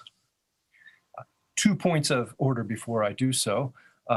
First is that Alistair has pre-recorded his presentation, but he will be joining us live at the conclusion of the talk to take questions from the webinar participants. The second is that at any time, participants can click on the Q&A icon at the bottom of their Zoom screen to submit a question.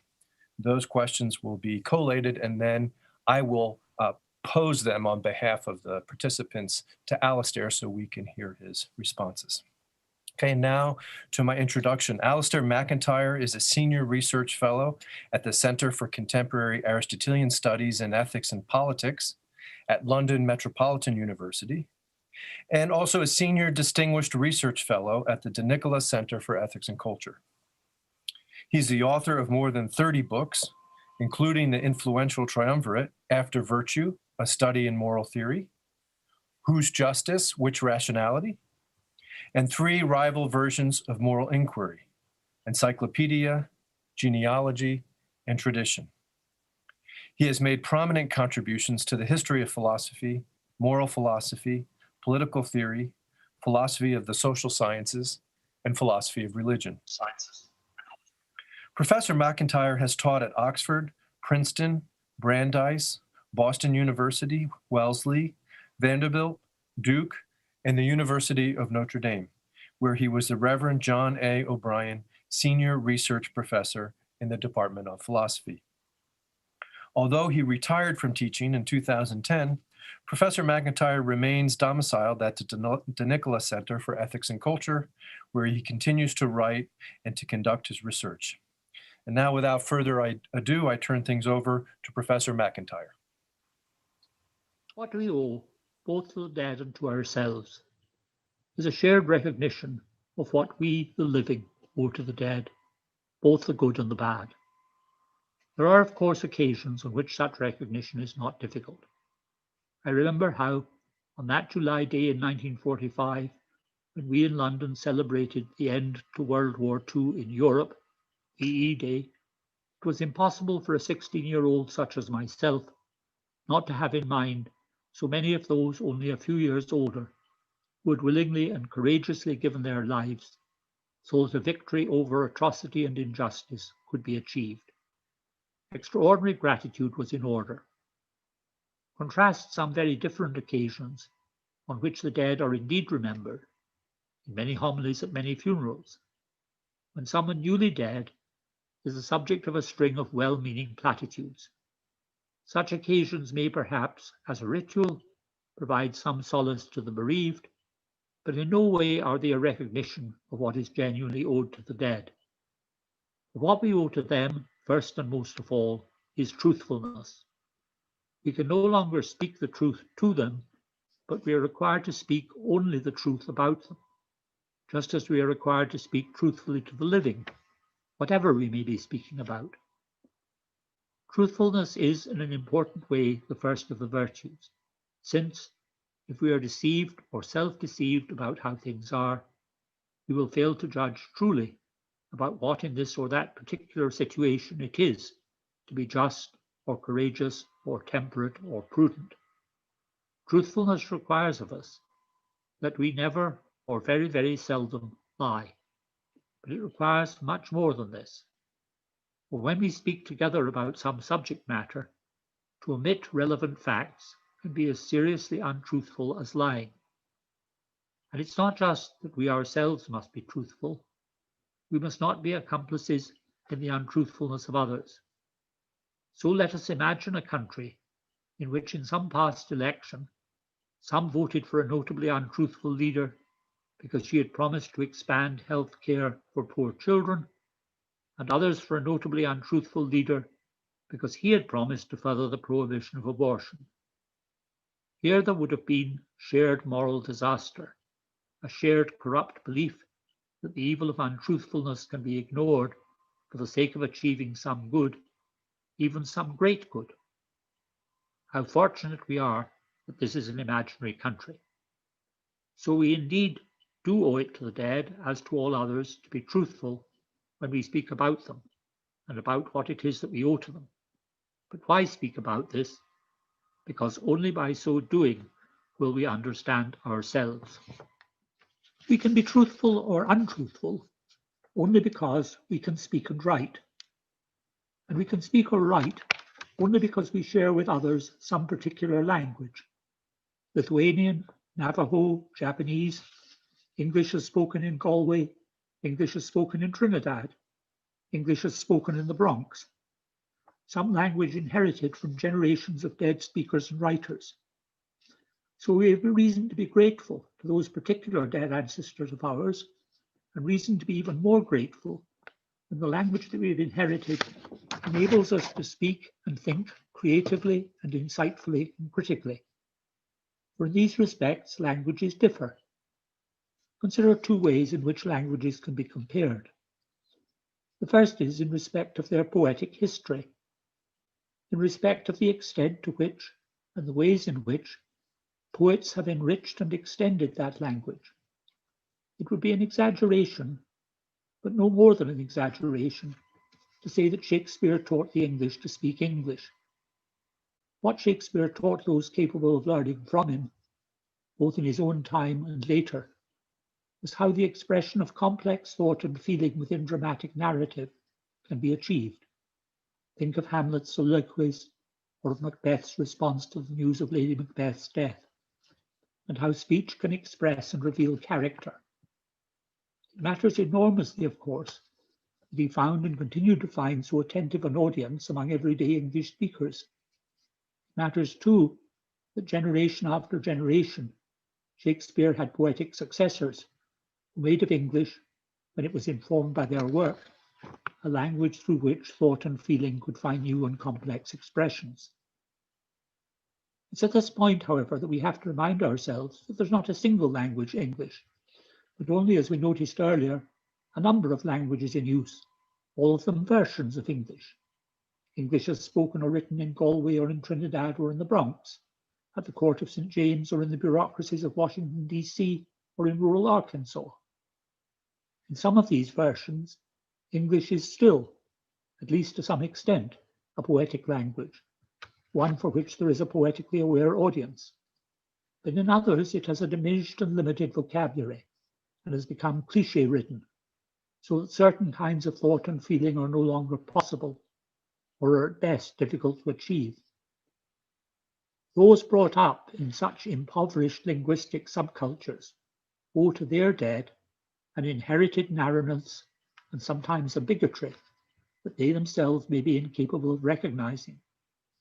They are entitled to blame the dead for their condition, although this too is something that they would not know how to do.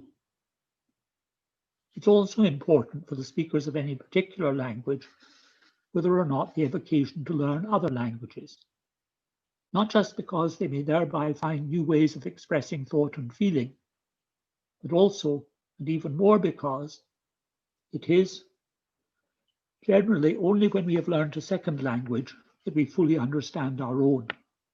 Consider how fortunate it was for those European schoolboys who continued through centuries to learn Latin, that they were thereby compelled to ask why it's sometimes so difficult to translate Latin into English or French, and vice versa.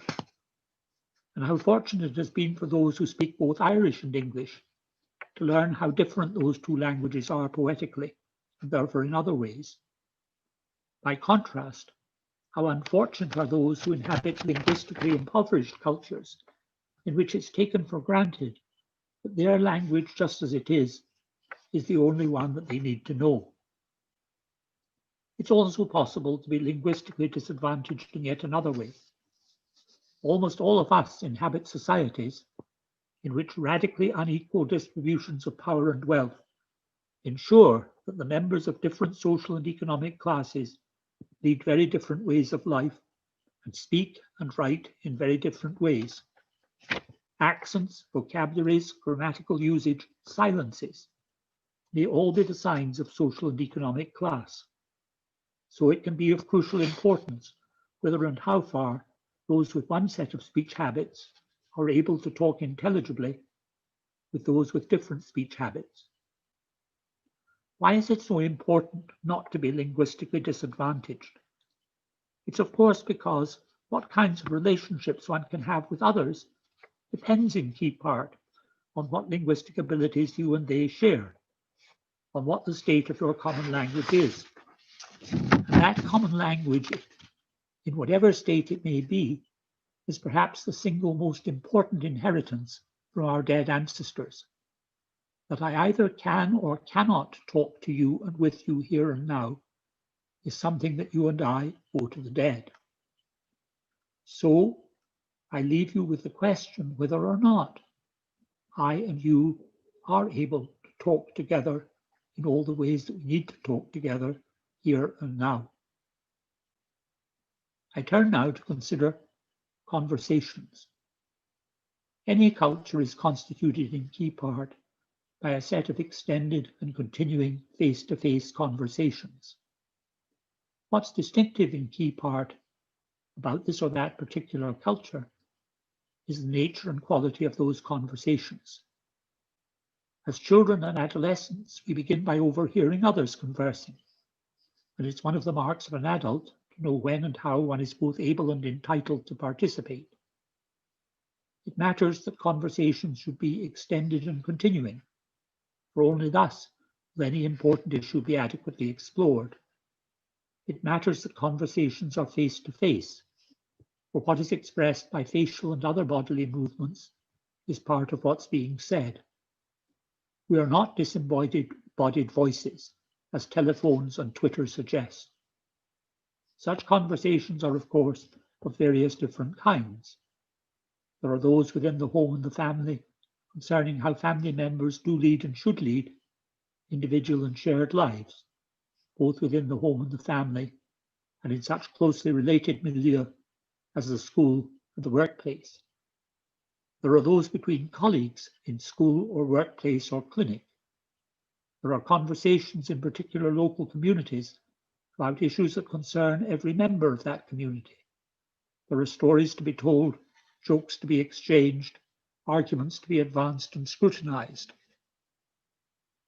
There are political debates, moral debates, religious debates.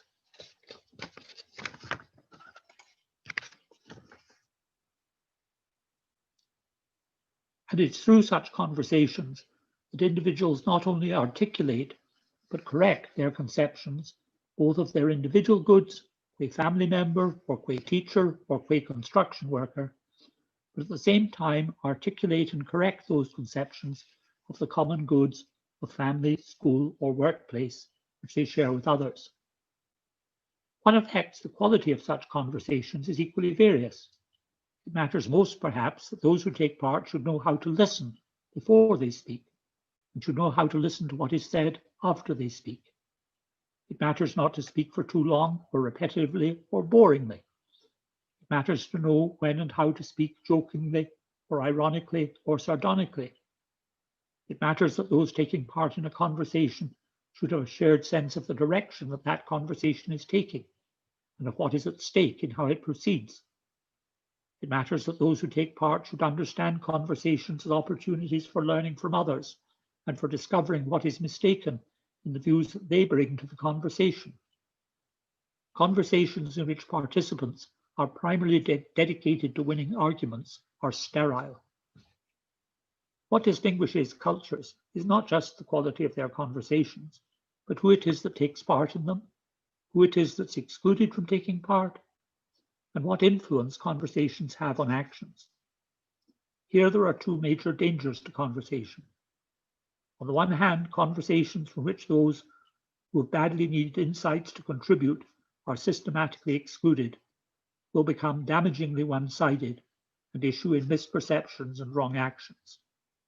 On the other, so-called conversations in which anyone whatsoever can take part, but only if they contribute stories, witticisms, and opinions in the vocabularies and idioms dictated by the mass media, television, Twitter, whatever, lack all the qualities of genuine conversation.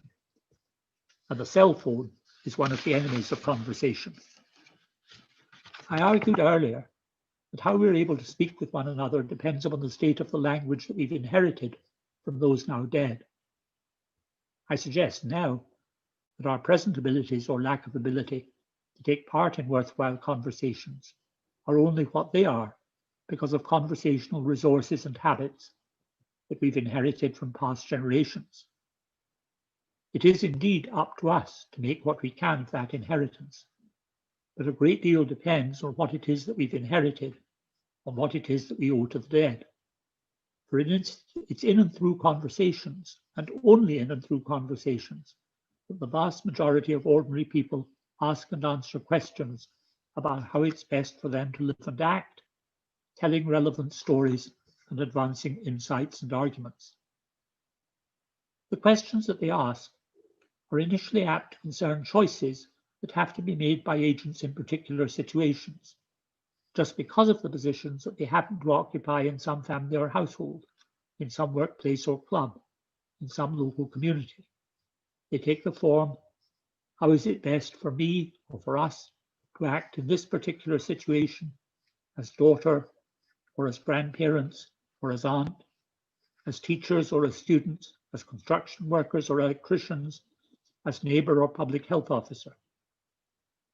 Such questions presuppose some initial grasp, both of the responsibilities of each of those occupying such a position and of the goods that are at stake in making the particular choice that now confronts the agent or agents.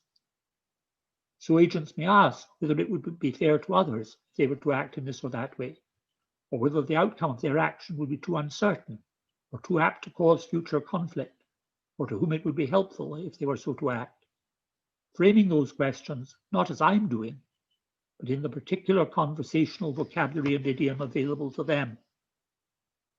If such a conversation goes well, it may provoke other questions, including questions that agents pose to themselves. Am I acting too hastily? Am I being overambitious? Am I being insensitive to the needs or feelings of others? So good conversation provokes reflection, and reflection in turn informs further conversation. Cultures defective in conversation are likely cultures also defective in reflection. Cultures in which everyday conversation and reflection flourish are cultures in which agents may and often do move beyond these initial sets of questions and answers just because they've reason to be dissatisfied with their own initial answers. So they may pose yet further questions about their goods and their good, and in so doing will have to reckon with those conceptions of the human good and of how goods are to be ordered that are dominant in their own culture. Those conceptions too vary from culture to culture, but also within cultures which are often scenes of conflict. So agents have to situate themselves within the conflicts of their time and place. Here we have to remind ourselves that the everyday agents about whom we are speaking are not in general themselves theorists, except when compelled into theory by their practical concerns. Their questions will have been answered when they found good reason to make choices of this kind rather than that, when they found good reason in particular situations to rank order goods in this way rather than that, when they found good reason, being the kind of person they are, with the familial, social, and political relationships that they have, to direct themselves towards some final end that they may well be unable to characterize. What they're looking for is a proper directedness in their lives towards the good and the best.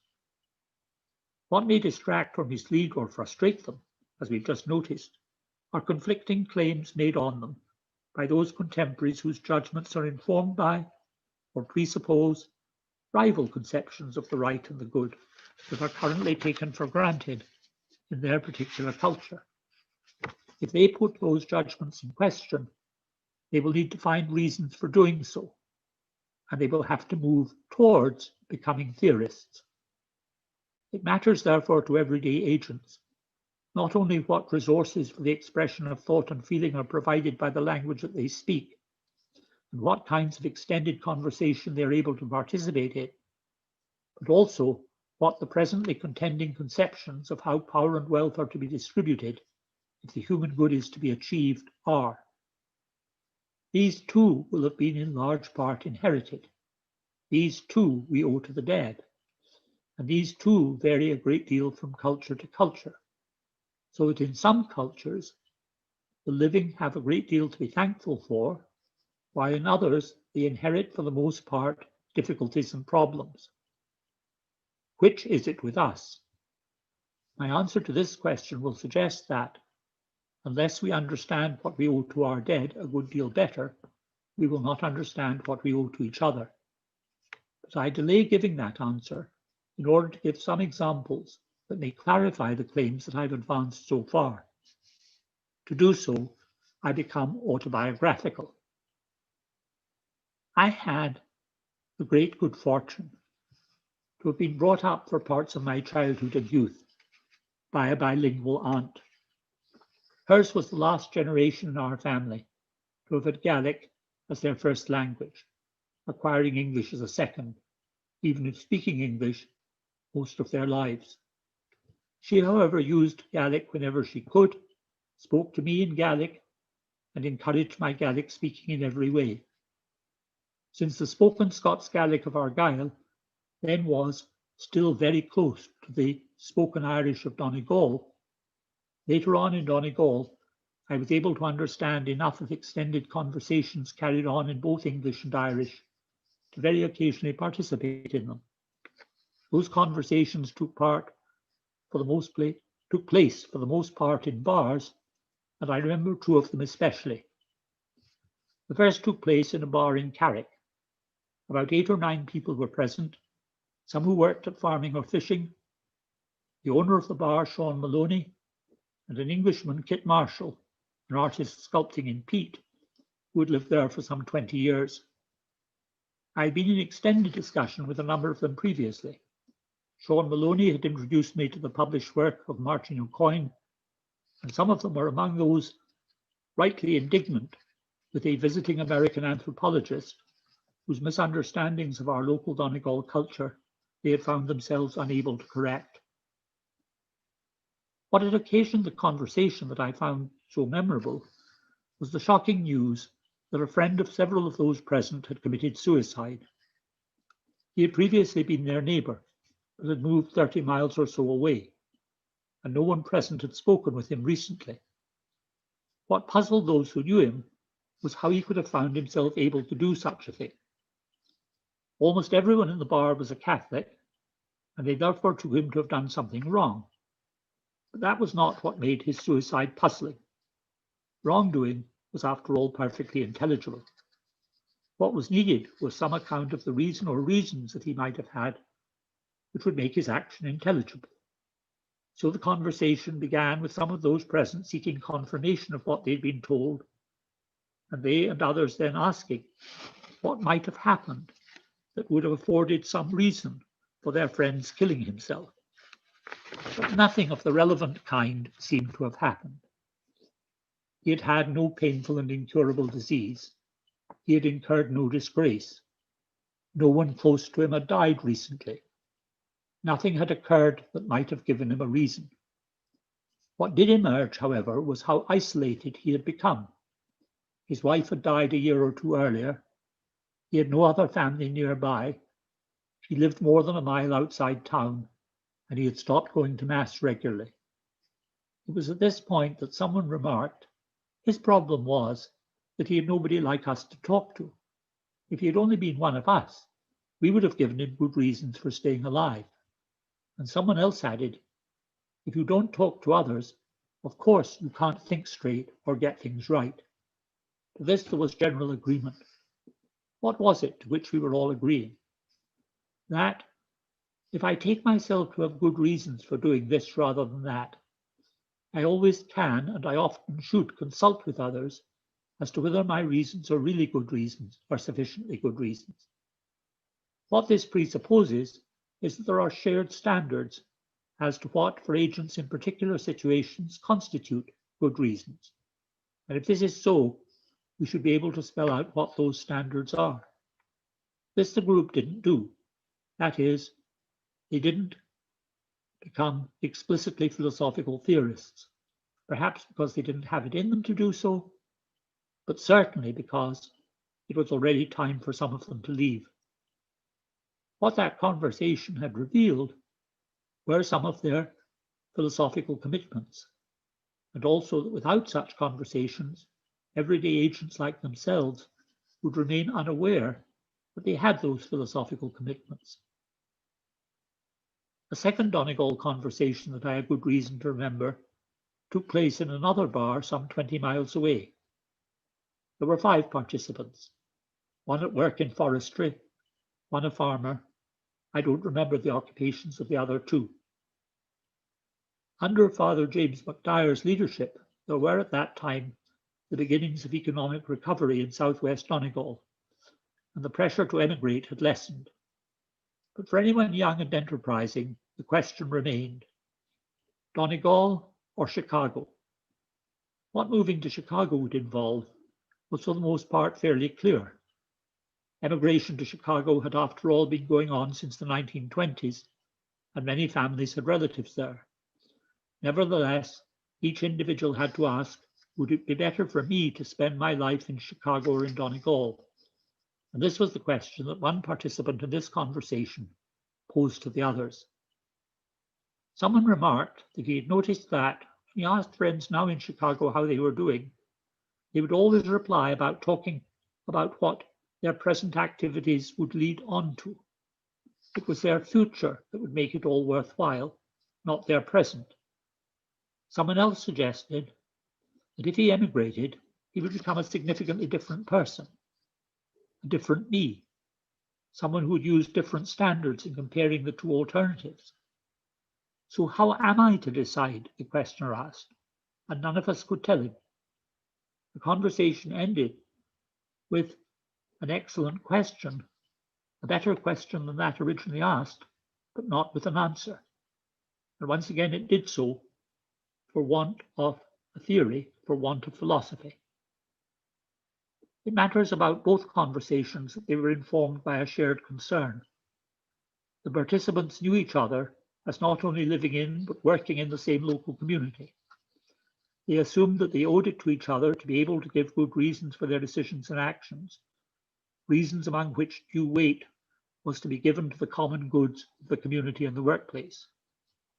Suicide and emigration were two ways of breaking off relationships with one's fellow workers and with the local community in general. And that is why such conversations mattered as much as they did.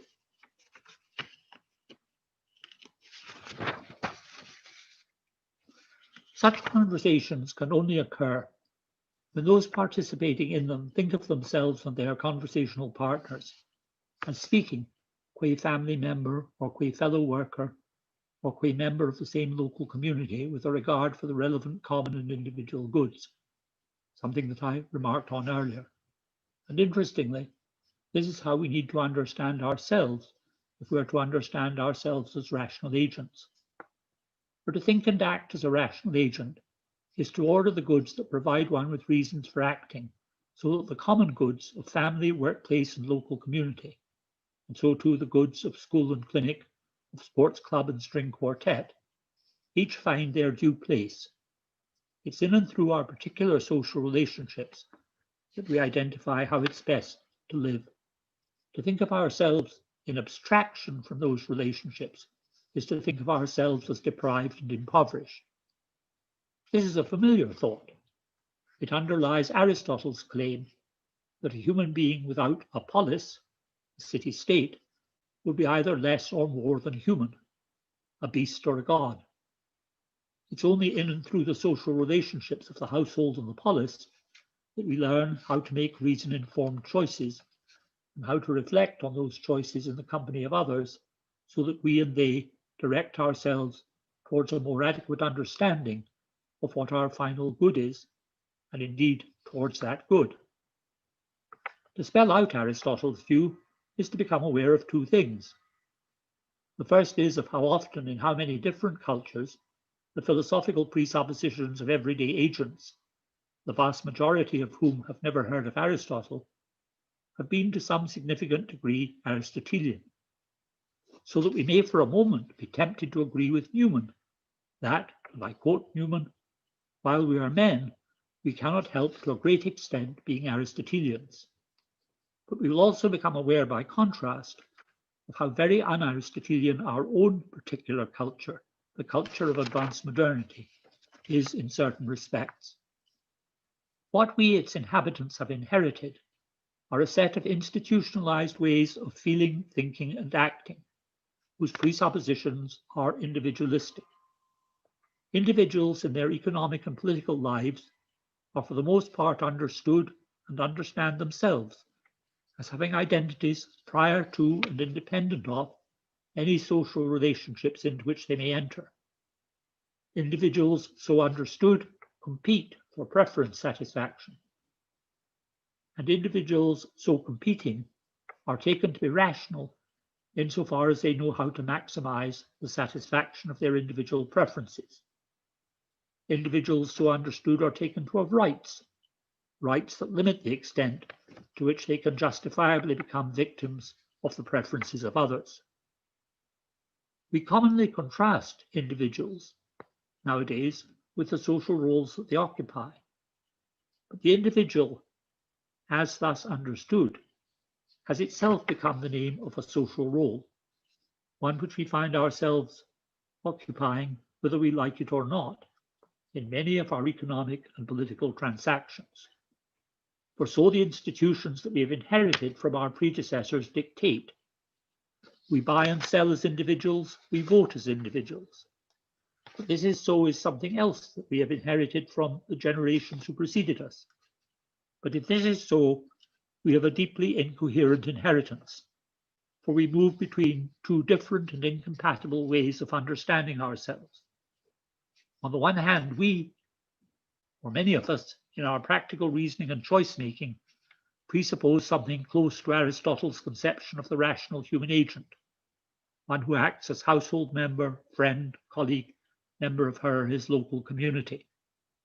On the other, we, or many of us, act as individuals whose ties to others are valued only insofar as they are means either to our own ends or to those of others.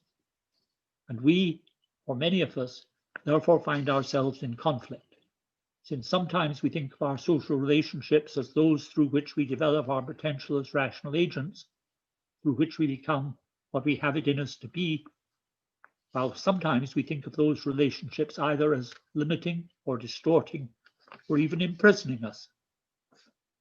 If this is our condition, what matters is that we should become aware of it and of its inescapable character.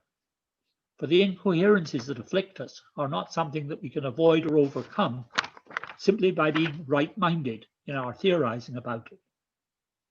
And it's not that we are suffering from some kind of personal moral failure to which we can respond by acts of will that will substitute moral success for moral failure. Consider two contrasting examples of how this is so.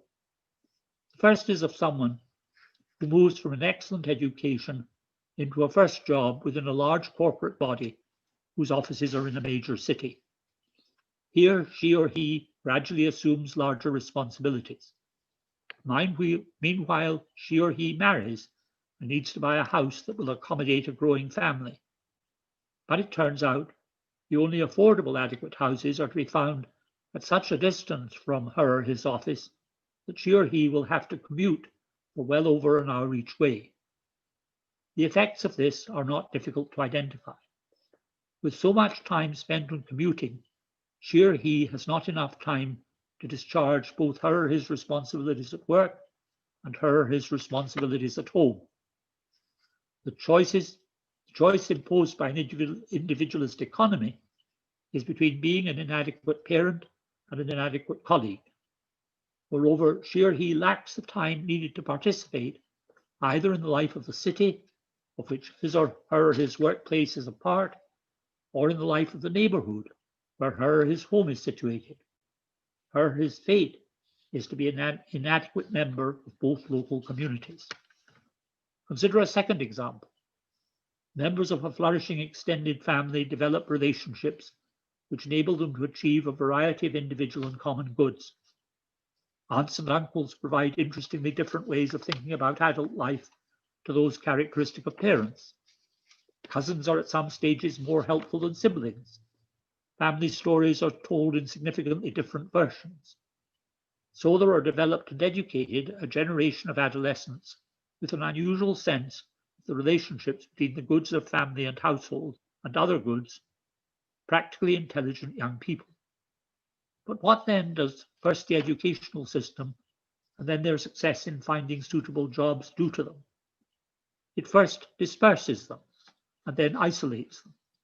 Each individual member of that family finds her or himself on a path of economic and geographical mobility, so that the chances that they will end up anywhere near the places and milieus where they grew up are strikingly small. Having been family members with striking individual traits, they become individuals, mere individuals, searching for and often failing to find relationships that will satisfy them as individuals. How do we come to find ourselves in this situation? It's because generations of our predecessors allowed the institutions of the free market and the liberal bureaucratic state to become dominant and determining institutions, so that badly needed types of family, workplace, and communal relationship were eroded. The result is that too often we don't have an adequate language for speaking to each other about individual and common goods, that too often we do not share the conversational habits that would enable us to discover this inability, and that we have become individuals deprived of the familial and social relationships that we need. Is it then the case that we are to be understood as no more than victims of a history that has made us what we now are? We will only be such victims if we are unable to recognize the situation that we're in and so to act against it. What do we need to learn to achieve such recognition and such action? We have happily a number of resources. There are first of all those who have drawn forceful attention to particular aspects of our condition together with practical remediations.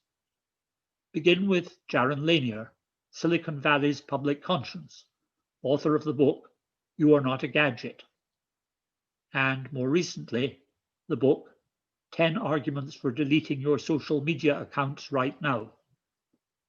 The effects of the social media, as Lanier identifies them, include damage both to the quality of our discourse and to our standards of argument, as well as a loss of empathy for those unlike ourselves, and a strengthening of polemical and divisive attitudes. To think in the terms characteristic of the social media must therefore be to endanger both our self-awareness and our awareness of others. It tends to deprive us of the ability to recognize common goods.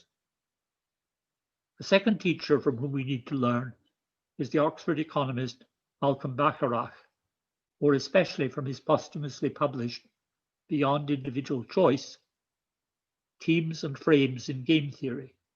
What Bacharach identified was the difference between those modes of practical reasoning in which we argue as individual agents, and those in which we ask not, what shall I do, but what are we to do, so distinguishing the type of reasoning needed when common goods are at stake. He provided us with alternatives to thinking of ourselves as reasoners, each of whom is an individual abstracted from her, his familial and communal relationships, debating with other such individuals. At this point, some intelligent listeners will have started to laugh out loud. You claim to be describing a major cultural crisis, they will say. And what do? You offer us a reading list. How hopelessly academic. And if this were indeed all that I'm doing, the scornful laughter would be well deserved. But what matters is not so much the particular reading that I am recommending, as the questions that any such reading should compel us to ask. Is what these authors say true? And why does its truth or falsity matter? If we ignore what they say, will we be blind to truths about ourselves and about relevant others? Will we thereby be disabled? What, whether we are lazily conformist or lazily rebellious, we are apt to ignore for long periods of time, is that truth, and especially the truth about ourselves and about relevant others, is both an indispensable and an overriding good. Yet taking that truth seriously is always difficult and sometimes painful. When this truth about truth is forced upon us, then we cannot but reflect, if we are reflective at all, on how it is that we must rank order goods in general, if we are to give truth and truthfulness their due place among the goods that we set ourselves to achieve. Consider at this point what on Aquinas' account must be a central feature of all our lives if we understand them in the light afforded by natural reason, without the insights that divine revelation provides. We recurrently discover that we have given too large a place to this particular good, too small a place to that, or even that we have treated as a good what is not in fact a genuine good at all. So we begin to ask what our error in rank ordering goods was that led to our disappointment. But it's important that there's a prior question that we need to pose.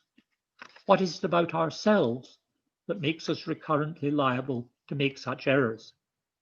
Aquinas' answer is that we do so because we've been insufficiently educated into, insufficiently trained in, the everyday practice of the virtues. But whether or not we receive such education and training itself depends in key part on how we have been brought up, both on the kind of family and local community into which we were born, and on the particularities of the culture informing that familial and communal life. What features of that culture matter? Just the ones that I've been discussing in this paper. So an education into the virtues in our time confronts tasks that neither Aristotle nor Aquinas had to consider. To be virtuous, our relationships with others must find expression in a language that has an imaginative vocabulary and a set of idioms adequate to the moral life. We have examples of writers who provided past generations with just such a language.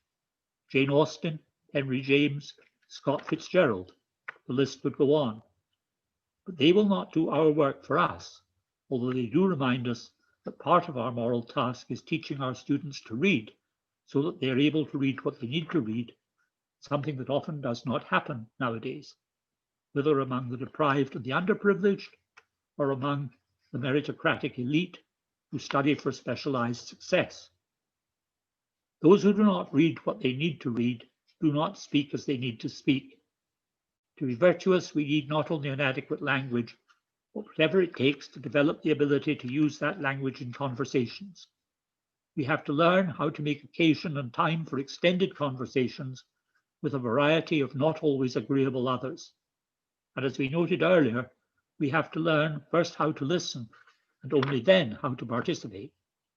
One of our principal aims in so doing is to discover what it is about which we ourselves may hitherto have been mistaken or confused or unable to identify key problems.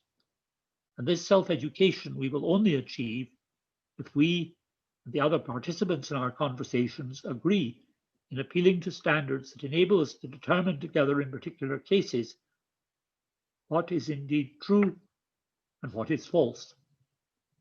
Good conversation is therefore incompatible with some standard conceptions of freedom of speech. Those who deny that the Holocaust occurred or that carbon emissions produce the effects that they characteristically produce, for example, have lost their grasp of those standards to which we all of us need to appeal if we are to distinguish the true from the false, and so have excluded themselves from participation in worthwhile conversation, except perhaps for those conversations explicitly designed to demonstrate their errors to them and to secure an admission of error. Conversations would not have the importance that they have if they did not often issue in choices and actions, and not only in judgments. They provide a means for resolving quandaries about common goods and how they are to be achieved in ways that take due account of other goods, individual and common. Reasoning together with others, we learn just what it is that in this or that situation is required by justice or courage or temperateness, and incur the censure of those others if we don't proceed to act. So over time, habits are instilled, or if they are not, we lose our place in the exchanges of conversational friendship. So it is that conversation becomes an education into the virtues. Note too that for it to be such an education, it must be carried on in a language whose resources enable us to characterize the particularities of situations and agents. Being just or courageous or temperate is never merely a matter of following general rules. It always involves knowing which rules find application in which situation, and how and which characteristics of a situation make it necessary for some agent to disregard some rule. Here, the virtue that Aristotle named phronesis and Aquinas prudentia is exercised, a virtue without which we cannot be just or courageous or temperate. It's to the point to remark that there is no word for this virtue in modern English, prudent having acquired quite another meaning. Here is a striking example of how our language may fail us. We are, I've claimed, indebted to preceding generations for our present so often disastrous condition. But insofar as we fail to recognize what is wrong with us and how to remedy it, the responsibility for that becomes ours rather than theirs. And here, someone like myself, who purports to advance a diagnosis, may mislead. For what I've advanced are a series of generalizations, and generalizations, even roughly true generalizations, are not what we need. What we lack as a result of the impoverishment of our languages, of the loss of our conversational resources, and of our inadequate awareness of our inner conflicts, is the ability to recognize and characterize the particularities of the situations in which we act and of ourselves and others as agents. We inhabit moral, political, social, and religious worlds in which the adherents of one set of generalizations clash with the adherents of rival sets, each self immunized against recognition both of the truth in their rivals' positions and of the particularities that escape their generalizations. Almost 30 years ago, John Paul II warned us of, and I quote, a danger of fanaticism or fundamentalism among those who, in the name of an ideology which purports to be scientific or religious, claim the right to impose on others their own concept of what is true and good. And John Paul II went on to contrast those ideological standpoints with Christian faith, which, and I quote again, recognizes that human life is realized in history in conditions that are diverse and imperfect. The danger is of what he called a world without truth, and therefore without freedom, a world of violent and manipulative relationships. It is truth that is indispensable. So my argument ends where it began, with the central place that a regard for truth has among the virtues. For all of us all the time, there are considerations that make against truthfulness. It would be less painful, less embarrassing, less offensive if we told lies or omitted to utter relevant truths. And as Wittgenstein remarked, even if you refrain from lying, but only reluctantly, you are not yet truthful. There has to be a transformation of the self. The truth, said Wittgenstein, can only be spoken by someone who is already at home in the truth. And here, of course, Wittgenstein, although in a very different idiom, echoed Aquinas.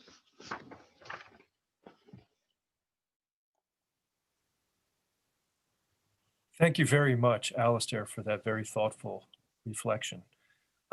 In the time we have left in this session, we will move to question and answers. And what I will do, Alistair, is put to you some questions that were contributed by participants in the webinar. And so the first question comes from Jeffrey, and it is this: can we infer from what Professor McIntyre has presented about the state of our discourse being attributable to the quality of what we've inherited, that he thinks the current fractious, polarized state of much public discourse is due to what we've inherited and not the result of internet technologies and social media, Twitter, Facebook, etc.?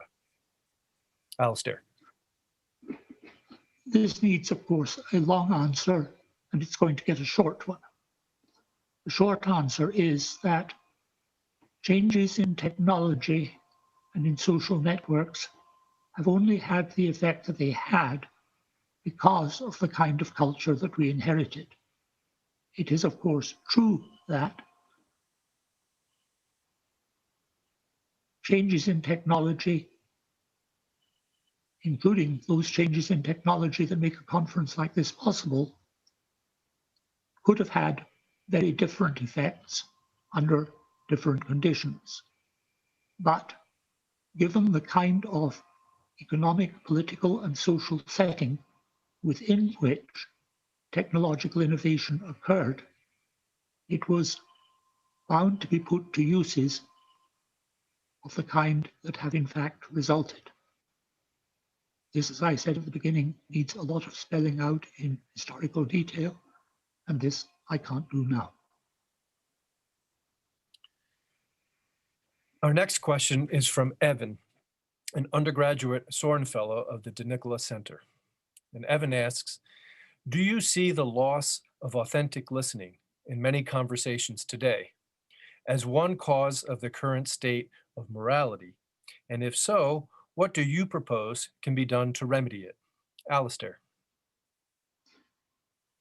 If I were able to produce a remedy for the situation we're in, that would be very remarkable indeed, and I'm not.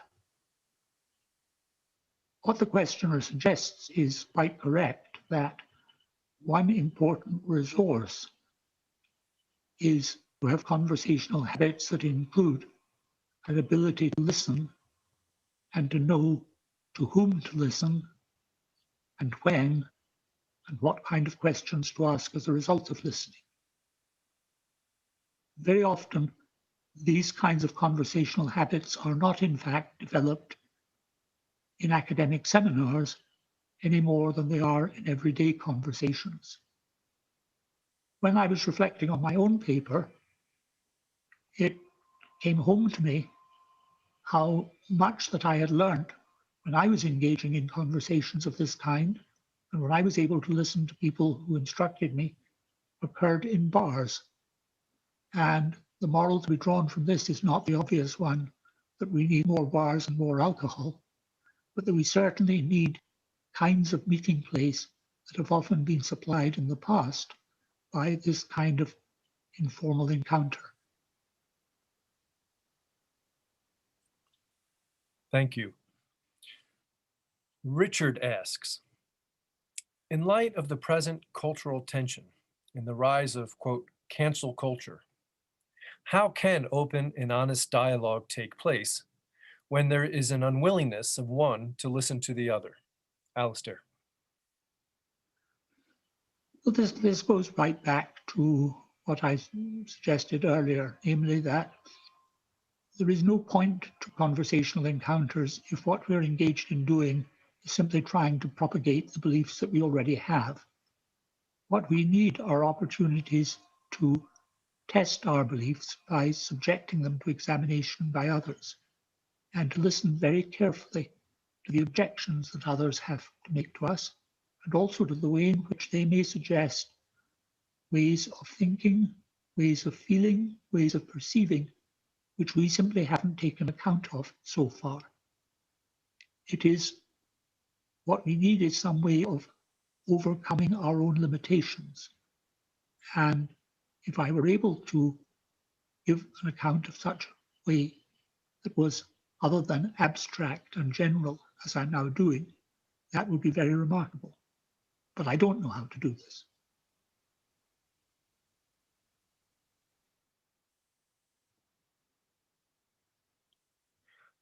Another participant asks, as someone who has moved away from your own home country, should one feel to be an outcast, or is it possible for a human being to find a second home, to get once again attached to a place and its inhabitants in the same way, in the strong sense that Aristotle, himself an outcast, required?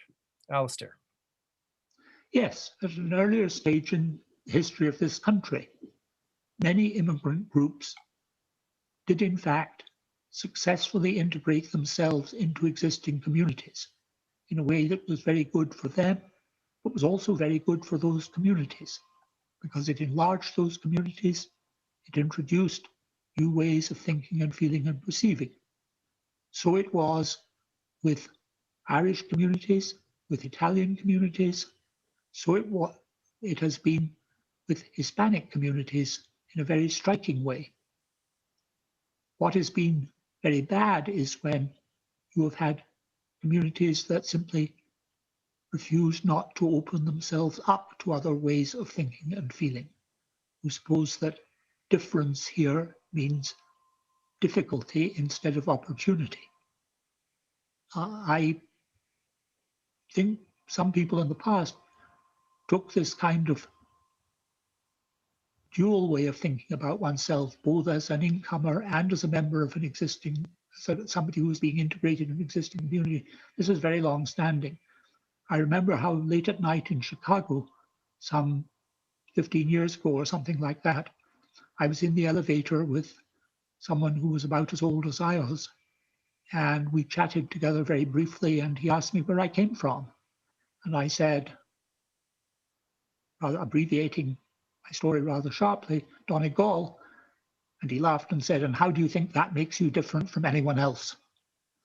What was interesting was that he expected somebody who was identified as an inhabitant of Chicago to also have an identity as an Italian, as an African American, as Hispanic, and that these different identities were part of what made you what you were. Your social relationships were integral to your being what you are. I have a question now from David. To what extent are our universities responsible for a number of the phenomena Professor McIntyre describes? And how then should younger scholars think about their complicity with such structures in order to, quote, succeed in them? Alistair.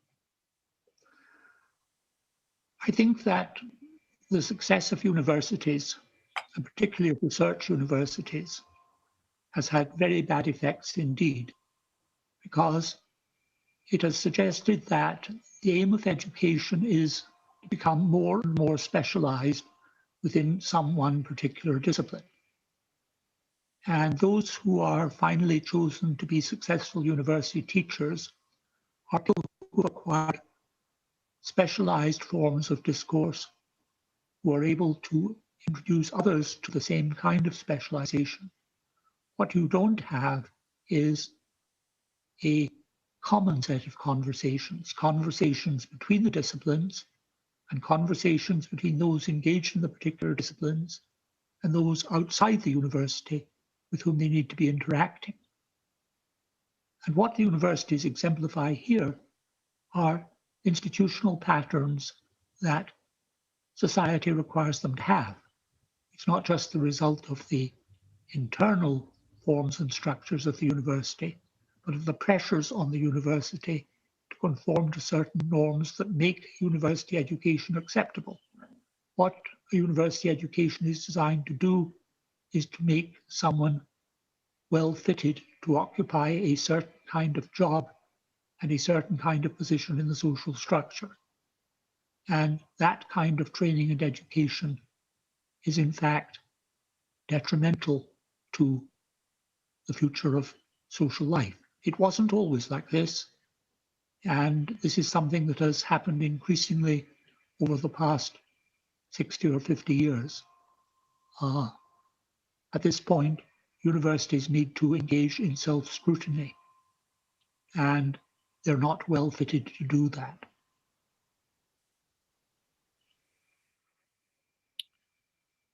Gladden Papin of the University of Dallas asks, a key ritual of Benedictine monasticism and the church as a whole has been the daily martyrology in the divine office. Do liturgical memorials of the saints have a specific place in your conception of duties to the dead and their effects on the living? Alistair.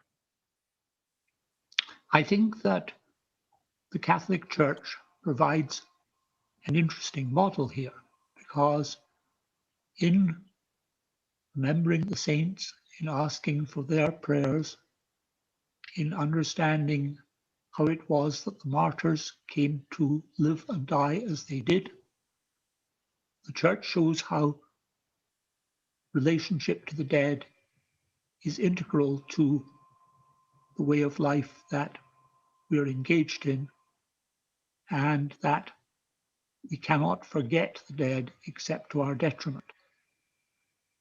It's very important that there is very little comparable to this in the way in which we teach the history of secular institutions, or in which we teach people how to become engaged with secular institutions. But very important, it should be the case that we look back to a great many individuals who have made the institutions that we now value what they are. And in looking at their lives, learn things about how we might live our own. So we need in our education a certain kind of social history.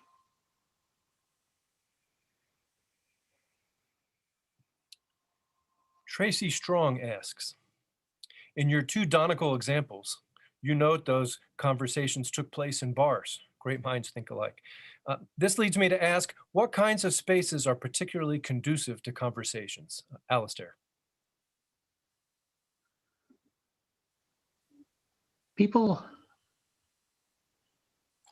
What matters is that there are certain kinds of social relationship first, and certain kinds of modes of reflection first. We need the modes of reflection because people come to conversations with questions, with thoughts, with a need to articulate what they think about certain things in order to find out how others respond. And there therefore have to be a kind of social institution in which people, having reflected and become puzzled, then find it natural to go to this or that place in order to pose the questions that they formulated. And I would nowadays find it very difficult to say where you would expect to do this or hope to do this. But this may just be because I'm very old, and in an important way, therefore, not so much part of the society as I once was. In my youth, it was certainly bars, but it wasn't only bars. One of the things that very often used to happen after a seminar was that the conversation would go on, sometimes without the professor. And sometimes it was a very good idea that it should go on without the professor because it was partly about the professor. But the post-seminar discussion, in which questions that had been raised that could not be pursued within the seminar, but that were of great importance to the people who had been at the seminar, that too was one kind of milieu in which conversation flourished. Caitlin asks, when we speak the truth about the dead, what concern must we show to privacy? Does privacy not exist for the dead? Is it possible to commit detraction, i.e. speaking unnecessary, damaging truths about the dead? What goods are accomplished by speaking the truth about the dead? Alistair. I do think that there is such a thing as privacy where the dead are concerned. I think that it is sometimes the case, perhaps not very often, that we have learned something that went on at a particular time and place, and we think that it should not be told. We think that, in fact, the effect of telling this would be to mislead, to distort, or telling the truth can sometimes result in being misleading or in distorting. So I don't rule out the possibility of thinking of a certain kind of privacy here. But this is not going to happen very often, and in most cases, the temptation is in the other direction. The temptation is not to allow privacy to limit what we say about the dead, but it is to, in fact, turn into a certain kind of historical melodrama, what we say about the dead, and that too can be dishonest. It matters very much that we have the right sense of proportion and adequacy here if we're to be truthful. For that's having a lack of a sense of proportion is one of the many ways of being untruthful. A participant asks, how do you reconcile listening with the intent of challenging your beliefs with the morality and urgency required by absolute truth?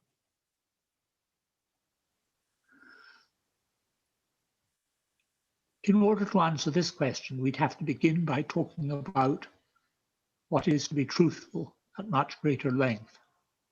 And one of the things that we would have to begin from is the fact that when someone either is untruthful or is tempted to be untruthful, it's always because there is something else going on. Nobody ever just tells a lie, but they tell a lie because there is something that they are frightened of, something that they're embarrassed by, something that they hope to achieve. It is what they care about that dictates whether they are truthful or not. And therefore, becoming truthful is a matter of developing certain kinds of caring and making sure that one doesn't care about certain sorts of things. So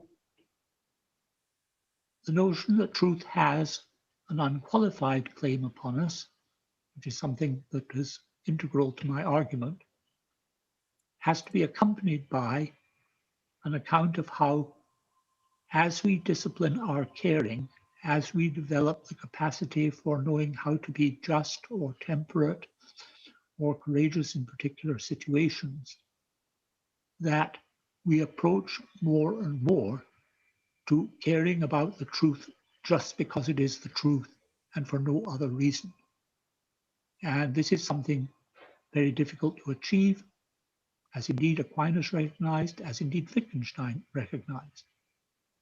It's very important that people who are truthful just because they think there is a rule here to which they're required to obey don't tell a lie, or only tell a lie when whatever the rule is, are in fact people who are not what Wittgenstein called being at home in the truth. They care about the rule, they care about their own performance in relation to the rule. They don't ask the question, if they were to be untruthful, what would it be that they were caring about? And by doing this, they in fact move towards the situation that John Paul II described, in which moral views of a particularly rigid and rule-governed kind can be as dangerous as other kinds of rule-following behavior.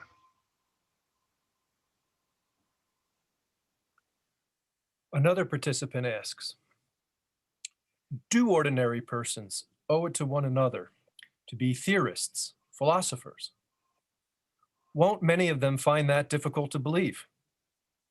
Is that difficulty something they owe to the dead? Is it particularly characteristic of the culture of advanced modernity? Alistair.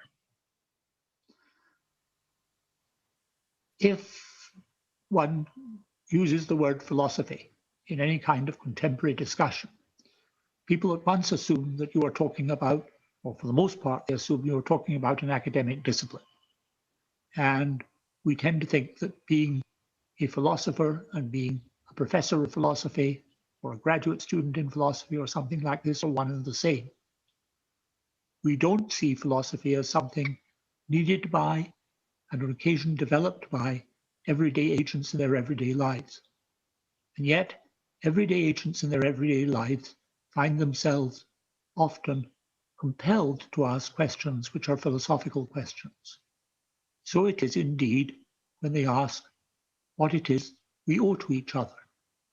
For if I say that I owe such and such to such and such a kind of person, to a family member, to somebody who is a colleague or whatever it is, I can then at once be asked, what are your reasons for holding that view? Particularly if the view that I put forward is, as it often will be, incompatible with views held by others.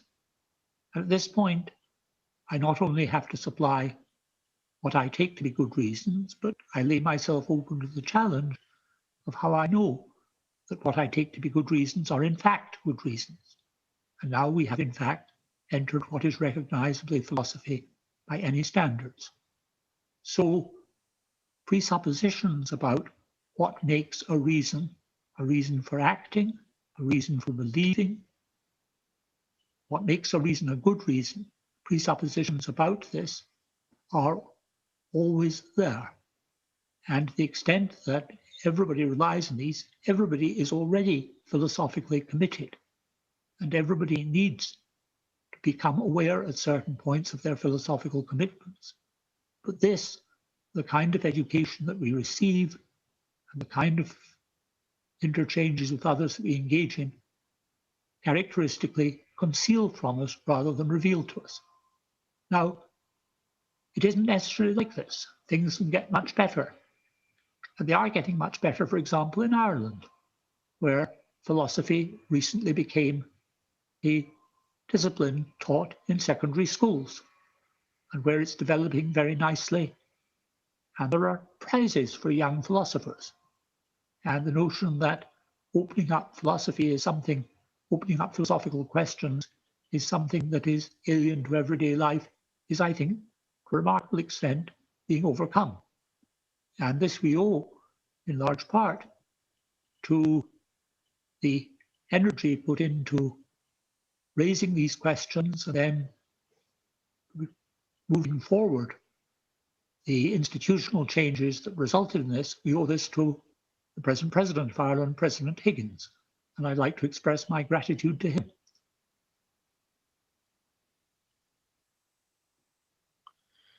Ferrance asks, how do you give voice to the dead? By poetry, by personal recollections, by official history, by politicians? Alistair.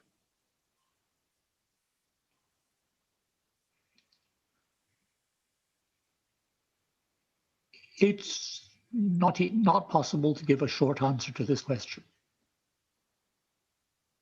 The dead only speak to us when we know how to listen, and What kind of listening is required varies enormously from situation to situation. So there are indeed those who have written and left behind their writings so that by reading them, we cannot but hear the voices of the dead. So it is with Shakespeare, so it is with W.B. Yeats, so it is with Jane Austen, so it is with many writers. And in fact, this is the importance of many kinds of writing. And it is insofar as we learn to read that we hear the voices of those who wrote the words that we read. Now, that's where my argument would have to begin, but I can't carry it further now. Thank you very much. We've come to the end of our time and to the end of our questions. Alistair, I'd like to thank you on behalf of all the participants for your generous time and for your conversation. Thank you. Thank you to the participants for participating in this conversation. Our next panel will be a conversation with Carter Snead and David Solomon on Professor Snead's latest book, What It Means to Be Human. This will be at 4 p.m. Eastern Time, and you may log in using the same Zoom webinar link for that session as indeed for all sessions. There's more information and a complete schedule at the DeNicola Center's website, ethicscenter.nd.edu. Again, thank you, Alistair, and thank you to everyone.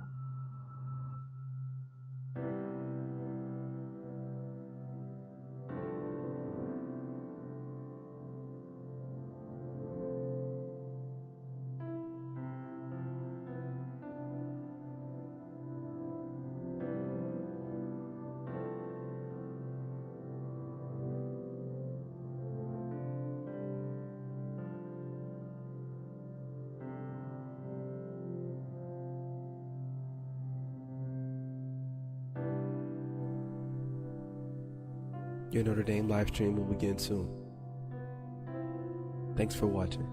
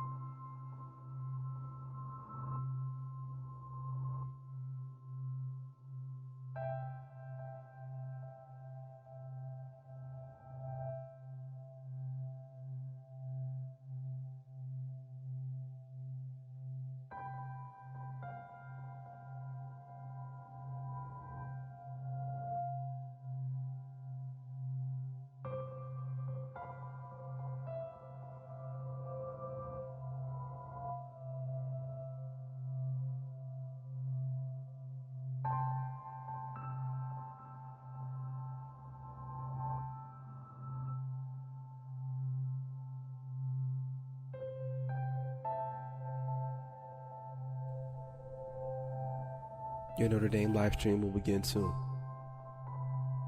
Thanks for watching.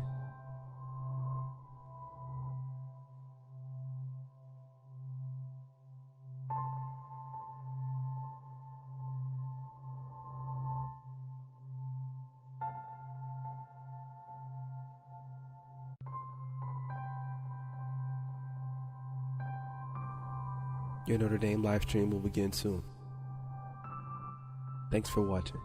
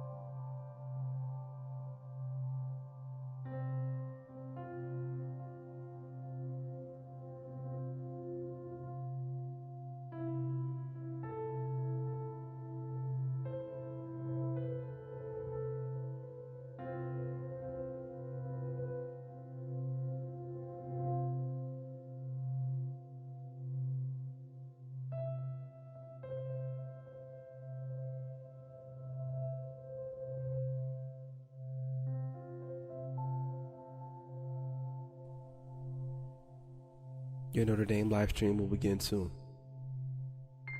Thanks for watching.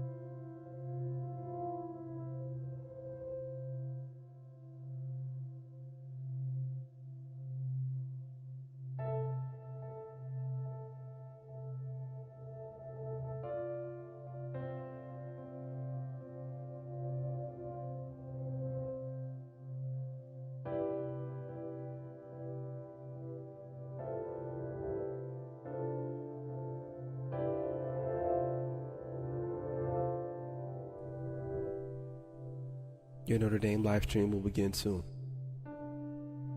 Thanks for watching.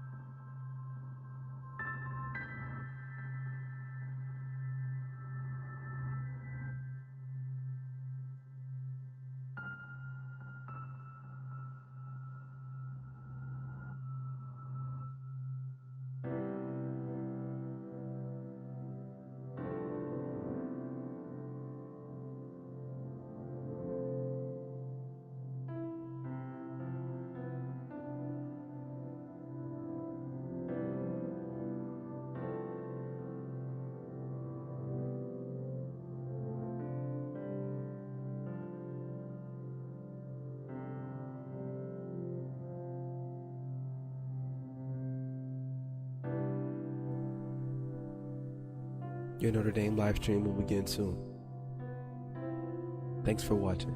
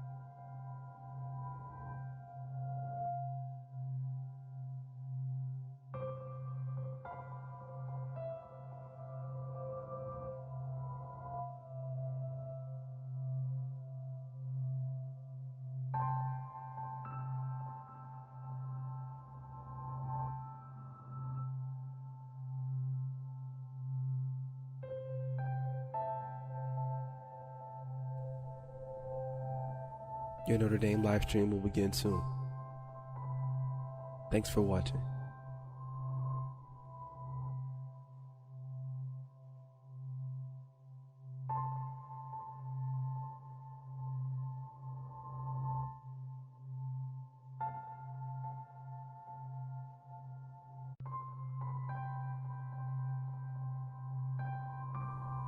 Your Notre Dame live stream will begin soon. Thanks for watching.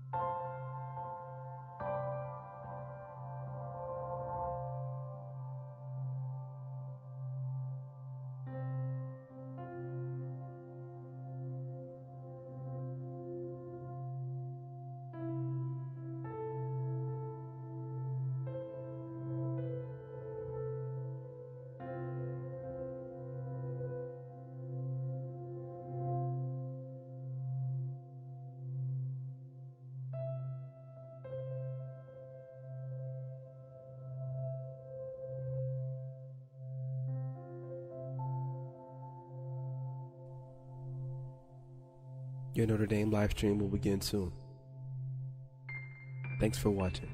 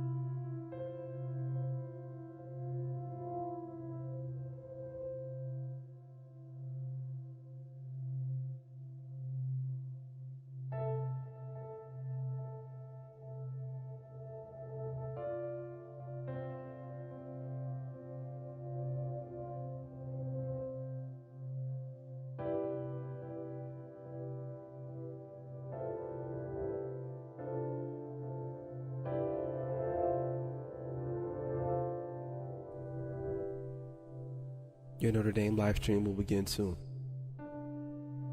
Thanks for watching.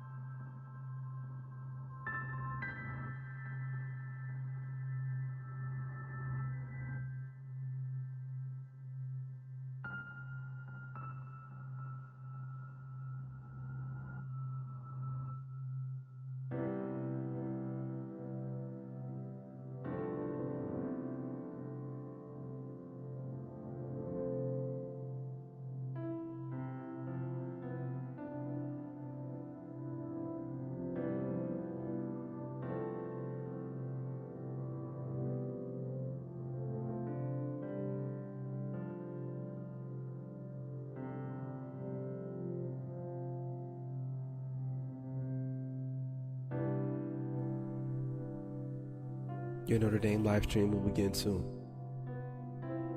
Thanks for watching.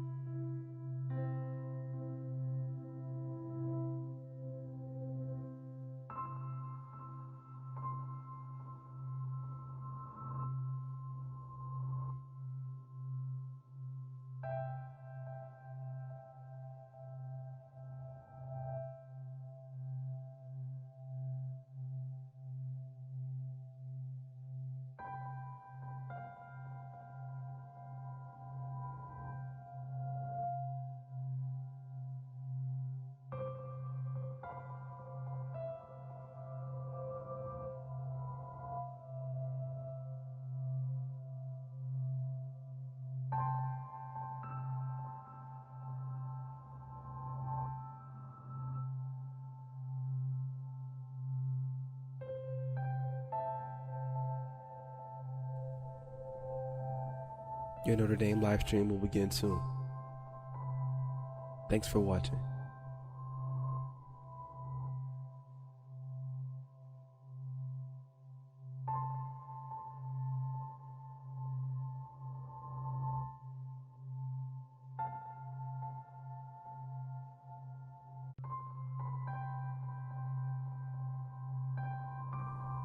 Your Notre Dame live stream will begin soon. Thanks for watching.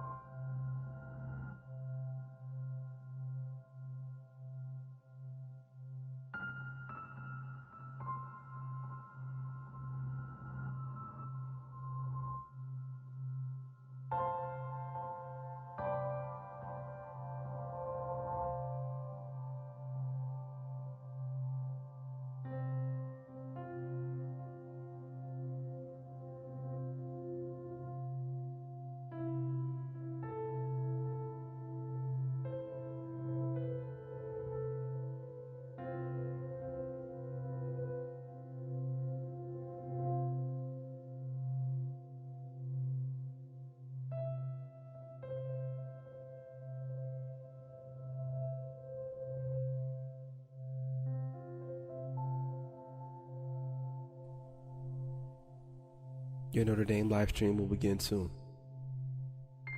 Thanks for watching.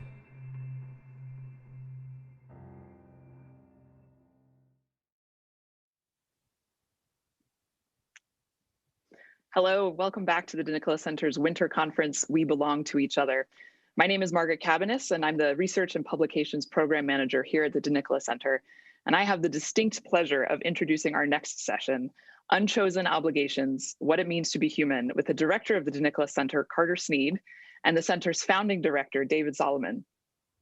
We are delighted to have Professor Sneed and Professor Solomon here with us today, who together have contributed so much to our understanding of the philosophical questions underpinning our modern bioethical debates.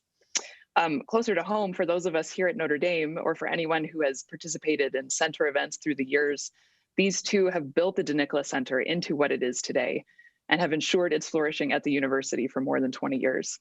On a personal note, they are both dear friends and colleagues of all of us here at the center, and it is such a joy to have them both here together again. Before we get going, as we're discussing books this afternoon, I would be remiss if I didn't mention that our friends at Notre Dame Press and St. Augustine's Press have offered a special discount on a number of their volumes for participants in the Winter Conference. The DeNicola Center is proud to be the home of 4 series with Notre Dame Press, with recent volumes released in our Solzhenitsyn series and our series titled Catholic Ideas for a Secular World, all of which are available through their special offer. Likewise, St. Augustine's Press has recently released a volume titled Telling Stories That Matter, Memoirs and Essays of Marvin O'Connell, a beloved history professor here at Notre Dame, to which Professor Solomon has contributed an afterword. You can find links to these volumes and all of the volumes in the conference sale by visiting the website at ethicscenter.nd.edu/winterconference. So on to our conversation for today.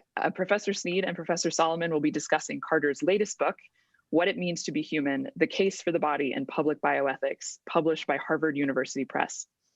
What It Means to Be Human was selected by the Wall Street Journal as one of their 10 best books of 2020. In his review for the journal, Yuval Levin called it among the most important works of moral philosophy produced so far this century, end quote. So, modest praise. And we've heard Carter's book referenced during various other presentations this week, so we're really looking forward to this opportunity to dive more deeply into its themes and ideas.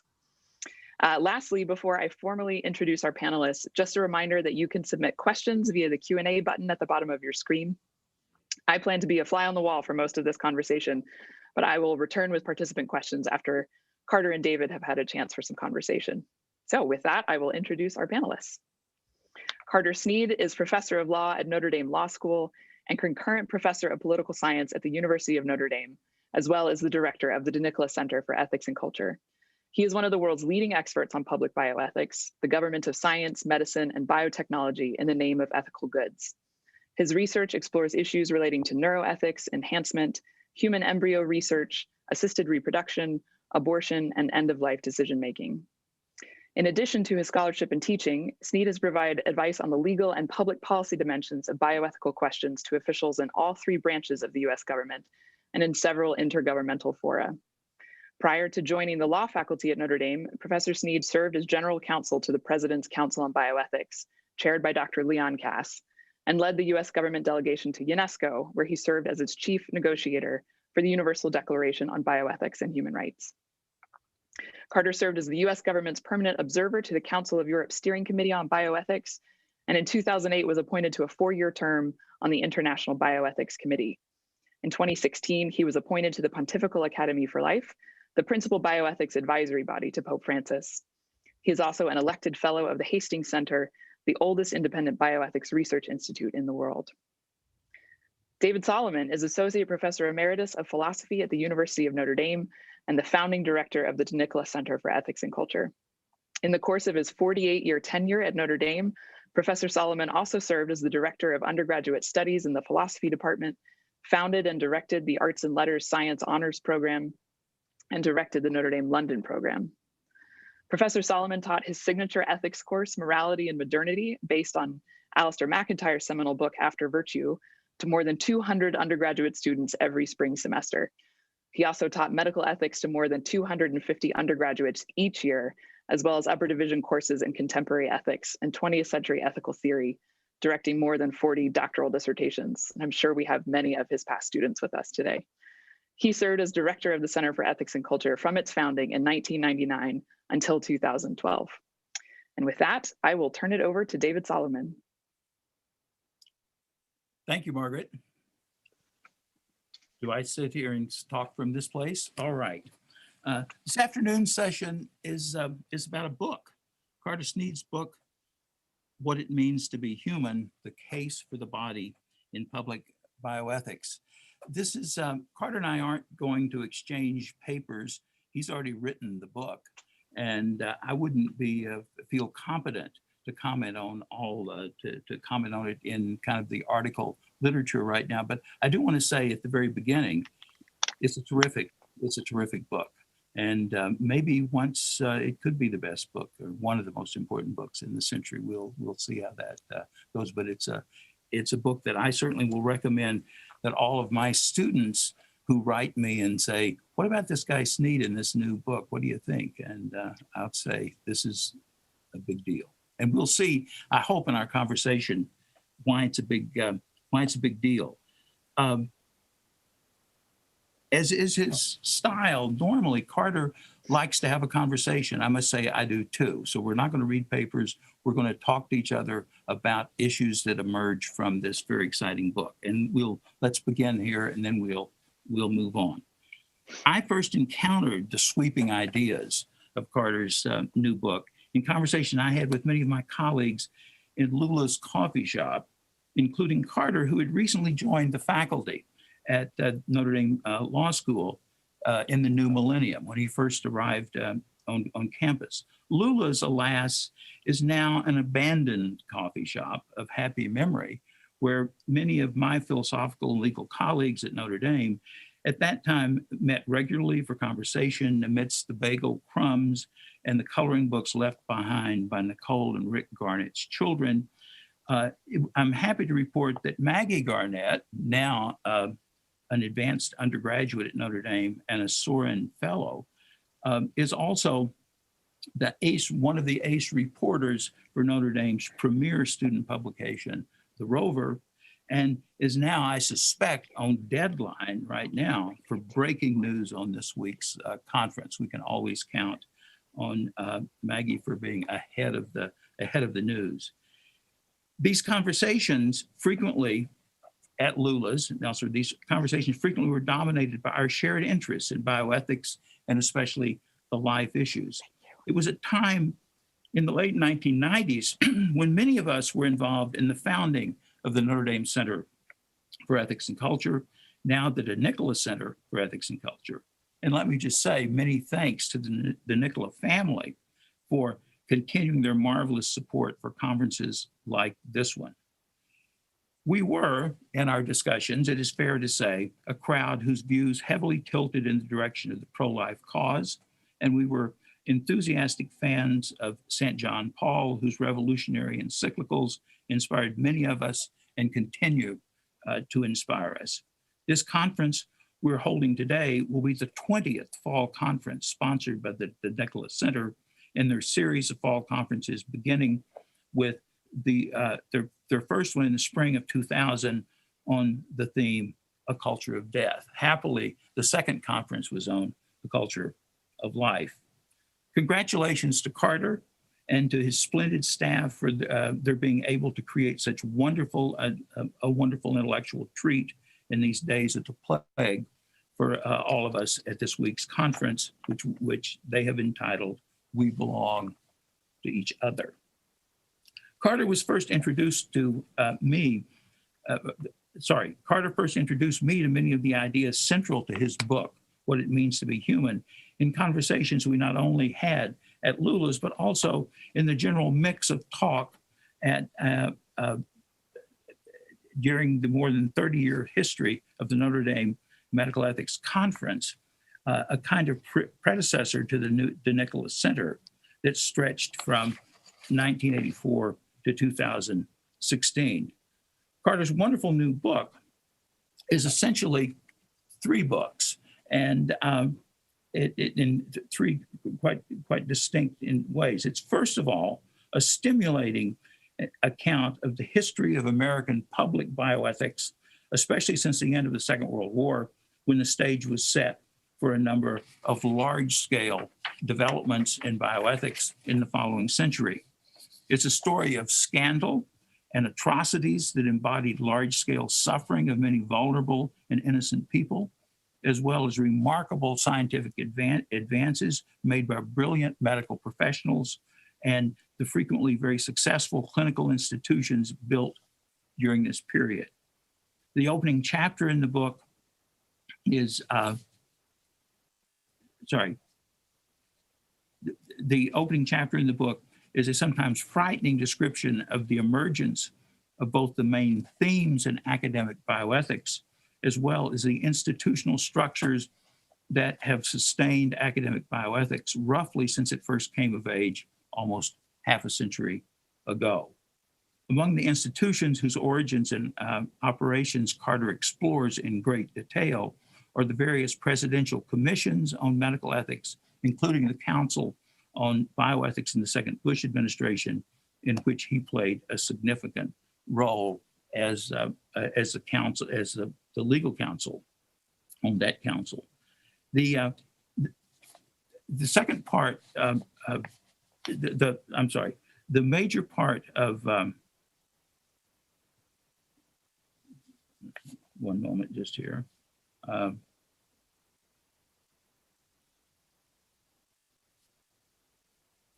Let's move on from this. Carter's book takes up 2 particular topics. One, this dynamic history of American public bioethics, and then secondly, investigates what will be the critical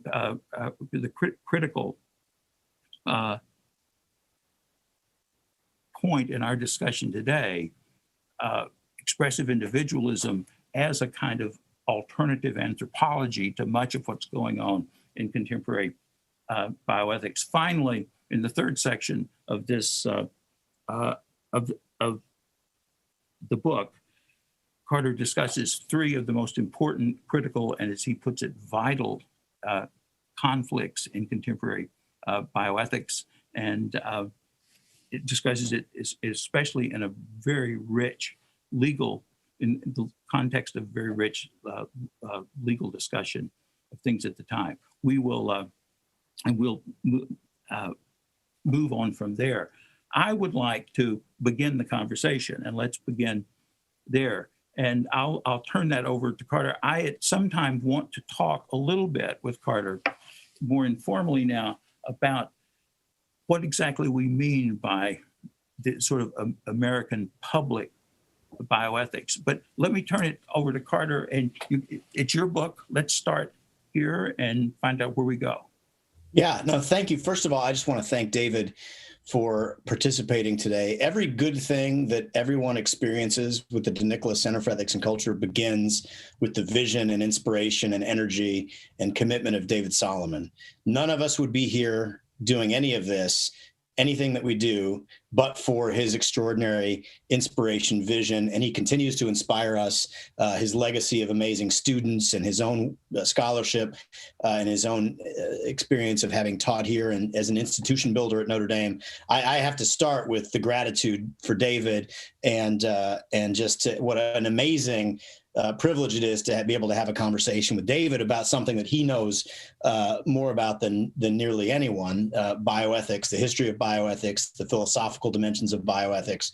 And I was talking before we began that this book partially, I mean, a major moment in the inception of this book began at David's kitchen table. I brought some of his favorite Chinese dishes from J.W. Chen's, a restaurant here in town run by an amazing woman until very recently. She retired not long ago. And we sat in his office, and I had a fistful of papers and a bunch of crazy scribbling, and I needed his philosophical expertise and mentorship to kind of shape the chaos that was the beginning of this project. So I just want to say thank you so much, David, for that. I'll forever be grateful to you, not just for your building the Center for Ethics and Culture, but also for your help in my own thinking and my own education in bioethics. So you asked me a question, what is public bioethics? That's a useful place to start, I think. And the title of the book is The Case for the Body in Public Bioethics. Public bioethics, I mean to distinguish from bioethics as an intellectual inquiry. I don't call bioethics a discipline because I don't quite think it's an academic discipline. We could talk about that if you want to. I think you might agree with me about that.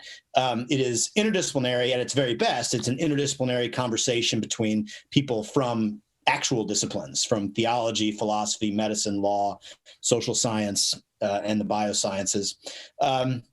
And of course, as we know, bioethics as an intellectual field of inquiry emerged roughly in parallel with public bioethics as there was a widespread perception that the practice of medicine had become increasingly humanly distant from patients, more focused on technological solutions with the extraordinary technological and biotechnological developments of the middle of the 20th century.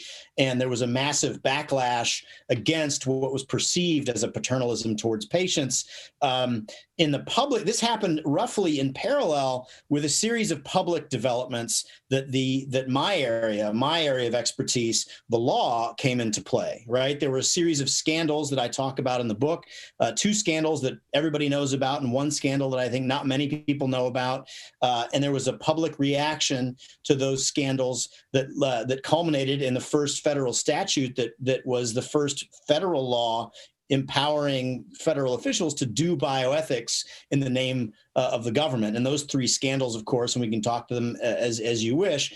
First was the scandals that were chronicled by Henry Beecher in his 1966 article in the New England Journal of Medicine about 22 research experiments sponsored by the most elite organs of the biomedical establishment, Ivy League schools, the U.S. government, in which they engaged in deeply unethical practices involving very vulnerable communities. The one that stands out in my mind is injecting the intellectually disabled children of Willowbrook with hepatitis. Most of these experiments did not have any effort to secure consent from anyone. In most cases, for our purposes, it's important to notice that even if they try to secure consent, you can't secure consent from an intellectually disabled child. Consent is not the sole paradigm for protecting the vulnerable in the context of bioethics.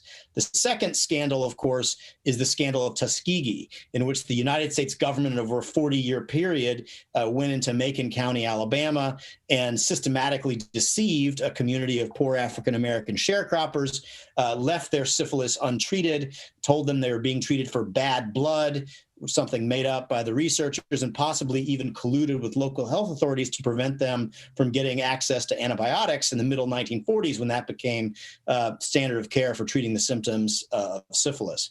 Those are two public scandals that most everyone in the world in the field of bioethics is familiar with. The third scandal is more obscure, although it was equally important in creating the backlash, the governmental backlash to these scandals. And that was a series of experiments that were done, probably with the support of the US government, on children in Scandinavia who had just been aborted, newborn babies who had just been aborted, and they were imminently dying as per the abortion, but they were kept alive for an extended period of time so that these researchers could perform a series of experiments on them, different sorts, metabolism, studying the transmission of disease, studying the mechanism of different medical devices on these babies who were imminently dying and had just been aborted. And all three of these scandals shocked the conscience of the American public and prompted a response by the U.S. Congress, led by Senator Ted Kennedy, convened hearings, did investigations, and then passed the National Research Act in 1974, which, among other things, created the National Commission on Bioethics, the very first commission that was charged with coming up with the ethical principles that would govern biomedical research. And we can, I don't want to go too much longer, but that commission focused its solution to the problem of this exploitation on the vindication of autonomy and self-determination. And that is part of the symptoms of the problem that I try to point to in the book. Yeah. Thank you for that, and thank you for reminding me of that very important history. I think one of the very best parts of this book, especially for students, is going to be your sort of wonderful description of those three particular cases. Now, I like the first question I'd like to raise with you, though, is why did it take so long for the hearings to begin in the 1970s about these atrocities? There have been atrocities going on in 20th century medicine, as you well know, especially with regard to experimentation. There were all sorts of atrocities connected to eugenics things. I recall one of my cousins, I only discovered this when later in life, won a beautiful baby contest in Wichita Falls, Texas, as part of a eugenics program to sort of select and attract beautiful young children. I was not in the short list for the competition. I'll tell you, there are a lot of bad things going on. And in particular, I just have been working through a dissertation about the response to those awful films at the concentration camps in Germany right after the end of the Second World War.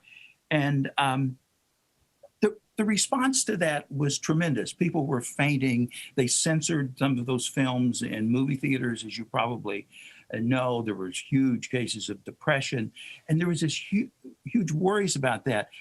But then there's this gappy period between the end of we get the Nazi concentration camp films, we get the doctors' trials about the awful atrocities of experimentation, and then we have this long period from say 1946 until the 1970s, and then nothing much. We don't talk really much about atrocities. Now, out of the blue, I mean, the Henry Beecher article was wonderful. I mean, Beecher didn't seem to be the most exciting guy in the world, but he produced these 22 cases, and you say they were, as you say, they were absolutely awful. The Willowbrook case was terrible. The Jewish Chronic Disease Hospital, where they injected cancer cells into into patients who didn't have cancer and were unlikely to get it because of that, but they lied to them about it. Nobody told them. They were told they were getting little saline injections. So why was it that all of a sudden in the late 1960s, people started really worrying about the awful things we were doing in medicine, in particular with regard to these questions about autonomy and so forth? And I'm sort of interested in what I mean, there are various things we could say about that. Maybe the culture was just getting more coarsened after 1944. And clearly in 1946, people were horrified by what had happened. The acts of infanticide, huge sufferings, awful things, both to animals and to human beings. Then we sort of forget about it. And then all of a sudden, Henry Beecher writes an article in 1965, and people say, we've been doing some terrible stuff.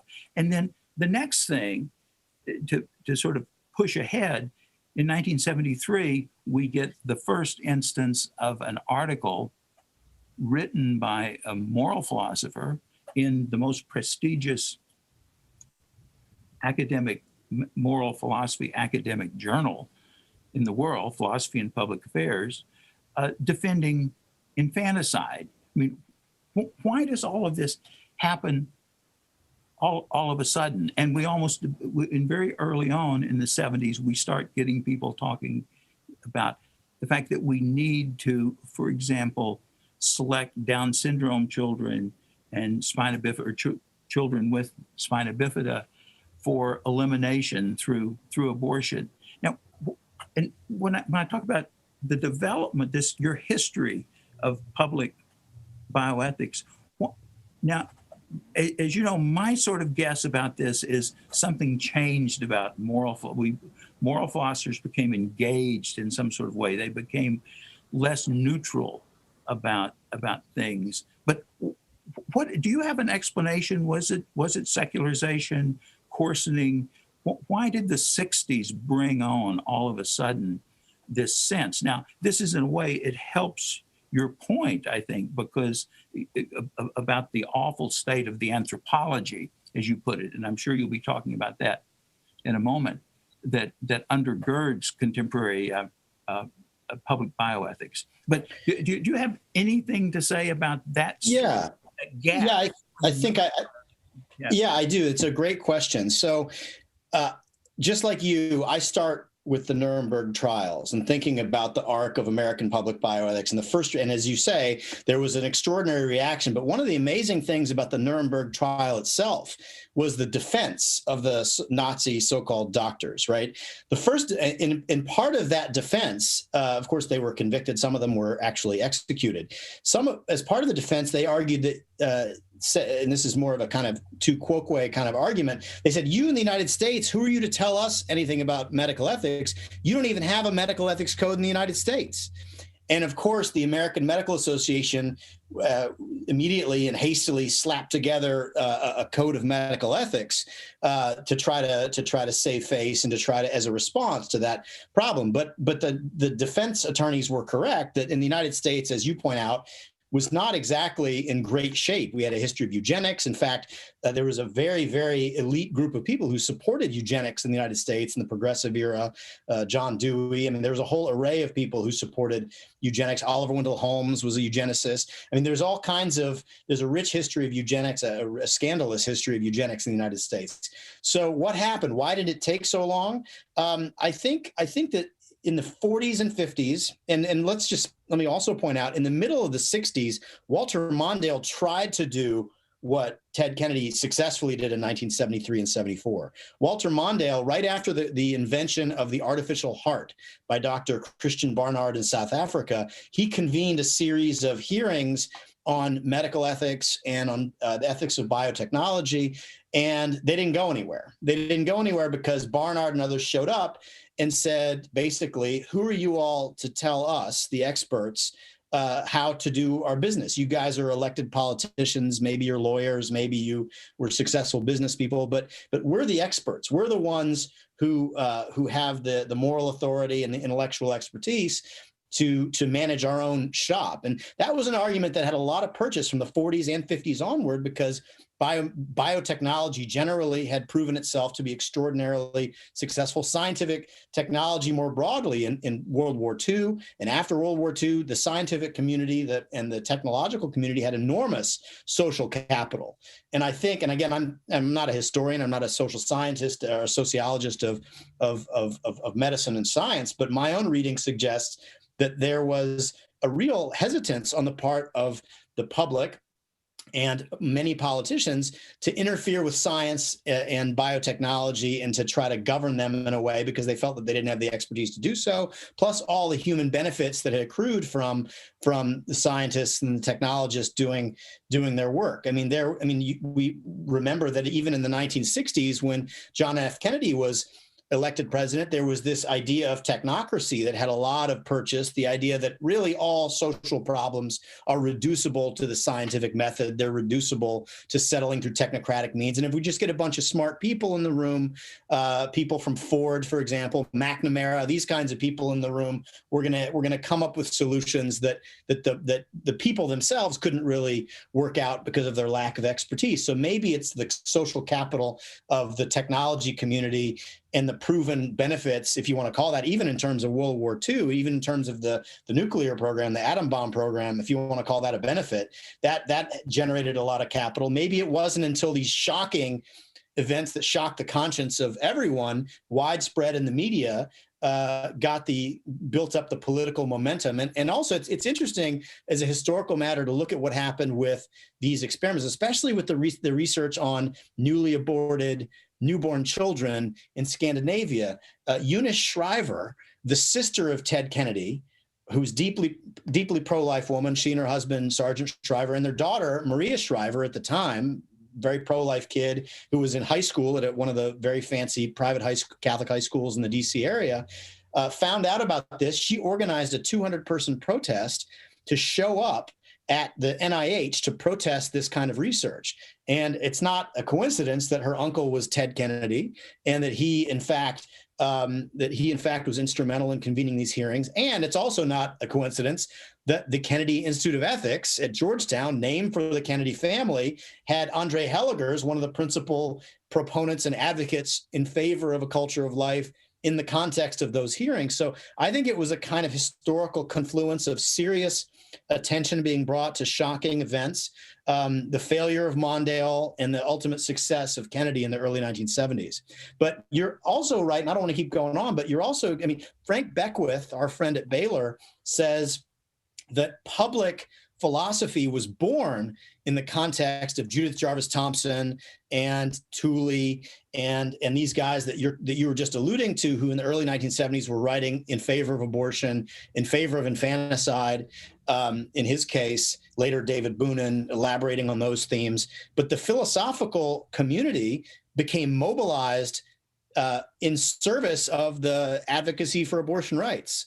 And the Judith Jarvis Thompson article, I think, is still the most reprinted article in all of academic philosophy. So it is interesting that this gives rise, the question of abortion, which is essential and central to all of the questions relating to bioethics, no matter how attenuated it might seem, even at end-of-life decision-making. We saw that in the Supreme Court, when the so-called philosopher's brief was filed, the amicus brief in favor of a constitutional right to assisted suicide, they grounded their arguments in the same arguments in the American abortion jurisprudence. So I don't want to be reductive about it, but abortion is really central to the entire story of American public bioethics. No, I think that's right. It's a point that I find interesting, especially, is that it happened so suddenly that especially high-level philosophy got involved in medicine and did some pretty awful things, defense of infanticide. And this is coming along right after the Roe decision, which is more connected to your work on the law. But as when I was a university student and becoming interested in philosophy, I can't imagine there being any single discussion about an issue like abortion in the classroom in graduate seminars. We had courses on Hegel and Kant and Aristotle, but we didn't worry about these kind of normative issues. But philosophy changed, and there's a connection there between, it seems to me, your big historical picture that philosophy changed partly in the interest of supporting some of these anthropological premises that you're going to be discussing here in a minute, in favor of autonomy, self-determination, individualism. Now, the particular philosophers might have differed, but philosophy changed when John Rawls wrote his great book on A Theory of Justice. And all of a sudden, philosophy became something that got engaged in these cultural issues, and abortion was part of that. But I don't want to go on, because I want to get on to your views on, your book is really not about this nitty-gritty history, although I think it's very important, and I hope my students will read this part of your book very carefully. But your book is really about these two warring anthropologies, it seems to me, like what you call expressive individualism, a conception of the human person and the sense of flourishing that's associated with that anthropology at war with something you call embodiment, and an anthropology of embodiment. And could you just start us down that path? I don't want you just to have to go on and saying the same. But this is an important book, and this is an important distinction. Can you just tell us one more time?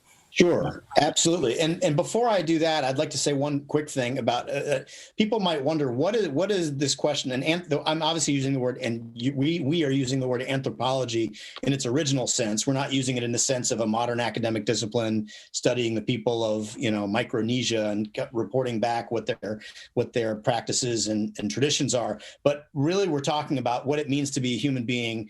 And what constitutes human flourishing. That's the fundamental, that's what we mean when we say anthropology, just for our viewers. And it's Pope John Paul uses the word in that way.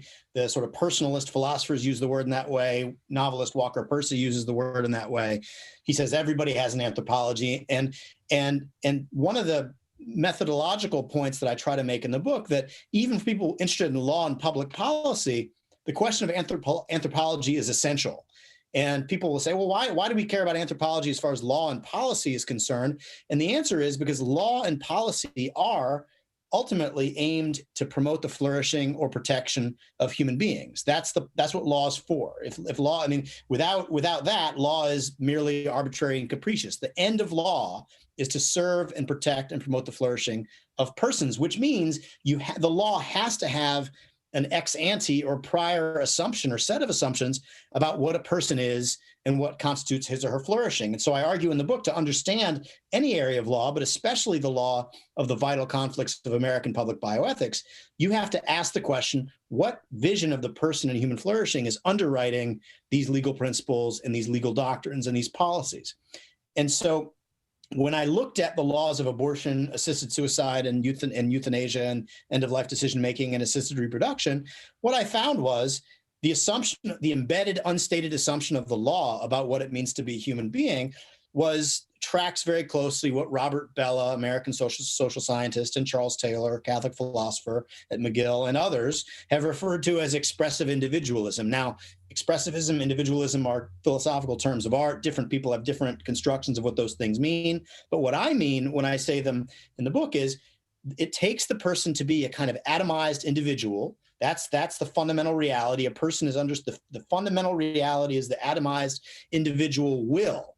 That is, the person is defined according to his or her will, her desires, and flourishing is constituted by interrogating the depths of the interior of the self to discover one's authentic and original and perhaps transgressive truths, express them, and then to configure your life plan accordingly. That's what human flourishing is. And that is done irrespective of one's web of connections to family or community or nation. It is a radically individualistic account of human life and human flourishing, and human beings sort of encounter each other as either collaborative or contending wills. And everything else is instrumental to that end.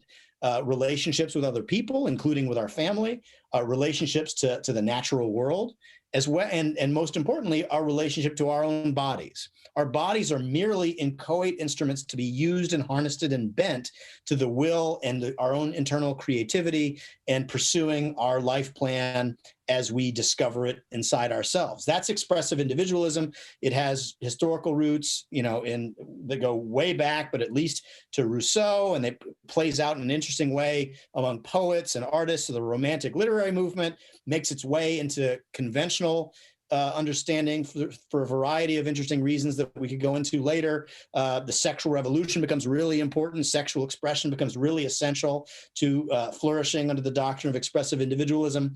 And my argument is, if your vision of the person is expressive individualism, as I've just described it, it is terribly suited to build a system of law and policies relating to bioethics, because that vision of human identity and flourishing leaves behind certainly everybody at some point in our lives, right? When we're very young, or when we're in the womb, or when we're sick or disabled, or if we're nearing the end of our lives, the kind of flourishing model of the individual will seeking to assert itself in the universe is not something that most people can do, right? And if that's your vision of the person, if you build laws and policies to advance the interest of that person, not only are you going to leave behind the weak and the vulnerable, they're not even going to be visible to observation. You can't even explain what a child is if that's the anthropology that you're working with. You can't explain what a person with dementia is. You can't explain what an unborn child is.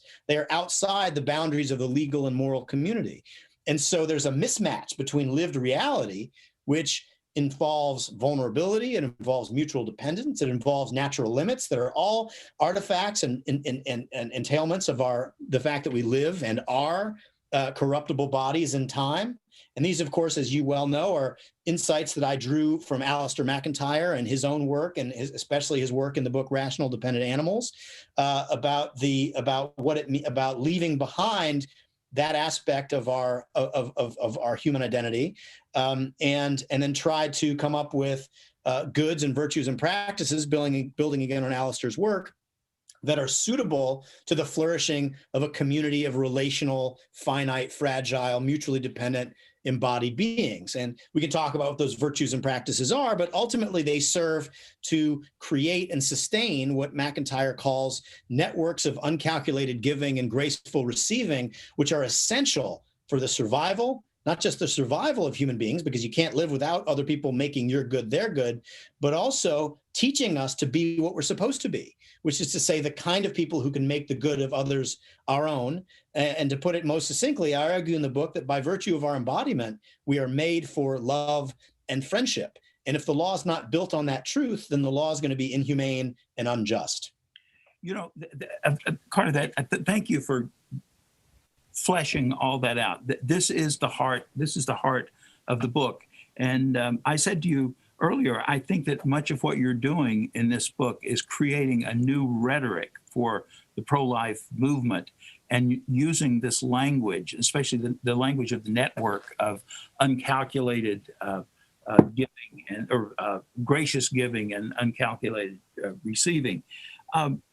With regard to that notion of networks of people drawn in toward love, with love as its goal, one of the things that surprised some people I know when I saw some commentary on your book earlier was that you don't say much about justice. I mean, since justice has been, for much of public bioethics generally, has been the sort of first virtue of big institutions, as John Rawls said. But I take it that these networks of giving and receiving, these relational things, are the sort of substitute for the account of justice for someone like you who takes embodiment so seriously. Can you say something just more about what? So if you can go forward on that, I'd love to know about the networks more and what happened to justice, or is it still right? Yeah. No, so I use the language of obligation in the book, right? And I talk about unchosen obligations, and I talk about gratitude, and I talk about I talk about ingratitude and the fitting response to the realization that we are all the beneficiaries of the uncalculated giving of others, most obviously our parents, right? But also our friends and neighbors in our community.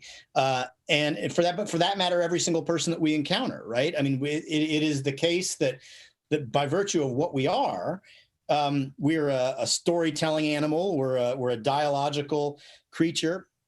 And the fact of our acknowledging our own dependence, realizing what we've come from, and should generate, I think, the fitting response to that is the experience of gratitude. And maybe you need your moral imagination to be cultivated to see the extent to which one has benefited from the selfless, sacrificial love and care and forbearance of others. We don't want to be like Satan in Paradise Lost, right? That's the sort of anthem of expressive individualism, where Lucifer's talking to the angels in Milton and saying to God, we don't have any recollection of being creatures. We have no recollection of being made. We only remember how we are now. We only remember being powerful and being willful and being capable of imposing our will on others. And it reminds you of the French philosophers' quip about certain social contract theorists. They sound like childless men who have forgotten their childhood, right? So I don't talk about justice in the terms of explicitly in the book, but I do talk about obligation. And again, the book is at the very beginning of the book, I try to make the argument that this is a book about law and policy, and it's not gonna deduce the first principles of justice and fairness and equality and these other. It's basically making an argument based on shared experience and shared principles, hopes, dreams, needs, etc. And the point that I'm trying to make is that people should be persuaded, because to not honor your unchosen obligations is to be ungrateful, is to act in a way that's not fitting, and to act in a way that is unsuitable. So for a parent not to take care of her child or his child is, I don't use the language of justice to talk about it. It's about the neglect of an obligation. It's a kind of demonstration of ingratitude, but I do think it also is an injustice. I leave it to the philosophers to work out how precisely to describe that. But that's the heart of what I'm trying to argue in the book. Yeah, just one more word on that. The transition from this notion of embodiment. I mean, it's very important to you. In fact, this is the heart of the book in another sense, to appreciate the embodiment of all of us. But how do you get from these features of embodiment in the direction of, as you said, the virtues, the principles, and the practices? Now, and I ask that question because let me just ask you that question. Then sure. Yeah. So these are the sort of steps that get me from point A to point B, as you just asked. So we begin with the proposition that we are embodied, finite beings who are vulnerable, who are corruptible, and who need other people. Now, obviously, we need other people for our basic survival when we're infants or when we're sick or when we're injured. McIntyre has the beautiful language about everybody exists on a scale of disability as bodies in time. We are in the process of living and dying and getting sick and aging and so forth, and we become injured. So that's but even more deeply, because of what we are, because we are, as McIntyre says, a storytelling animal, or as Taylor says, sort of dialogical beings. You need other people around just to become the thing that we're supposed to be, an independent practical reasoner in the language of McIntyre. You need to measure, even if you're rebelling against others, you need them you need a narrative to understand, who you are and what you're supposed to do. So it's from the reality of human dependence, interdependence, which grows out of our vulnerability as embodied beings, that you realize that you need these networks of uncalculated giving and graceful receiving to survive and to flourish. And by being nurtured by these networks, And then by sort of learning to participate in them as well, you recognize that you have obligations to other people. And I suppose you could even say injustice. You have an obligation to other people to give back, even though you may not be able to give back to those people who gave to you. The fitting response in gratitude, if not injustice, is to care for the weak and the vulnerable in precisely the same ways. And the virtues that go along with the creating and sustaining of these networks are the virtues of acknowledged dependence and some other virtues as well, the virtue of just generosity, the virtue of hospitality, the virtue of misericordia, accompanying other people in their suffering, making their suffering your suffering, as well as the virtues of graceful receiving, gratitude being chief among them, but also humility, openness to the unbidden, tolerance of imperfection, honesty, respect for human dignity, and really the virtues of friendship. So I argue that once you are aware that you're in debt to others by virtue of sustaining you because of your weakness as a function of your embodiment, once you recognize that debt, the fitting response is to pay it back and to create and shore up these networks of uncalculated giving and graceful receiving. And to do so, to fail to do so, at best, would be to act in a profoundly ungrateful way. Yeah, that's terrific. Now, what your argument roughly has this form. There are features of embodiment, weakness, vulnerability, finitude, and so forth, that actually get the moral game going. We get these virtues, we get, and you have very interesting sort of ideas about how to stretch our imagination in this regard as embodied creatures. What if the expressive individualist says back to you, look, but my idea from the beginning was this sort of Sartrean idea that we can do anything. We have these projects, these committed projects. That's what I am. And perhaps your project is to fix the world so that these vulnerabilities, and this gets us closer to medicine, these vulnerabilities can now be taken care of. Why can't we just mess with the body such that the vulnerabilities disappear and you don't need that list of virtues anymore? And it may seem like a utopian solution, perhaps it is, but why isn't this flaw that in fact the expressive individualist can turn this argument around on you and say, look, this is what we're all for, is building this. Look what modern medicine is doing. It needs Frankenstein. We can have people who are not vulnerable. We get, I have my hearing aids right now. I keep dealing with my my problems of that sort. So is there a technological sort of fix for all of this and gets us out of the embodiment problem, as it were, and back to Sartrean self-assertion? And even to fast forward to the 21st century, this sounds like the arguments of the transhumanist. The transhumanist has the most powerful response to what I'm saying, which is say, I want to be an immortal machine. I don't want that repairs myself. And I don't want to, I want to be a radical individual. I want to impose my will on the rest of the universe.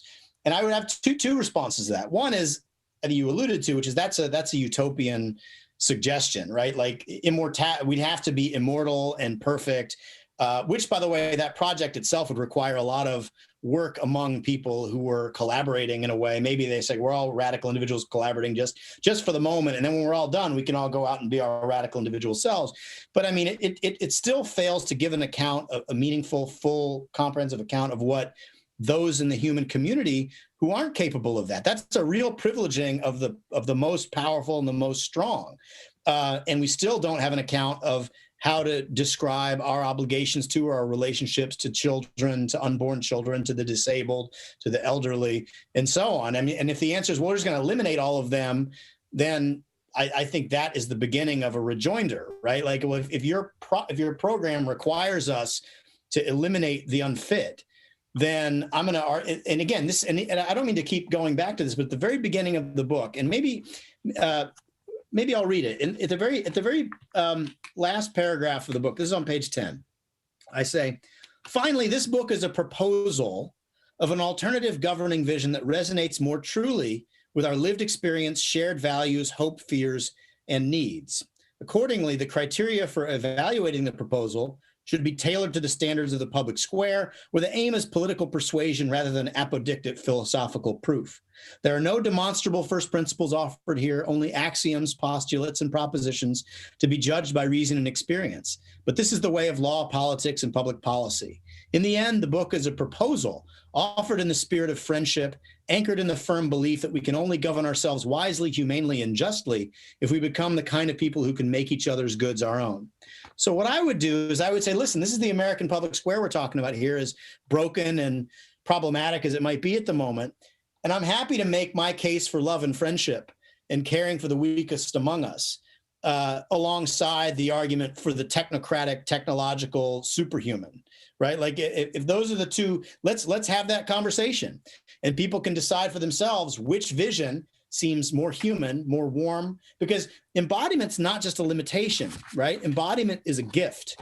The idea that we are corruptible and finite and mutually dependent also doesn't just come, that's not just a prison.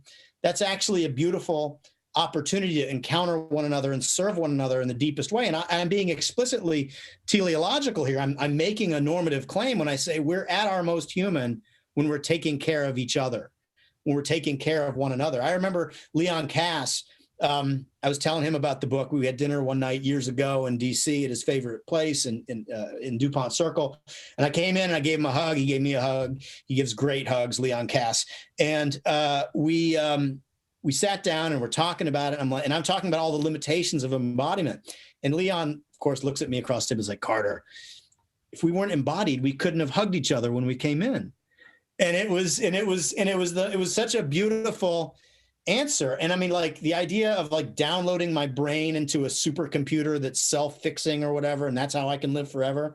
That, you know, I'll put hugs with Leon Cass up against being a supercomputer.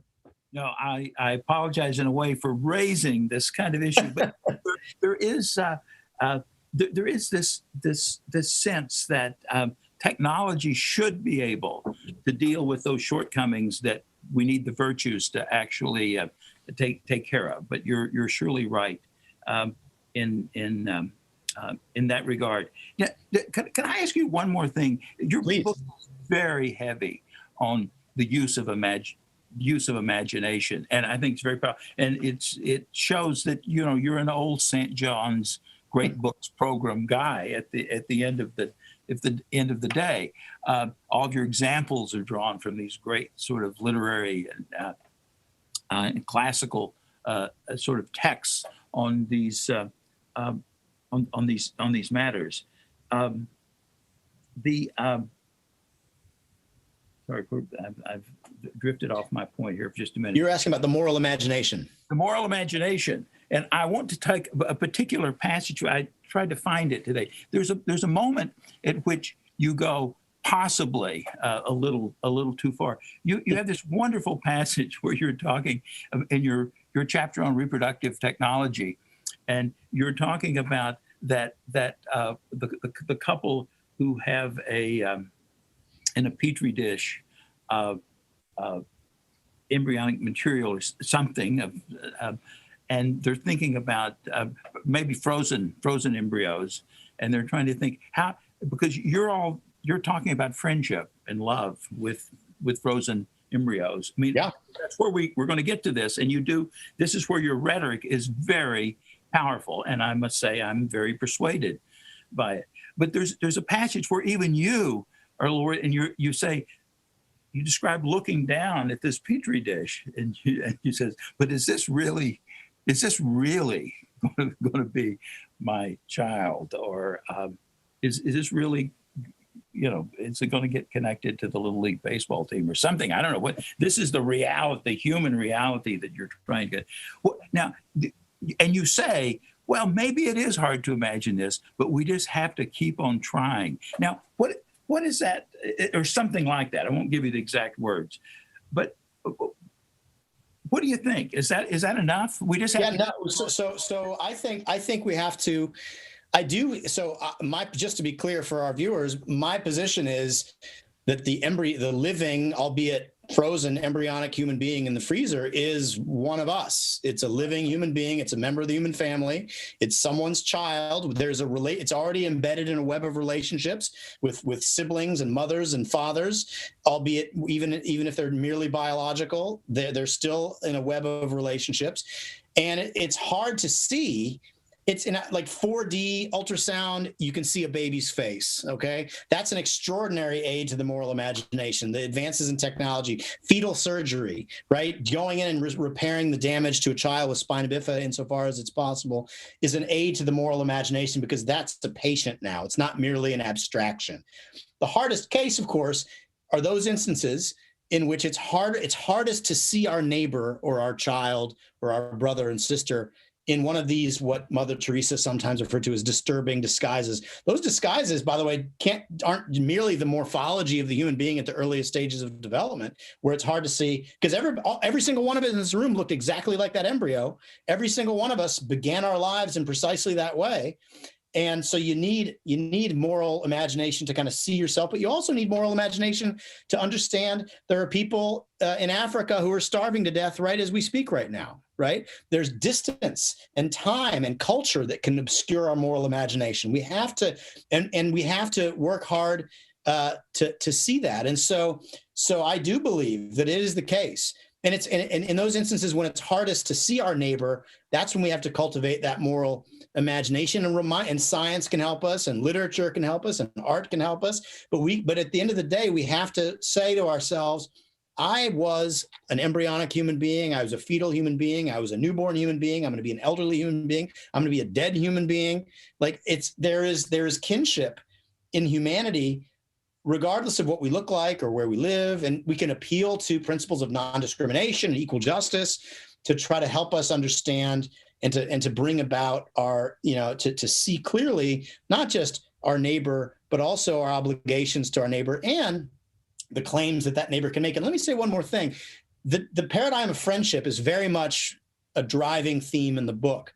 But it's also true that in these networks of giving and uncalculated receiving, and I talked to Stanley Hauerwas about this last year, and he agreed with me, that one can participate in these networks of uncalculated giving and graceful receiving merely as the participant, the passive recipient of unconditional love. You don't have to have a brain to be in a loving relationship. You don't have to be conscious to be in a loving relationship. I'm not trying to essentialize human consciousness in the way that a lot of the philosophers do that we were talking about before. There are people who will never be conscious. There are people who will lose consciousness, but nevertheless continue to be a living human being. There are babies in the womb who maybe are or aren't conscious at various stages of development, but being the passive recipient of unconditional love is participation in these networks of uncalculated giving and graceful receiving. So I don't rule people out of the moral and legal community because they aren't capable of conceptual thought. And that's true of the embryonic human being in cryostorage. It's true of the patient in a persistent vegetative state. It's true of people who are sleeping. It's true of a wide variety of different members of the human family. Now, if that's what I expect you to say, and you say it very, very well. What if it's the case that you have the benefit of this great St. John's great books education? What about the people who live in the culture that from the closing of the American mind, the world in which everybody, the world is dominated by expressive individualists and who don't have your resources, your cultural resources. Now, of course, I take it part of your argument is going to be that embodiment gives us the resources to build the kind of culture that will allow us to build another great books program somewhere in the world. But is there more you can say? Is there more you can say about the cultural? I mean, it is hard to have imagination when you're going through some of the stuff I watch on late night TV, probably worse than some of the stuff you watch. But it's what's the cultural enemy here of this imagination that's So this is the thing. I think you and I live in the world of arguments, right? Like you're a philosopher, I'm a lawyer. Like we live in the world of arguments and persuasion, and that's important. And I don't want to short sell what you and I do. But the truth of the matter is, the way you change people's hearts and the way you bring them, and John Cavadini was talking about this with Ernest Morel in the racism discussion yesterday, the way you change people's hearts. And there, again, we're tempted as lawyers, especially, we're tempted towards grand solutions. Like, okay, how do I change the United States of America into a culture that supports the anthropology of embodiment? Oh, I can't do anything, so I throw my hands up and I quit, right? Or whatever I do.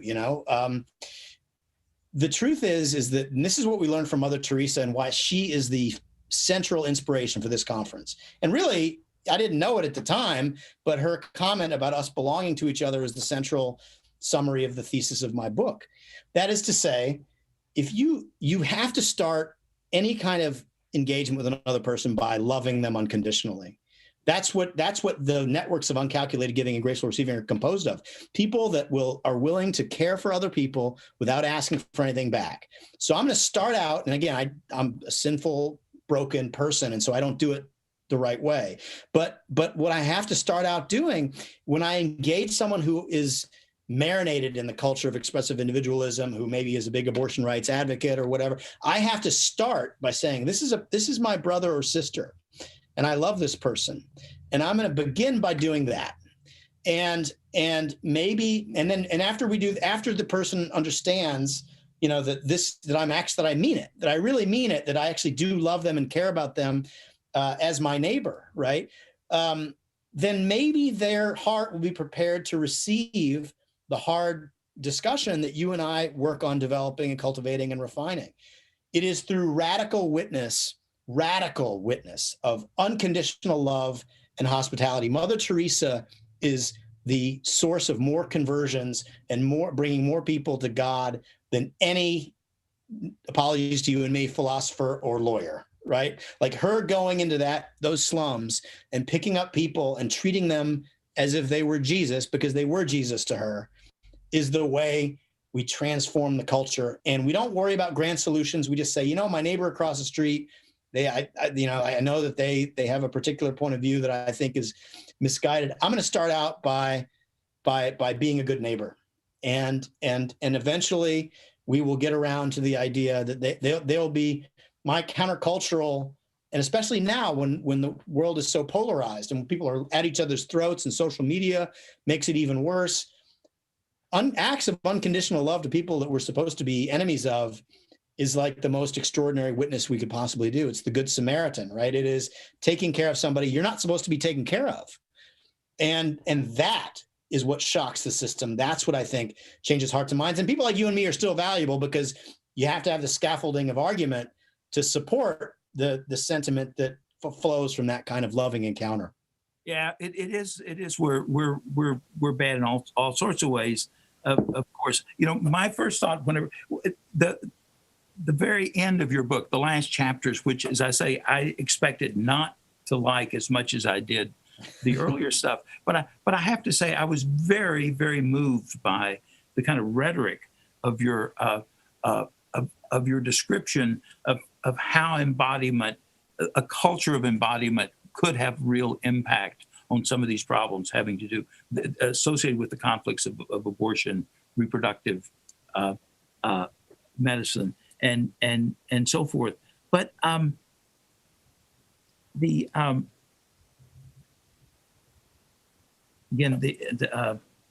I was just at the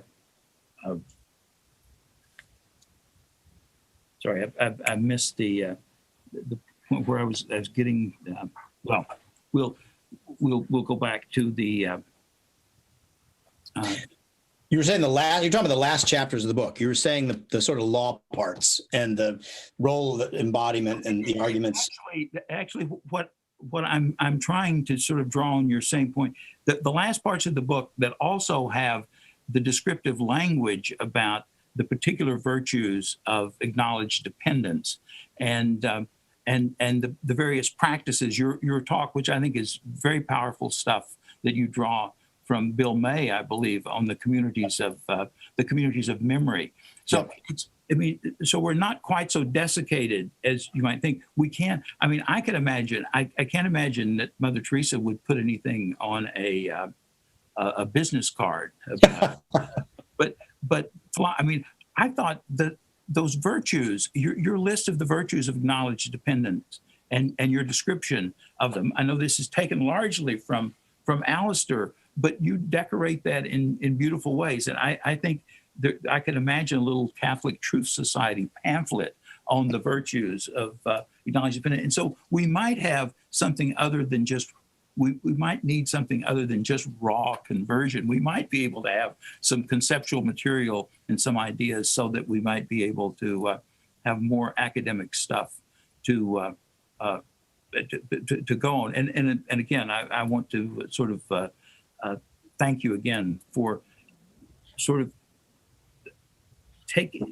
using that rhetoric to kind of move us in the direction of some of the kinds of experiences in friendship that you're hoping us to we all can have.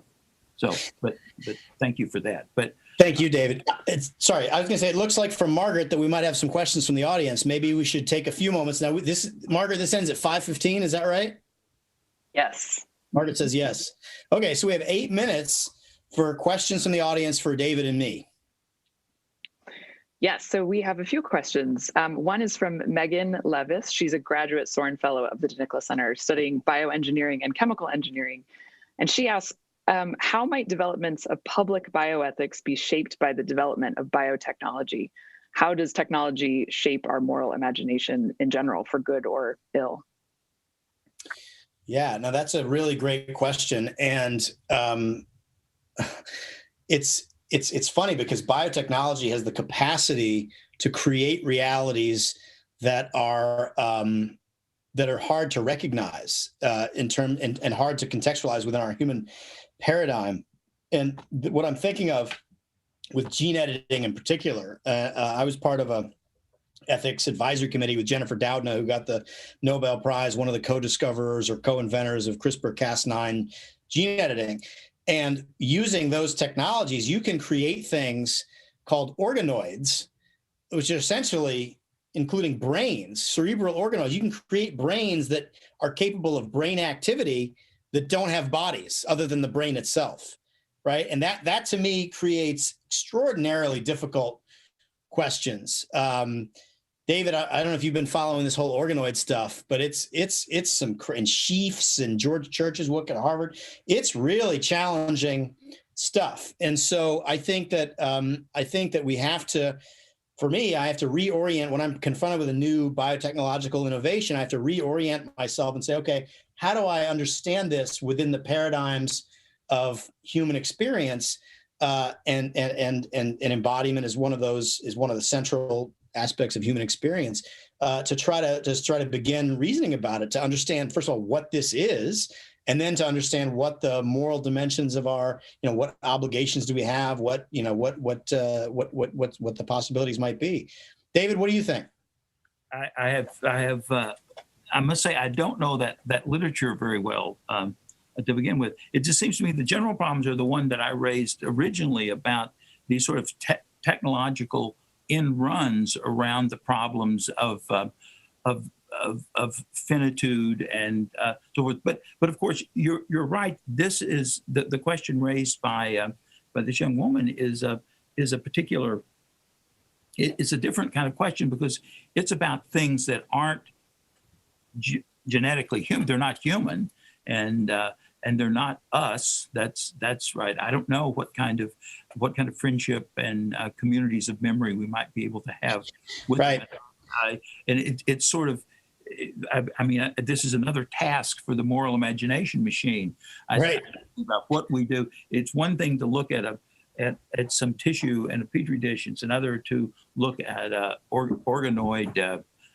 Sort of playing tic-tac-toe or something, and I don't know how to, or strategy games. I don't know where to begin there. And I will say this, 2 points in response, though. The larger two general points. One is biotechnology is purely instrumental, right? Biotechnology is power, and we need to understand that biotechnology, just like law, exist to serve to promote the flourishing of human beings and to serve the common good and must respect human dignity. And these categories are prior to the uses of biotechnology. You can use biotechnology for good, you can use it for bad. We need to understand that we are in charge of the biotechnology, and we have to use our moral framework to understand what uses are just or unjust or moral or immoral. We can't, I mean, you hear sometimes people say, well, our ethics have to change if the technology changes. I think that has it exactly backwards. I think we have to control the development of technology with the strong and thick categories of justice and respect for human dignity and equality and the common good that we have. I mean, I heard some very frightening things in these meetings, not even about destroying embryos, but about biosecurity, about these things called gene drives that can wipe out entire species, that can wipe out the entire wheat supply of a continent, for example, right? Like these are things these are unbelievably powerful biotechnologies that can do catastrophic things. And we have to be in charge of the biotechnology rather than the other way around. And let me also say, as much as I love scientists and engineers and people involved in these areas, we live in a self-governing nation, at least for the moment. And that means that we decide what the uses of biotechnology are. And we're the ones that impose the frameworks, both for safety and efficacy, but also for ethical considerations as well. And as to the one thing that David just said, we don't just have obligations to human beings, right? We also have obligations to the natural world. We have obligations to animals. We have obligations to a wide variety of non-human constituencies, let's say. And it's not as if the inquiry is over if we decide that something is not a human being. Right. Margaret, time for another question. It's 5:13. Yes, I was going to say, I think we should wrap up on this last one. You've touched on it a bit about the difficulty of cultivating our moral imagination. Stephen asked if you have, sort of specific ideas. How can we as a society move more towards an anthropology of the body and away from this idea of expressive individualism? What's sort of is there a condensed answer? Is there a way that you make this pitch to people who are embedded in a culture that feels more selfishly individualistic and less likely to look out for the other? Yeah, I mean, I think it's basically remembering, right? Like remembering our own weakness, our own fragility. Alistair says it's really important to, when a person looks at a child, to remember that we were a child. Alistair says when you look at someone who is old and aging and perhaps suffering from disabilities, that's us, right? To try to cultivate our moral imagination, to understand and to make our kinship to one another. Both are out, and I've been talking about obligations, but also you have unearned privileges, right? Like I can ask someone else for support who has not contracted to give me support, or who does not, by virtue of our mutual relationship in the human community. The most obvious example is a child doesn't have to earn the right, notwithstanding Judith Jarvis Thompson's argument, a child doesn't have to earn the right to be taken care of by her parents. That's embedded in the relationship itself. So I think remembering, reflecting on our own experiences, being mindful when we're caring for others or when others are caring for us, feeling our place in the networks of uncalculated giving and graceful receiving, I think is a place to start. Yeah, and I think that's a great place to wrap up. Thank you so much to both of you, Carter and David, for being here for this great conversation. I know we were all just delighted to be able to listen to it. It's just wonderful to have you both together, even if virtually. So thank you too to our participants for attending. You can purchase copies of Carter's book, What It Means to Be Human, on the Harvard University website or wherever fine books are sold. And we hope that you'll come back. Harvard University Press website, Margaret. Harvard University Press, excuse me, yes.